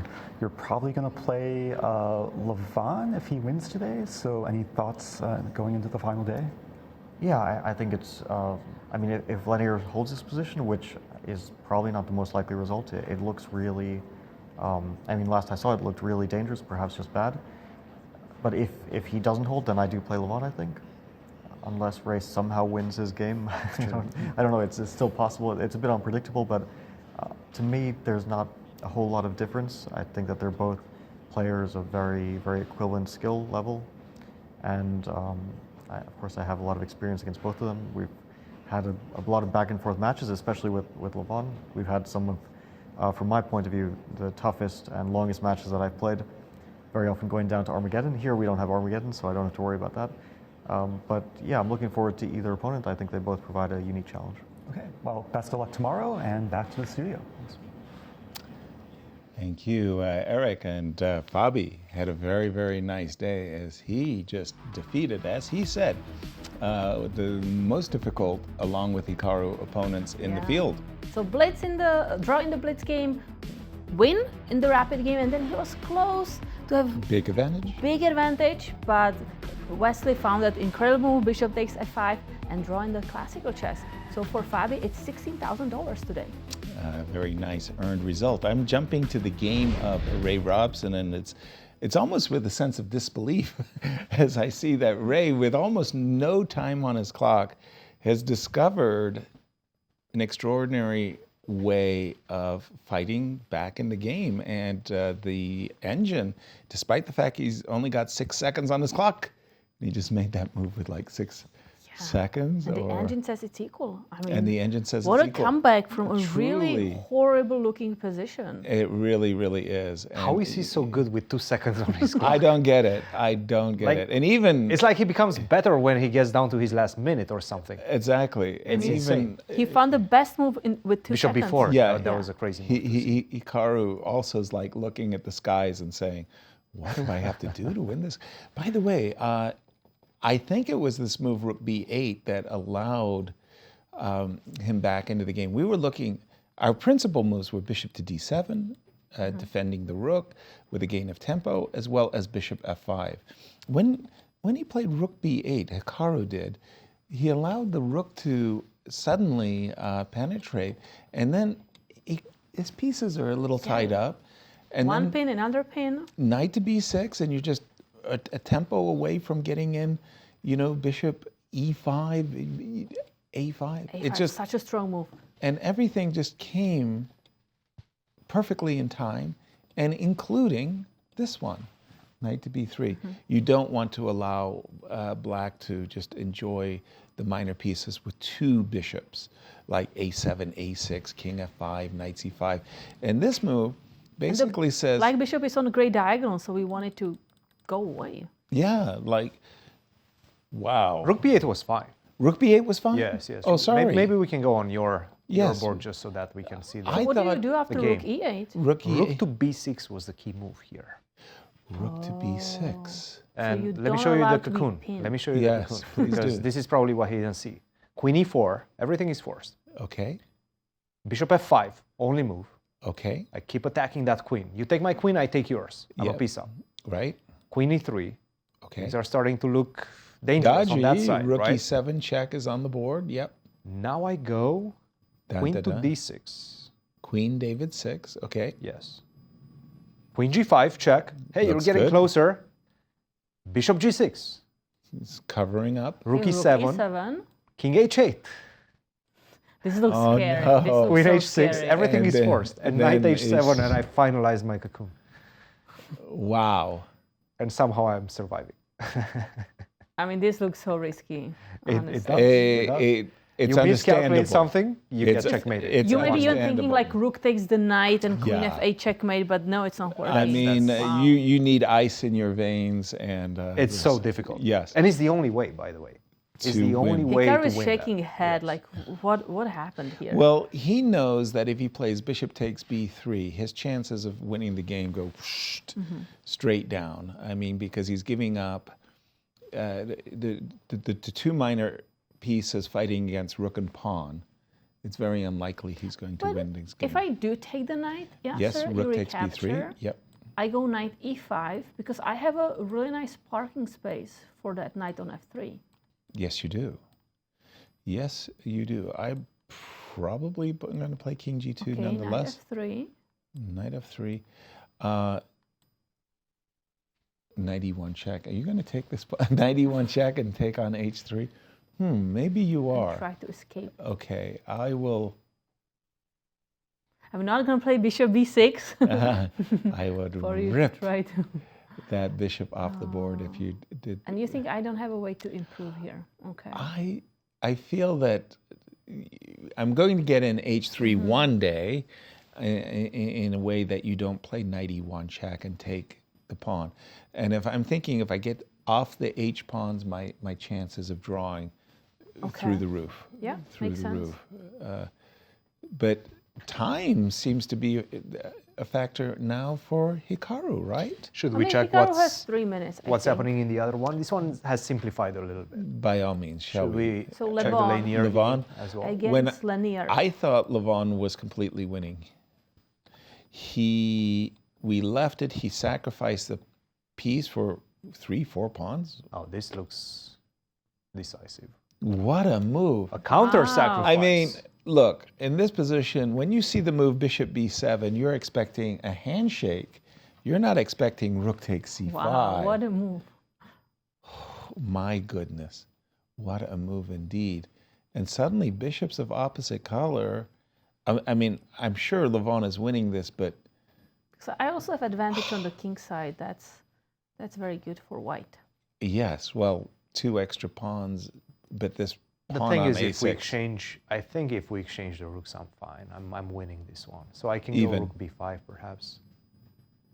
Rook b2 as well. Yeah, this I think is going to be an easy task. I'll just slowly improve my king, king g2, king Yeah. f3, Yeah. then maybe rook b5. Yeah, And no yeah. rush. It feels like a fairly simple task. Yes. You just have to sit and wait until I produce everything I want on the king And- side. That bishop on a7 is just a defensive piece. Yep. Yeah, block. A block. Okay, let's go back to Hikaru. Hikaru's happened got the here. action. So That's the there action. were some Ray trades. Robson, you just got to tip your hat. Whoa. How did Hikaru manage to keep the bishops? What did he do? Knight to b3, we left it. Oh, Ray Ray didn't take took- the bishop. He took the knight. Oh, well, that's a good move because It's the just a draw a7 now, right? pawn. Yeah, it's Bishop just a draw. c5, rook c7, bishop d4, rook d7. Nothing to discuss. That's a very, very accurate find And by you can see the Ray. frust- What a frustration. comeback. Yes. On Hikaru's face right Hikaru now. just can't Hikaru just can't believe it. Ray has Oh. 2 seconds, bad position, and he just found the best moves to get out and managed to make a draw. Remarkable. Wow. Yeah. kudos to Ray. I mean, Yeah, exactly. This was not an easy match. Sure, he lost the rapid, but from this position to not lose, I mean, impressive. I mean, 2 seconds on the clock, losing position, and found all the best practical resources. Even knight takes c4. Maybe it's not the correct move. Yeah. Hikaru looks so frustrated. Yeah. Hikaru is thinking to himself, I don't care if you're Magnus Carlsen, you got 2 seconds on your clock, you've got a difficult position, I'm going to win 99 out of 100. I think this is the 1 in 100 right here. And we do see Ray, bishop c5, rook c7. A tough event for Hikaru because he's playing so well. He's getting these positions where he has advantage. Yes. But just something is missing. Right. An unfortunate loss on day one. He had fought his way to a drawn rook and pawn endgame against Fabi, but he was the last to make a mistake. He lost that match, and now he let one slip away. All right, we have one remaining game. Hikaru now we can see smile on Hikaru's face. It's just like, okay. Always quite dismissive. He's like, yes. You know, I had it. Yes. I really did. You know that I had it too. And you know it, and I know it, and all three of us know it. And this is unfair. This is It's unfair. Come on. How did you exactly. escape? Exactly. How did you escape that? How? So the last game of today, Levon Aronian against Leinier Dominguez. And this looks like it's curtains. Rook check. You have I was a little surprised to see this F4 move. I think his idea, well, in fact, it's really a straightforward check. You more or less want to defend this pawn, right? King G7, check. More or less, I don't know, want to defend this pawn. Bishop F3, give me your bishop. So I have to move the bishop away, bishop E3. Okay, bishop to E3. Now I change direction. How do I change direction to, I want to put my... I mean, you can probably just push the pawn, right? My rook and my bishop. I want to target F5. You don't want to just play A7? A7, rook A3? Oh, A8? Yeah, thank you. Sorry. Yes, wins. It's that simple. Sorry. It really is that simple. Yes, check, king G7. So it's a very just forcing variation. Very, very forcing. And by the way, it's actually pretty funny because I wanted to target the pawn on F5, and that's precisely what Levon just did. He just played the move bishop to C8 with the double threat of rook check, give me your bishop, and bishop takes F5. And that was why he played F4. Yeah. Yes. So rook A7, and I think Leinier is... Oh dear.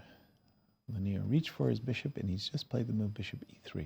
So we will see just A7. Bishop takes Oh no, F5. but A7 now, we can't do that because now rook A2 is catching it.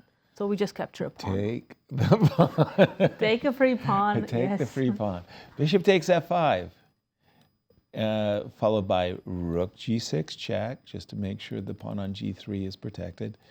Nail everything down. That's a lot of pawns. Yes, and then move the king towards the queen side as well.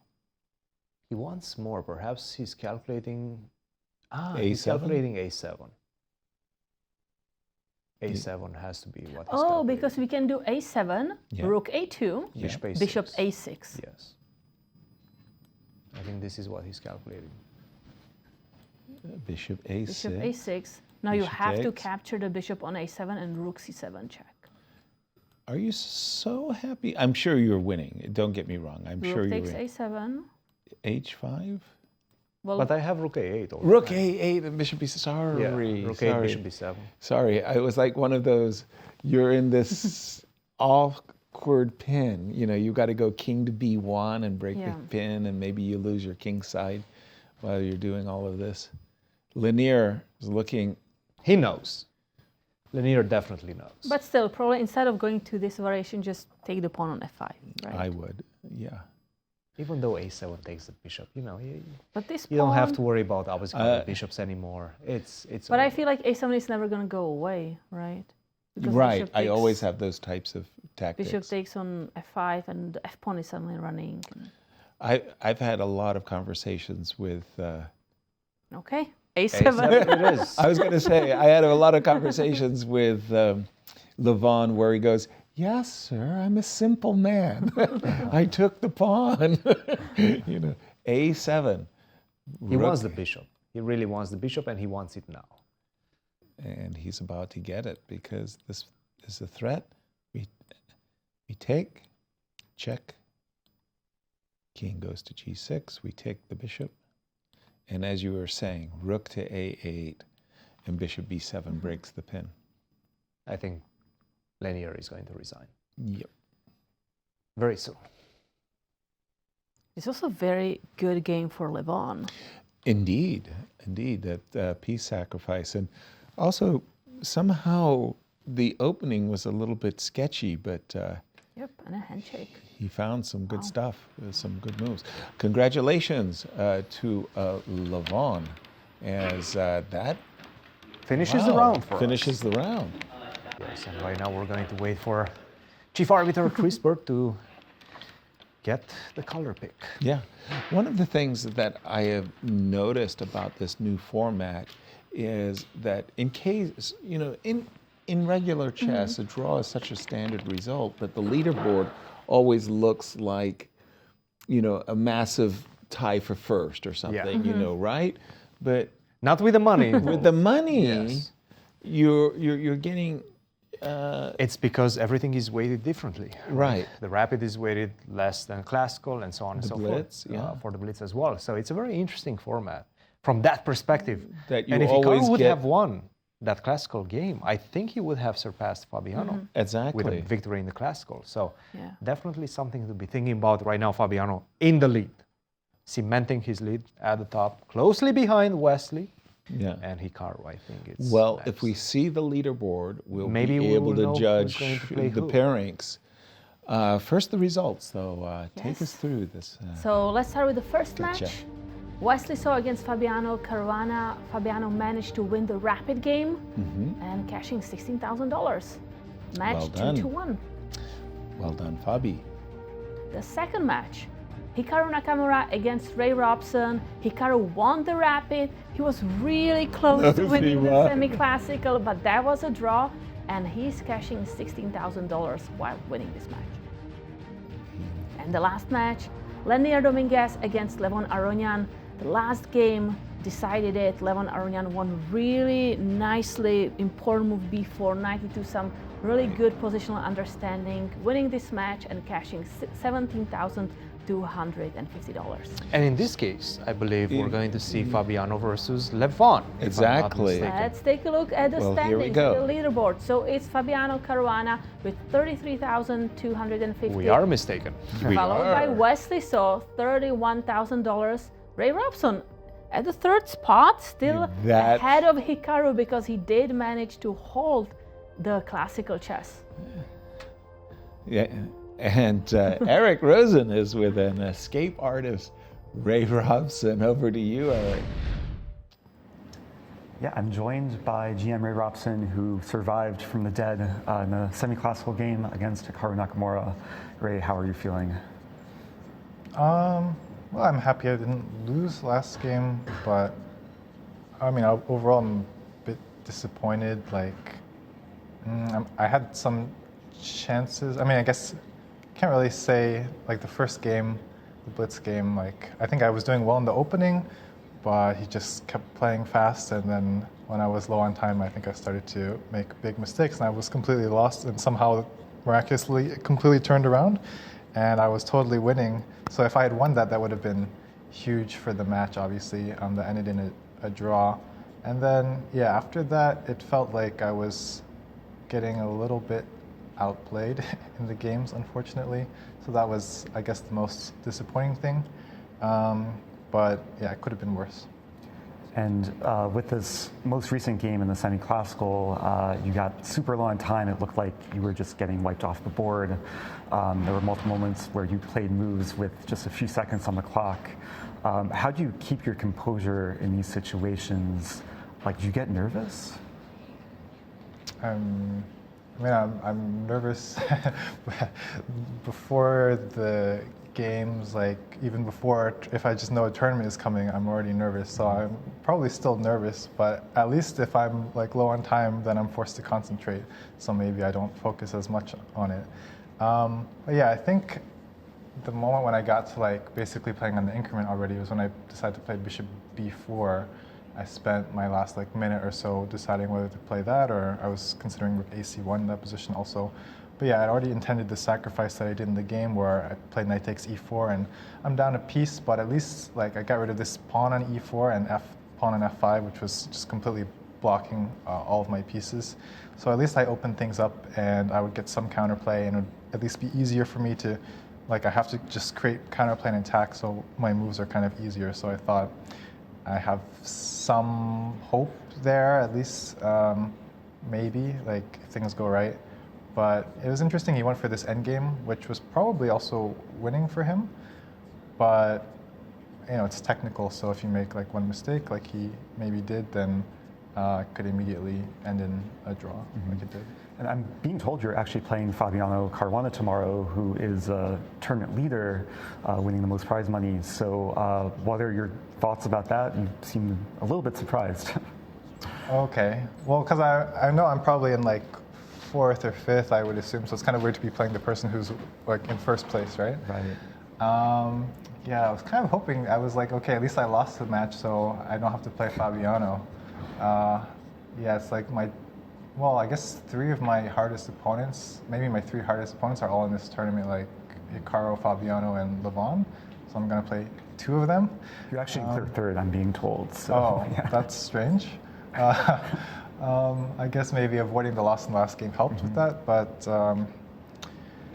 yeah, he used to actually be worse at Blitz compared to Classic, but now he's just like, he's almost like better in Blitz. So yeah, it'll be interesting which color I'm going to be, because I've been the double black in the first 2 games both times, which I don't think is an advantage. I think probably better to be the other way around, to have the 2 whites. So we'll see what happens this time. And yeah, I mean, it's great. I get to play 3 games against him, so that's exciting. But it will be also very difficult for me to try to win, since he's so good, but I'll try my best. All right, well, we'll let you go, and we'll send it back to the studio. Congratulations, Ray, for finding those moves, bishop b4, knight e4. With 2 seconds on the clock. And I've got the position up on my board that Ray was referring to, and it was just this moment, and it's incredible how strong rook f6 is. Like, rook f6, essentially, it's threatening to play rook takes c6. And the reason that's so important is if I can play rook takes c6, I can maintain the knight on c3. In the game, Hikaru was thinking, go ahead, take my rook, I'll recapture the knight on c3. And it was this move, bishop b4. And crazily enough, Ray had already analyzed all of this. He had already resolved in his mind, as he said in the interview, that these pawns on f5 and e4 essentially are protecting black's king. So he had already, I'm sacking, takes, there. And we get to this position, and as Cristian pointed out, there is an incredible sequence that goes rook to b6 that would allow, but that's incredible, the sequence that you had pointed out. It looks like you're getting yourself checkmated here. It's crazy. Right. It's crazy. No. Yeah. But before we get into the analysis, Pairings. I do think we have Chris Bird. Pairings in the lots. The Over drawing of to the lots. World Chess Hall of Fame and international arbiter Chris Bird. Hi everyone, welcome to the drawing of colours for day 3's pairings. We're going to start at the top. Fabiano Caruana has the most money, and he will be playing Ray Robson. So I'm going to toss the Missouri bicentennial coin, chessboard coin for colours. The piece, the white queen, will signify the white pieces in the blitz and the rapid game, and the chessboard will signify he will get the black pieces in the blitz and the rapid game. So I'm tossing the coin for Fabiano. and it's the chessboard. So Fabiano Caruana will get the black pieces in the Blitz and the Rapid against Ray Robson. Next matchup I'm going to do is Wesley So against Leinier Dominguez. Wesley has the most money so far in that matchup, so I'm going to toss the coin for colors for Wesley. So, and again, I got the chessboard, so Wesley So will have the black pieces in the Blitz and the Rapid game, and white in the Classical game against Leinier Dominguez. And last but not least, Hikaru Nakamura against Levon Aronian is the third pairing. And I'm going to toss the coin for Hikaru's colors as he has more money right now than Levon. And I got the white queen, the piece. So Hikaru will have the white pieces in the Blitz and the Rapid game and black pieces in the Classical. Thank you, Chris. And we're going to send it right back to Eric, who is with Levon. Over to you, Eric. I am joined by GM Levon Aronian, who had a really exciting match today against Leinier Dominguez. Levon, how are you feeling about the match? No, I'm quite happy. I think I was playing definitely better than yesterday. So it's good to be back. Yeah, did you do anything to recover from yesterday, given that, okay, it wasn't the best start for you, but today seems like some more enterprising, strong chess on your end? You know, Eric, I share something in common with Mikhail Tal, and that is the playing terribly on the first day. And I've lost so many first day rounds that I've tried so many things, but I just don't get in a shape somehow. It's very strange. So I'm used to it. And I never go into a panic mode when I'm playing badly on the first day, because things go as they're expected. Okay. So I try just to play better. Yeah. I just accept. It's the reality. It's the fate, and I move on. Okay. And what do you think about the overall format of this tournament with Blitz, Rapid, Classical all on the same day? Is it enjoyable for you? Is it stressful? I think when the St. Louis Chess Club came up with the format of American Cup, I think this idea was brilliant, and it caught up immediately. This idea in this tournament, I think, is brilliant as well. So I think definitely it's very exciting, you know, and you get to fight in all different formats. So I like it. I like it a lot. Nice. And I'm being told that you're playing Hikaru starting with black tomorrow. Any thoughts about that match? I like playing against Hikaru, and he's an exciting player, especially in faster formats, so I have to be well prepared for the challenge. Okay, well, congratulations on your win today, and best of luck tomorrow. We'll send it back to the studio. Thank you, Eric. Congratulations, Levon. And as we prepare to wrap up the show, tell us about the leaderboard. One more quick look. And we're going to also wrap it up with the pairings. Here we go. Let's take a look. So it's Fabiano Caruana who is cashing the most money so far, $33,000, 250. Second is Wesley So, $31,000. And third, Ray Robson, who thought he was fourth or fifth, but he didn't know he was third. He's cashing $27,000, 625. Not bad. And tell us about the pairings for tomorrow's final day of play in this show. So we have Ray Robson, who was saying he was always starting with black pieces, and he didn't think that was an advantage to have later white in the classical chess. So guess what? He's getting the white pieces in the Blitz and Rapid against Fabiano Caruana. Leinier Dominguez getting also white pieces against Wesley So, and Hikaru Nakamura against Levon Aronian. I feel that this format allows all three of us in our predictions to still be in the contest. Yes, but tell as you us. can see, this is a game of skill. Predictions is a game of skill as well. I have to say I'm doing quite well. Well, you're definitely leading, but it can turn. Things can turn. A win in the classical, a win in the rapids, and suddenly, bang! I hit the trampoline. Yeah. But as Ray score a lot of money. said in his interview, it's going to be a tough match for him against Fabiano tomorrow. Fabi is one of the most difficult, especially for Ray. One of the most difficult opponents, and as he mentioned, he's been getting better and better in Rapid and Blitz. That's the problem, right? Like he was really good in Classical. Right now he's really good in Rapid and Blitz as well. He's improved. Fantastic.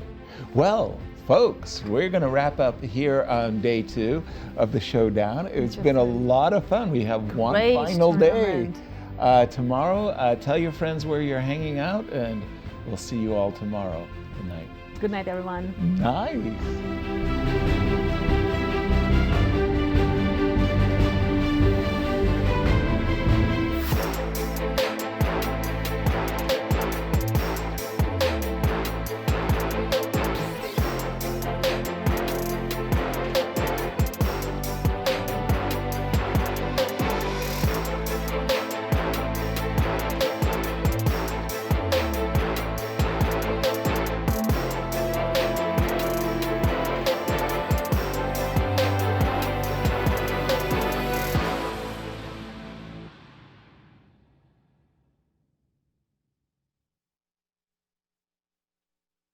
This has been a presentation of the St. Louis Chess Club. Any reproduction or distribution of this content without the express written consent of the St. Louis Chess Club is prohibited.